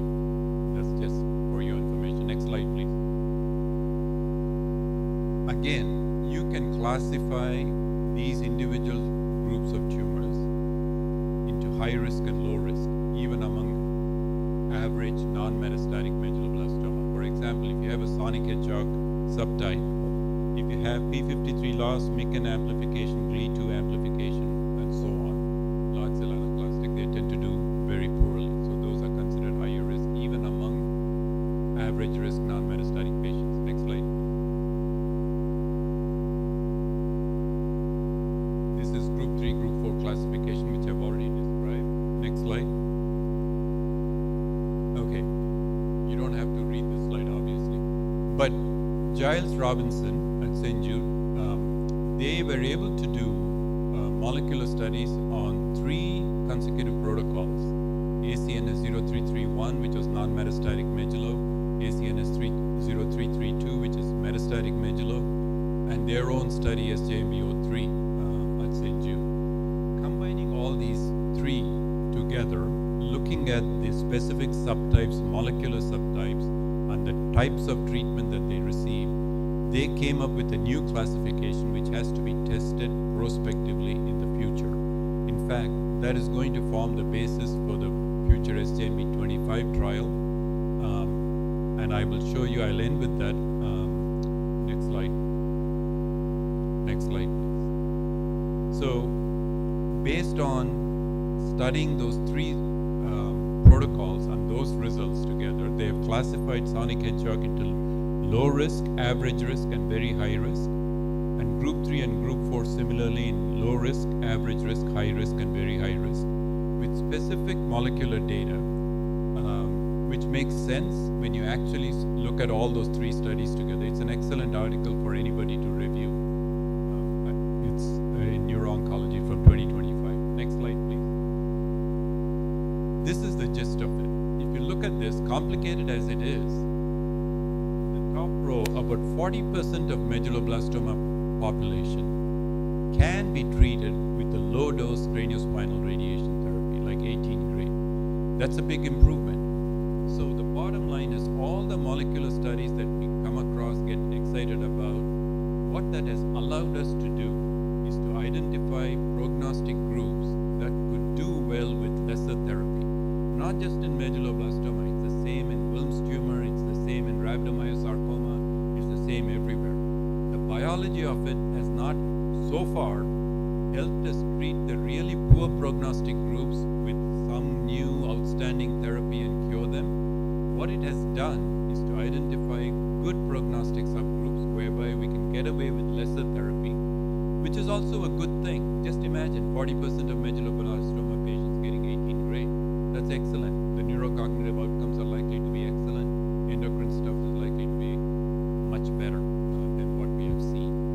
So, if you look at these percentages, still there are about 30% of medulloblastoma patients for whom we don't have adequate therapy. We don't know how to make them better. So it's not a whole lot different from what we are doing now. 70 to 80% of these patients do well, even if we don't have molecular subtypes. Except with this, we may be able to reduce craniospinal radiation therapy in 40% of patients. Of course, this has to be proven in a prospective trial. Hopefully that will go underway soon, the SJMB25, and maybe we'll come up with good results and save a whole bunch of kids from negative neurocognitive outcomes. Next slide, please. Infant study, I have only 2 slides on this. If you're less than 3 years of age, have medulloblastoma, you're likely to have sonic hedgehog medulloblastoma. 3 to 6, your group 3 medulloblastomas are likely to increase in the proportion. And if you consider the whole age group from 0 to 6. Sonic Hedgehog, Group 3, and Group 4, all of them come into play. Okay, so that's Group 3, infants, very difficult to treat. You have to get them to 3 years of age somehow and treat them with radiation therapy. Sonic Hedgehog, you can just do with chemotherapy. Next slide, please. This is just something to show about Sonic Hedgehog being divided into type 2 and type 1. Type 2 does very well, type 1 not so much, but that again depends on the intensity of therapy. Germans treat these all Sonic Hedgehog infant patients with intensive therapy, and the treatment outcomes for both type 1 and type 2 are excellent. So it depends on the intensity. If the intensity increases, you really can distinguish the outcomes between type 1 and type 2. Next slide, please. This is the last slide. Management of medulloblastoma.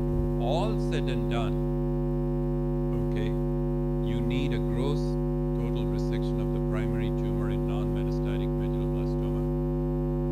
You need craniospinal radiation therapy for the older patient, and you need adjuvant chemotherapy.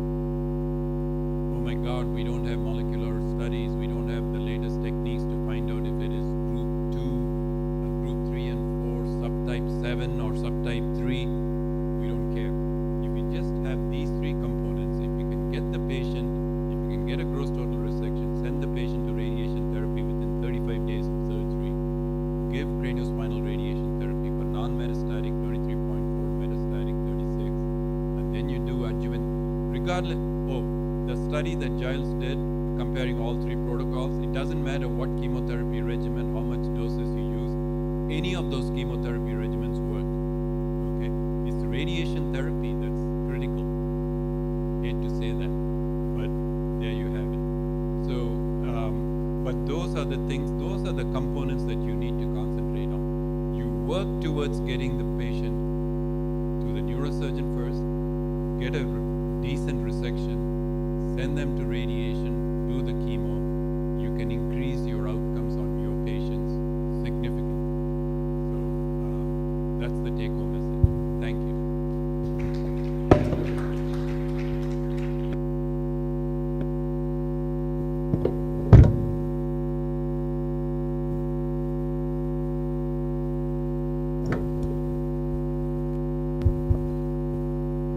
Thank you very much, Professor Mrali, for that amazing talk.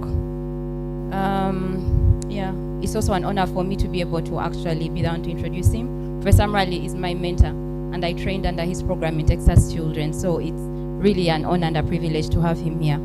So the next speaker is going to be Eka Dot. He's going to take us through pediatric brain tumors at HOKIP, Dakar, a 7-year epidemiological clinical and therapeutics study. Please welcome Kadot.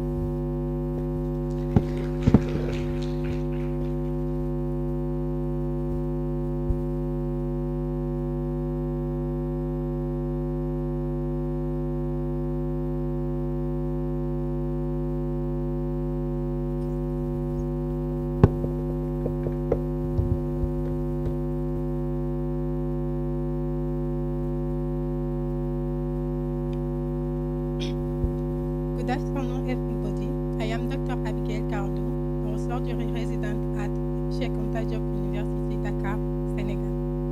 Today, I honor to present the work from the neurosurgery department of Idrissa Pouye Hospital General, Dakar, Senegal. This study covers a 7 years period and addresses the profile of pediatric brain tumor in Sub-Saharan Reference Center. Brain tumor are the second most common childhood malignancy, yet data from West Africa remain extremely sparse. I'm not conflict and interest in this study.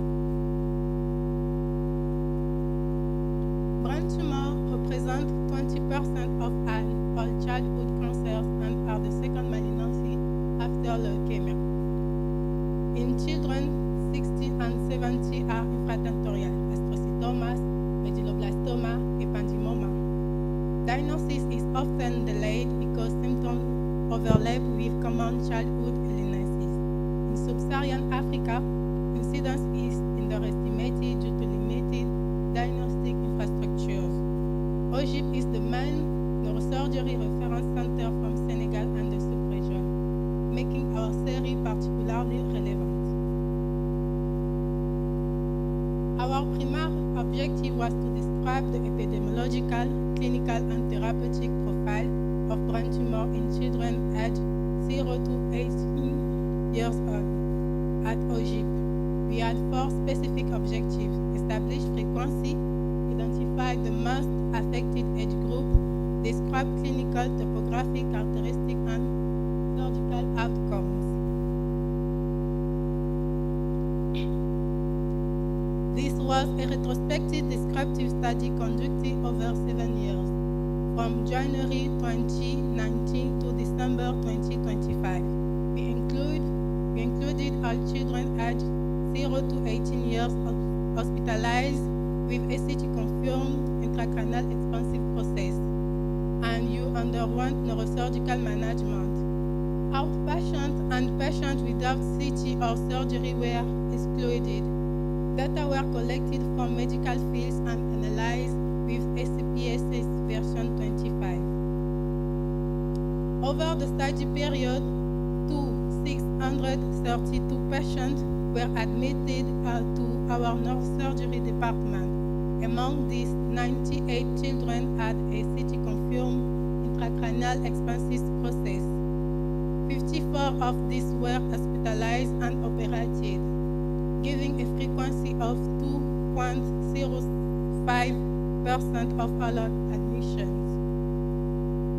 There was a slight male predominance with a sex ratio of 1.07. The mean age was 10.5 years,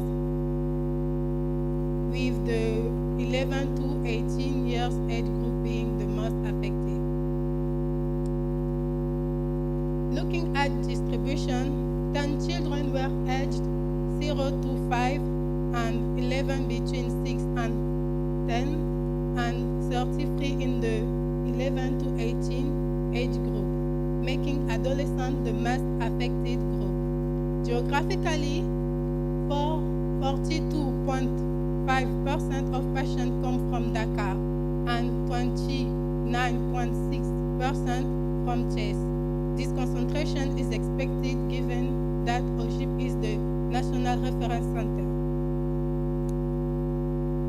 Next slide.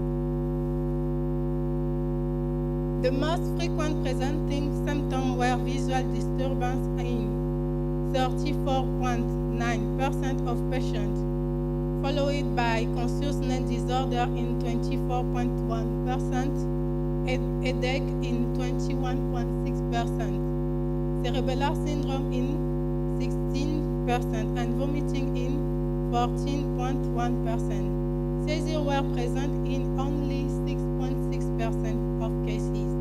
It is important to note that many patients had multiple symptoms at admission, reflecting late presentation.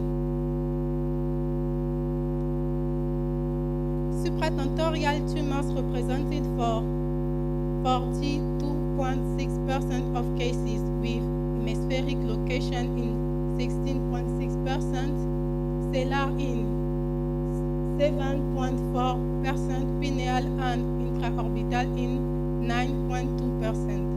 Infratentorial tumors represented 57.4%, predominantly vermion and fourth ventricular lesion at 27.7%, and cerebellar hemisphere lesion at 20.3%. All 54 patients underwent CT scan.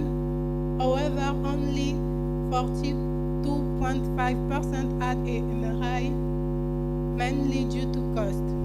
Regarding surgical technique, total resection combined with ventriculoperitoneal shunt was performed in 50% of cases, biopsy alone in 31.4%, and total resection without shunt in 9.25%.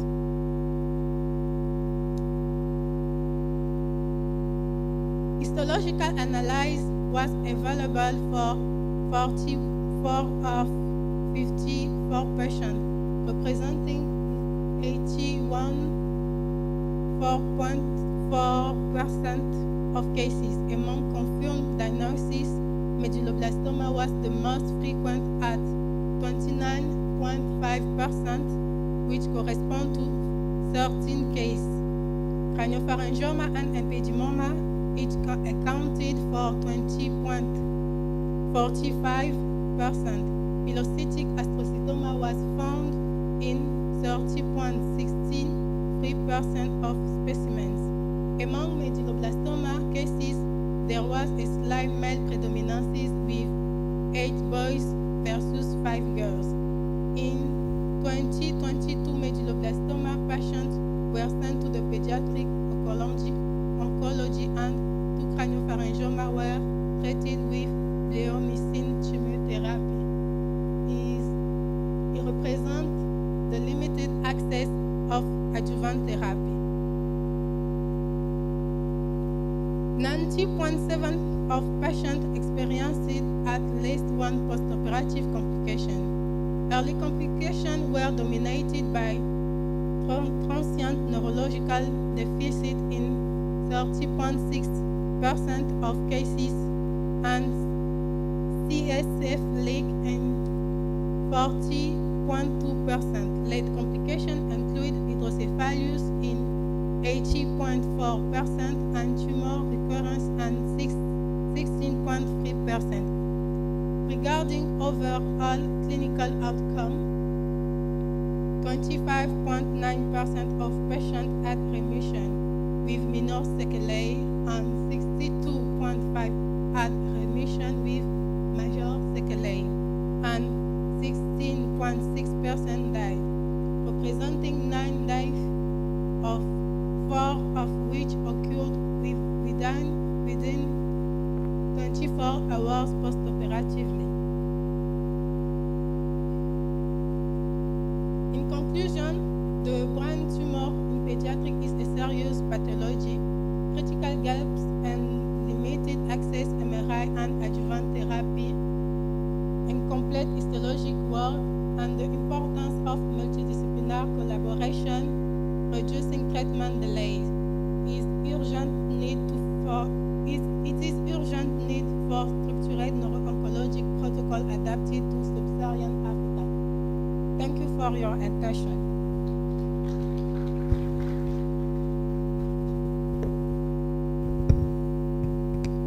Thank you very much, Kadot, for that. So our next speaker is T. Ole Tolulope Sikemi Oluleye is a childhood cancer advocate and program officer at the Dorcas Cancer Foundation in Nigeria. With a background in human anatomy, her journey in childhood cancer advocacy began during her undergraduate internship at a childhood cancer foundation, an experience that inspired her commitment to improving outcomes for children with cancer and their families. Sikemi leads the design, implementation, monitoring, and evaluation of programs that improve access to quality childhood cancer care. Please welcome Sikemi Oluleye for her talk. Thank you so much, moderator. Good afternoon, everyone. My name is Shikemi Oluleye. You can call me Shikemi. I'm a program officer at the Dorcas Cancer Foundation in Lagos, Nigeria.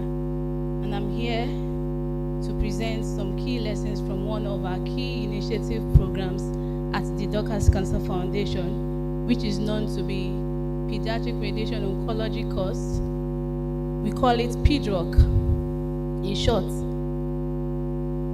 It was established in year 2021, and over the years, we've had about 10 editions of this virtual education. And it was established mainly to bring specialized pediatric oncology training closer to healthcare professionals across Sahara Africa.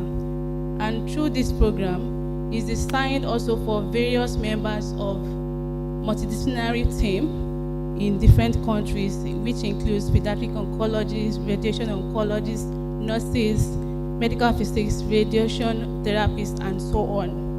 So today's presentation, I'm going to share lessons from that's one of the edition of this program, which is focused on pediatric CNS tumors and craniospinal radiotherapy. So to understand why this program is more important, let's look at the training gap that the Doctors Cancer Foundation, the PDROC, turns to, that it was inspired. We all know that pediatric CNS tumors are among the most common childhood cancer. Many of these children requires complex treatments such as craniospinal irradiation,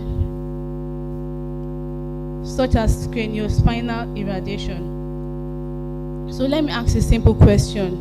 What happens to an hospital that only has 1 or 2 pediatric oncologists or a skilled health professional or specialist, and that person needs to travel abroad for further training? One thing is very sure, the clinician will gain invaluable skills and knowledge while on the trip. But at the same time, patients are left with fewer specialists to provide such care to them. So on the other hand, if this clinician stays back with the patients, they miss opportunities to build their expertise. So that is the challenge PDROC was designed to address. So instead of asking healthcare professionals to leave the patients behind, we bring the training capacity through virtual learning. Next slide, please. So what were we trying to find out? The aim of the study was to evaluate the design, implementation, and early outcomes of this virtual education program. Specifically, we wanted to understand how many healthcare professionals could we reach, how engaged were they during the session, and what knowledge gaps existed, and what are the health system barriers that they were experiencing across the institution while delivering pediatric CNS radiotherapy. So in other words, we wanted to know not only whether people attended the training, but also we want to learn from them. Next slide, please. So what did we build? So to address this challenge, we developed a structured virtual learning model through PDROC. And rather than delivering one-way lecture, so we designed an interactive learning experience. So this section combined expert learning, teaching, live polls, question and answer discussions, and platform analytics. Participants joined from various hospitals, various institutions, allowing them to learn from international experts while also sharing their own experience. Next slide, please. So how did we evaluate this? This session was held September 28th and delivered virtually by an expert faculty. So to evaluate the program, we collected information from participants, registration, attendance, demographic data, live poll responses, participation, post-session feedback, and virtual platform analytics. So looking at these different data sources allowed us to assess the program's reach, the participant engagement, and the challenges participants identified throughout the session. Next slide, please. So what did we find? So the first thing we found was encouraging and inspiring. So there was clearly a demand for this type of education. So this session attracted 524 registrants from 50 countries, demonstrating a high level of international interest. So of these, we had 136 participants joining the live session. So although attendance was lower than the registration, so this is very common in virtual education programs due to factors such as clinical responsibilities, internet connectivity, and the time zone differences. So even so, participants from 54 countries was a great demonstration that people really need this type of education. Next slide, please. So what else did we find? So instead of assuming what participants needed, we asked them directly. So this is through the question and answer session or through the live polls. So through the live poll, The most commonly reported challenge was treatment planning complexity, which was identified by 66.7% of participants. And more than half of them also reported anesthesia and sedation limitations, which highlighting the importance of supportive care in pediatric radiotherapy. These findings reminds us that improving pediatric neuro-oncology is not only about training individuals, it also requires strengthening the systems that support safe treatment delivery.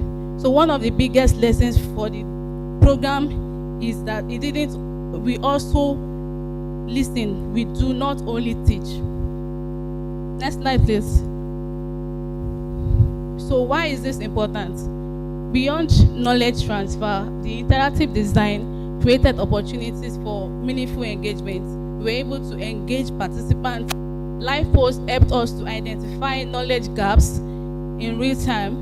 So the question and answer session also participants to share challenge from their own institution or facility. So having healthcare professionals from 54 countries also created valuable opportunities for peer learning and collaboration. Next slide, please. So what did we learn for the future?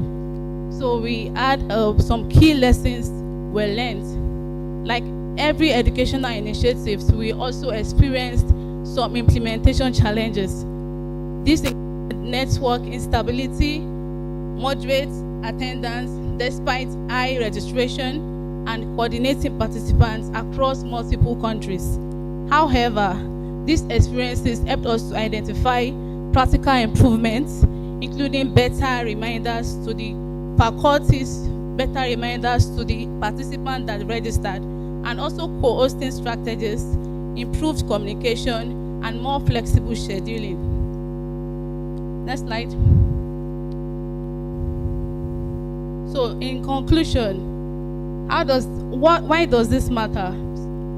This study demonstrates that virtual education is a practical and scalable approach to strengthen pediatric oncology, neuro-oncology capacity in resource-limited settings. So more importantly, it goes beyond education. It helps us to understand the real challenges healthcare professionals face while delivering care and allowing future programs like PDROC to become more responsive to their needs. As access to specialized training remains limited access to across many African countries, virtual education offers a cost-effective way to strengthen workforce capacity. Next slide, please. So our key takeaway is simple. Virtual education can strengthen workforce capacity while revealing health system gaps, making it a powerful tool for improving pediatric neuro-oncology care across low and middle income countries. Thank you for your attention. Thank you very much, Shikemi. Our next speaker is Dr. Ichizun Frederick Bako, a neurosurgeon at the Rotana University Hospital Center in Burkina Faso. His work focuses on neurosurgical management in resource-limited settings, including complex meningioma cases. He has contributed to the growing literature on neuro-oncology practice in West Africa, and he will be taking us through a talk titled Surgical Management of Low-Grade Brain Tumors Revealed by Refractory Epilepsy in Resource-Limited Settings, a series of 3 pediatric cases. Please put your hands together for Dr. Bako.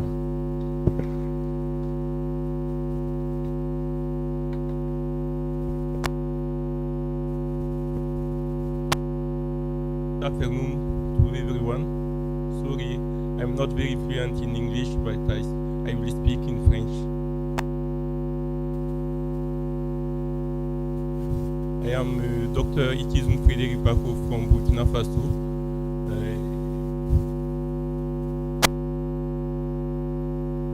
Nous parlerons des lésions de bas grade, les lésions tumorales de bas grade révélées par des épilepsies réfractaires, une série de 3 cas chez les patients au centre hospitalier de Bobo-Dioulasso, au Burkina du pays. En guise d'introduction, nous pourrons dire que l'épilepsie révélés par des tumeurs cérébrales de bas grade, demeure un défi thérapeutique, surtout dans notre contexte, dans les pays à ressources limitées. L'accès à des soins de qualité, le diagnostic paraclinique, notamment l'imagerie par résonance magnétique, la caractérisation moléculaire et le manque de spécialistes constituent un frein pour la prise en charge de ces patients, ce qui cause souvent des conséquences. Ces derniers sont vus à des stades assez avancés, souvent en phase de pharmacorésistance ou sous une ou plusieurs molécules anticonvulsivantes. Nous avons colligé 3 cas ces 2 dernières années parce que notre centre est un petit centre qui est né il y a 6 ans de cela. Thank you. Thank you. Le premier cas, il s'agit d'une adolescente référée dans notre centre pour une épilepsie et qui était sous anticonvulsivant.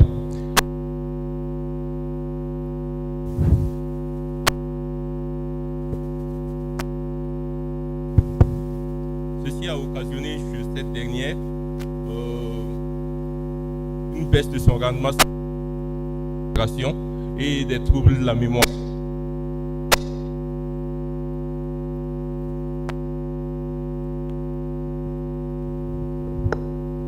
Je disais que ceci avait occasionné chez cette dernière des troubles de la concentration et de la mémoire. L'examen clinique à son entrée était totalement normal. L'examen paraclinique mettait en évidence une lésion parieto-occipitale.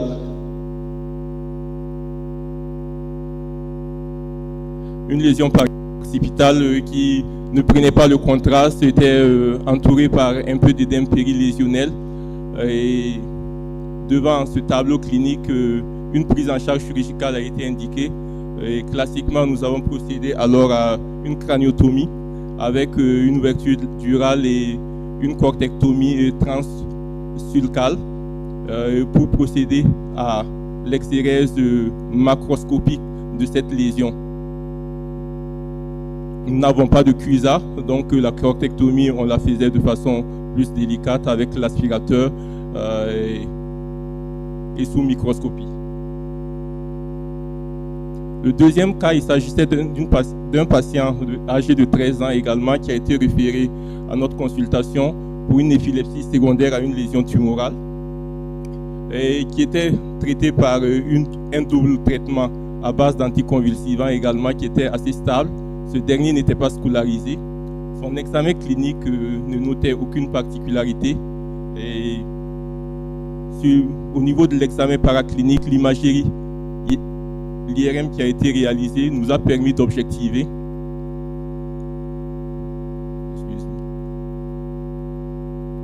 L'IRM qui a été réalisée nous a permis d'objectiver également une lésion occipitale gauche qui ne prenait pas le contraste.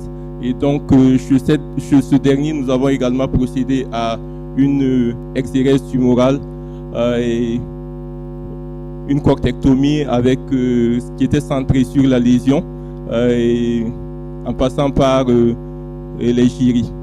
Et l'examen de contrôle était satisfaisant sur le scanner qui a pu être réalisé. Le troisième patient, il s'agissait d'un grand enfant de 6 ans qui également a été reçu dans notre consultation pour des crises comiciales qui évoluaient depuis plusieurs années et son examen neurologique était normal. L'imagerie paraclinique a mis en évidence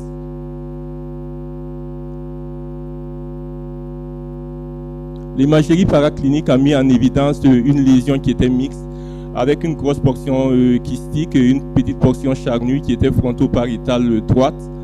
Et chez ce dernier, nous avons également procédé à une exérèse chirurgicale en nous aidant de l'ultrasonographie et opératoire. Quels commentaires pouvons-nous mener après la prise en charge de ces 3 patients? nous pouvons dire que les suites opératoires étaient satisfaisantes. Néanmoins, un des patients a présenté une hémiparésie avec une récupération motrice quelques semaines plus tard. Et comme devenu, 2 des patients ont présenté une résolution de leur crise comiciale. Et le dernier a présenté une réduction significative de ces crises et qui est passé d'une bithérapie à une monothérapie. L'examen anatomopathologique qui a pu être réalisé, a mis en évidence 2 astrocytomes pilocytiques et un astrocytome diffus de grade 2. L'imagerie, nous avons été limités par les moyens d'imagerie, l'IRM n'étant pas vraiment disponible dans notre contexte pour tous les patients, surtout le pré- et le post-opératoire.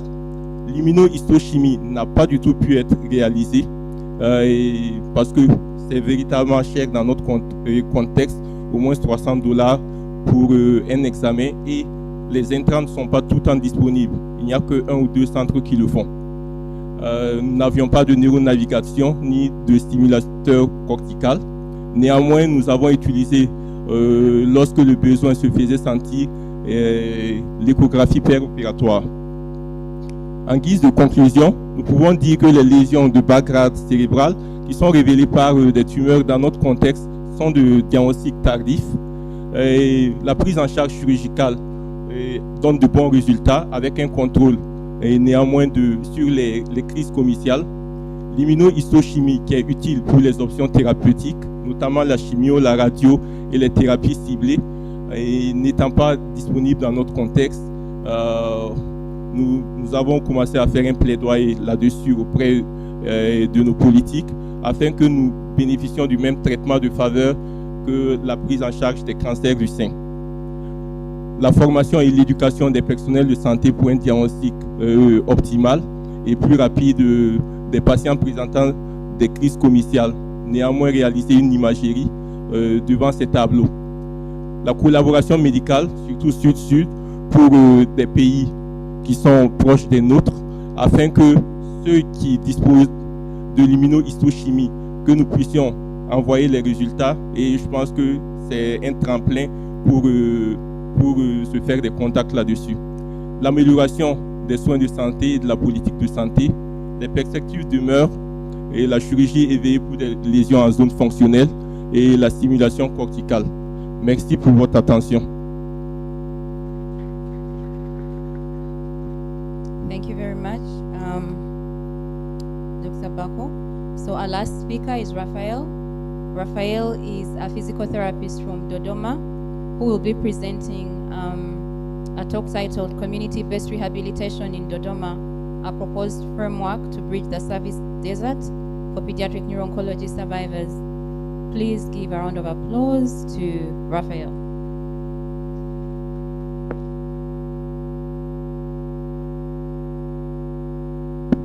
Thank you.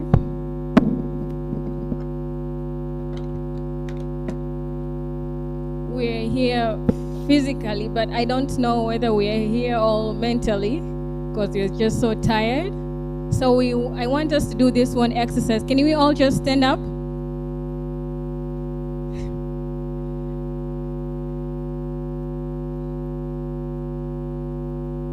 Okay, so one clap, that's 1, down, 2, on your right, 3, on your left, 4.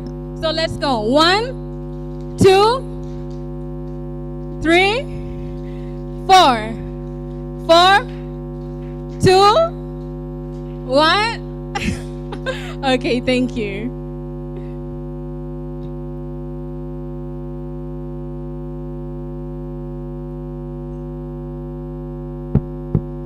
Okay, so while we must celebrate the incredible success in acute clinical care, yet it has raised the need to scale up rehabilitation services.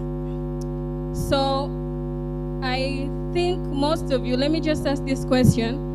How many of you have heard a patient ask you this question as in, will I be able to return to my normal activities as I was doing previously. So can you just raise your hand? Yeah, so I strongly believe that without continuum of care, your work as neurosurgeons, as oncologists is sometimes undermined. So this is a proposed framework to bridge that service desert for pediatric neuro and oncology rehabilitation. So in Tanzania, the central zone, the government has reallocated the headquarters to Dodoma, being the central capital city. And this has led to the island of excellence in neurosurgical care. So the surrounding areas are like the seas of exclusion for these pediatric neuro and oncology survivors. And this has led to a disability poverty nexus, because as I said, the surgical success is undermined by rural isolation, caregiver economic paralysis, but also the loss of functional gains. Next slide, please. So this is the map for Dodoma Central. So we can see this area is where we get the all super specialized care, where all these other districts, there is no such care. And this is just one region, but for Dodoma being the central, is the referral for other regions like Tabora and Singida. So these patients, they travel around, some of them around 100 kilometers to search for such services. Next slide, please. Yeah, so Afya Ustawi Foundation, it's a non-government organization that is structured around the community-based inclusive development. So whereby we empower individuals to gain more control over their health beyond clinical walls to community level. So we are proposing a strategic framework for advancing and scaling the continuum of care. This proposal, it aligns directly with the WHO 2030 rehabilitation agenda for scaling rehabilitation services, whereby it look onto integrating into health systems, but also rehabilitation workforce, financing and governance, and research and data.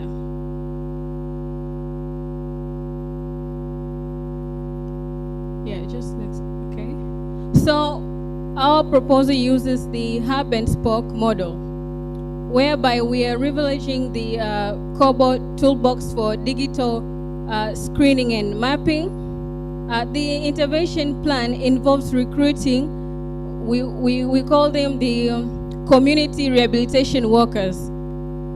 So on community levels, we work with community, we call them community health workers, but if you specify to the need in which they help the community, so we can get community rehabilitation workers from that. So they help the community to provide the basic home care for neurorehabilitation. So alongside with the caregiver respite hubs and the village and loan associations.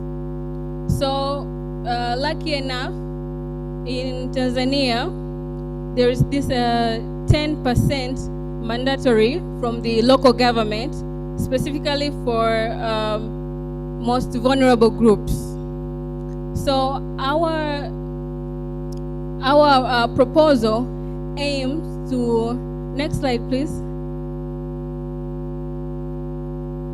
Okay, so our proposal aims to to make sure that we register all these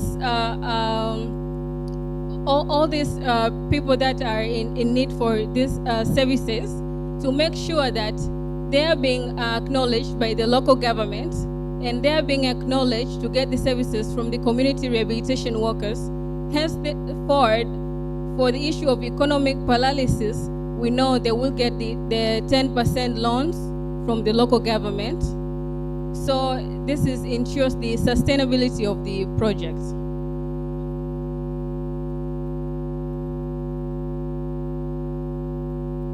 The previous slide, please. The previous slide.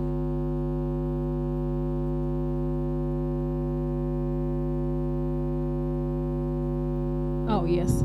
So, as I said, this program targets the 60% improvement in daily activities, daily activity of living, and we aim to target 1,200 children to seek to facilitate re-entry, 60% re-entry into workforce for caregivers within the 18 months, achieving 100% registration in integrating this data into the local government TAMISEMI databases, as I said previously, getting the 10% interest-free loans that are issued by the district council.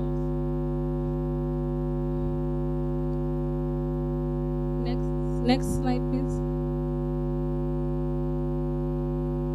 Yes, so we argue that the sub-Saharan African uro-oncology must extend beyond scalp incision. That we acknowledge that the government has done incredible work to ensure that we get the surgeons, we get the scanners, and all these investments. So these investments must now translate into optimum functioning, dignity, and economic justice. So this CBR is a scalable solution, not only for the central zone, but even beyond. Next slide, please. Yes, so this is a call to action that you can join and support this, because as I said, this is a scalable solution and it works best for low resources communities. So our success should not be measured by the patient survival at discharge, but their dignity in the community. And let us ensure that our surgical excellence is not lost in the silence of this service desert. Thank you so much.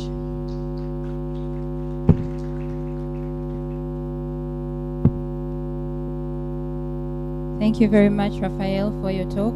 Christine, should we take a few questions or should we close the session? Okay. Okay. As my boss says, 2 questions. So the 2 most burning questions in the room for any of the presenters. Okay, so someone please move with a mic. There were 2 hands, one from Alan and another one on the other side. Would someone please move the mic around?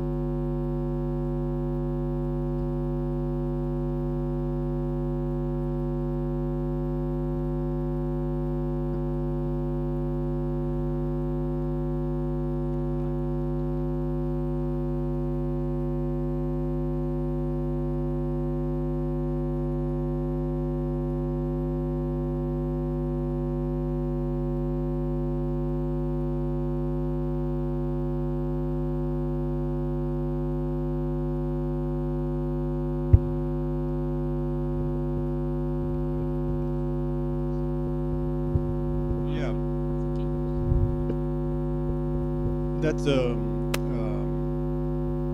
obviously it's a challenge, Alan, as you know.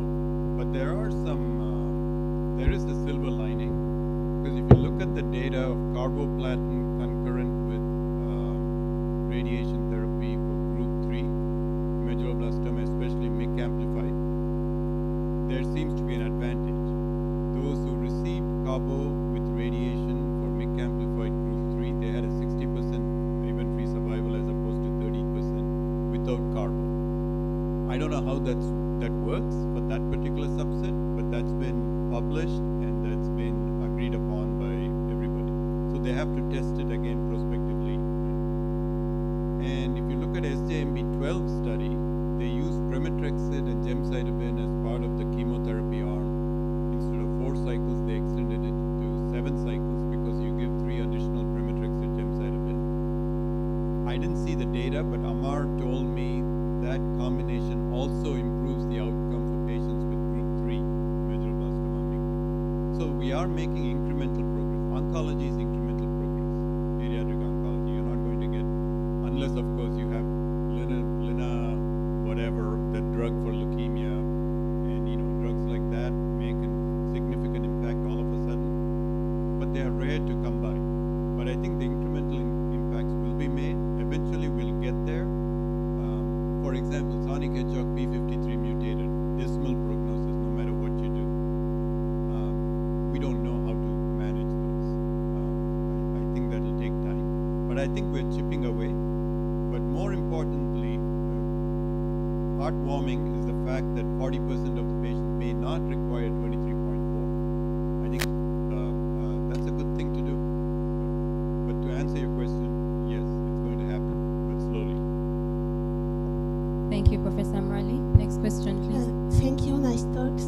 I had 2 questions, but I guess I'm going to ask only one. For Dr. Carato, I want to know, how do you manage CSF leaks for children in your hospital? You can answer in French.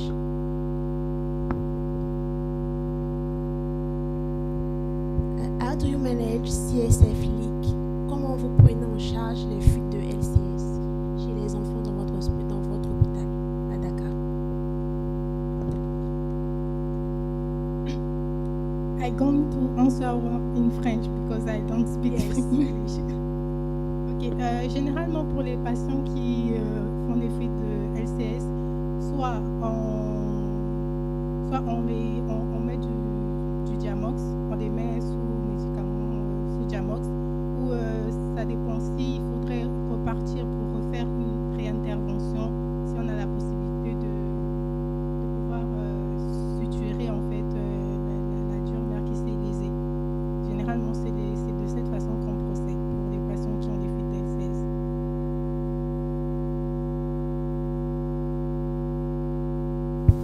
Thank you.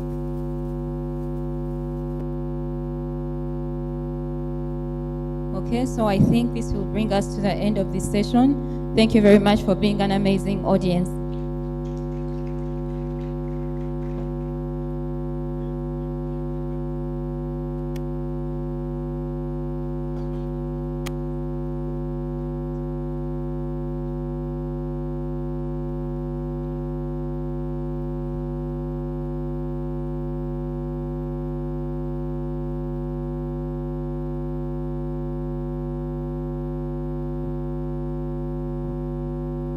Thank you to all the presenters and the moderator. With that, I would like to officially close day 1 of the Snossa conference for 2026. And with that in mind, please note that tomorrow morning we will be beginning at 8 a.m. sharp. These are clear and strict instructions from the organizing committee.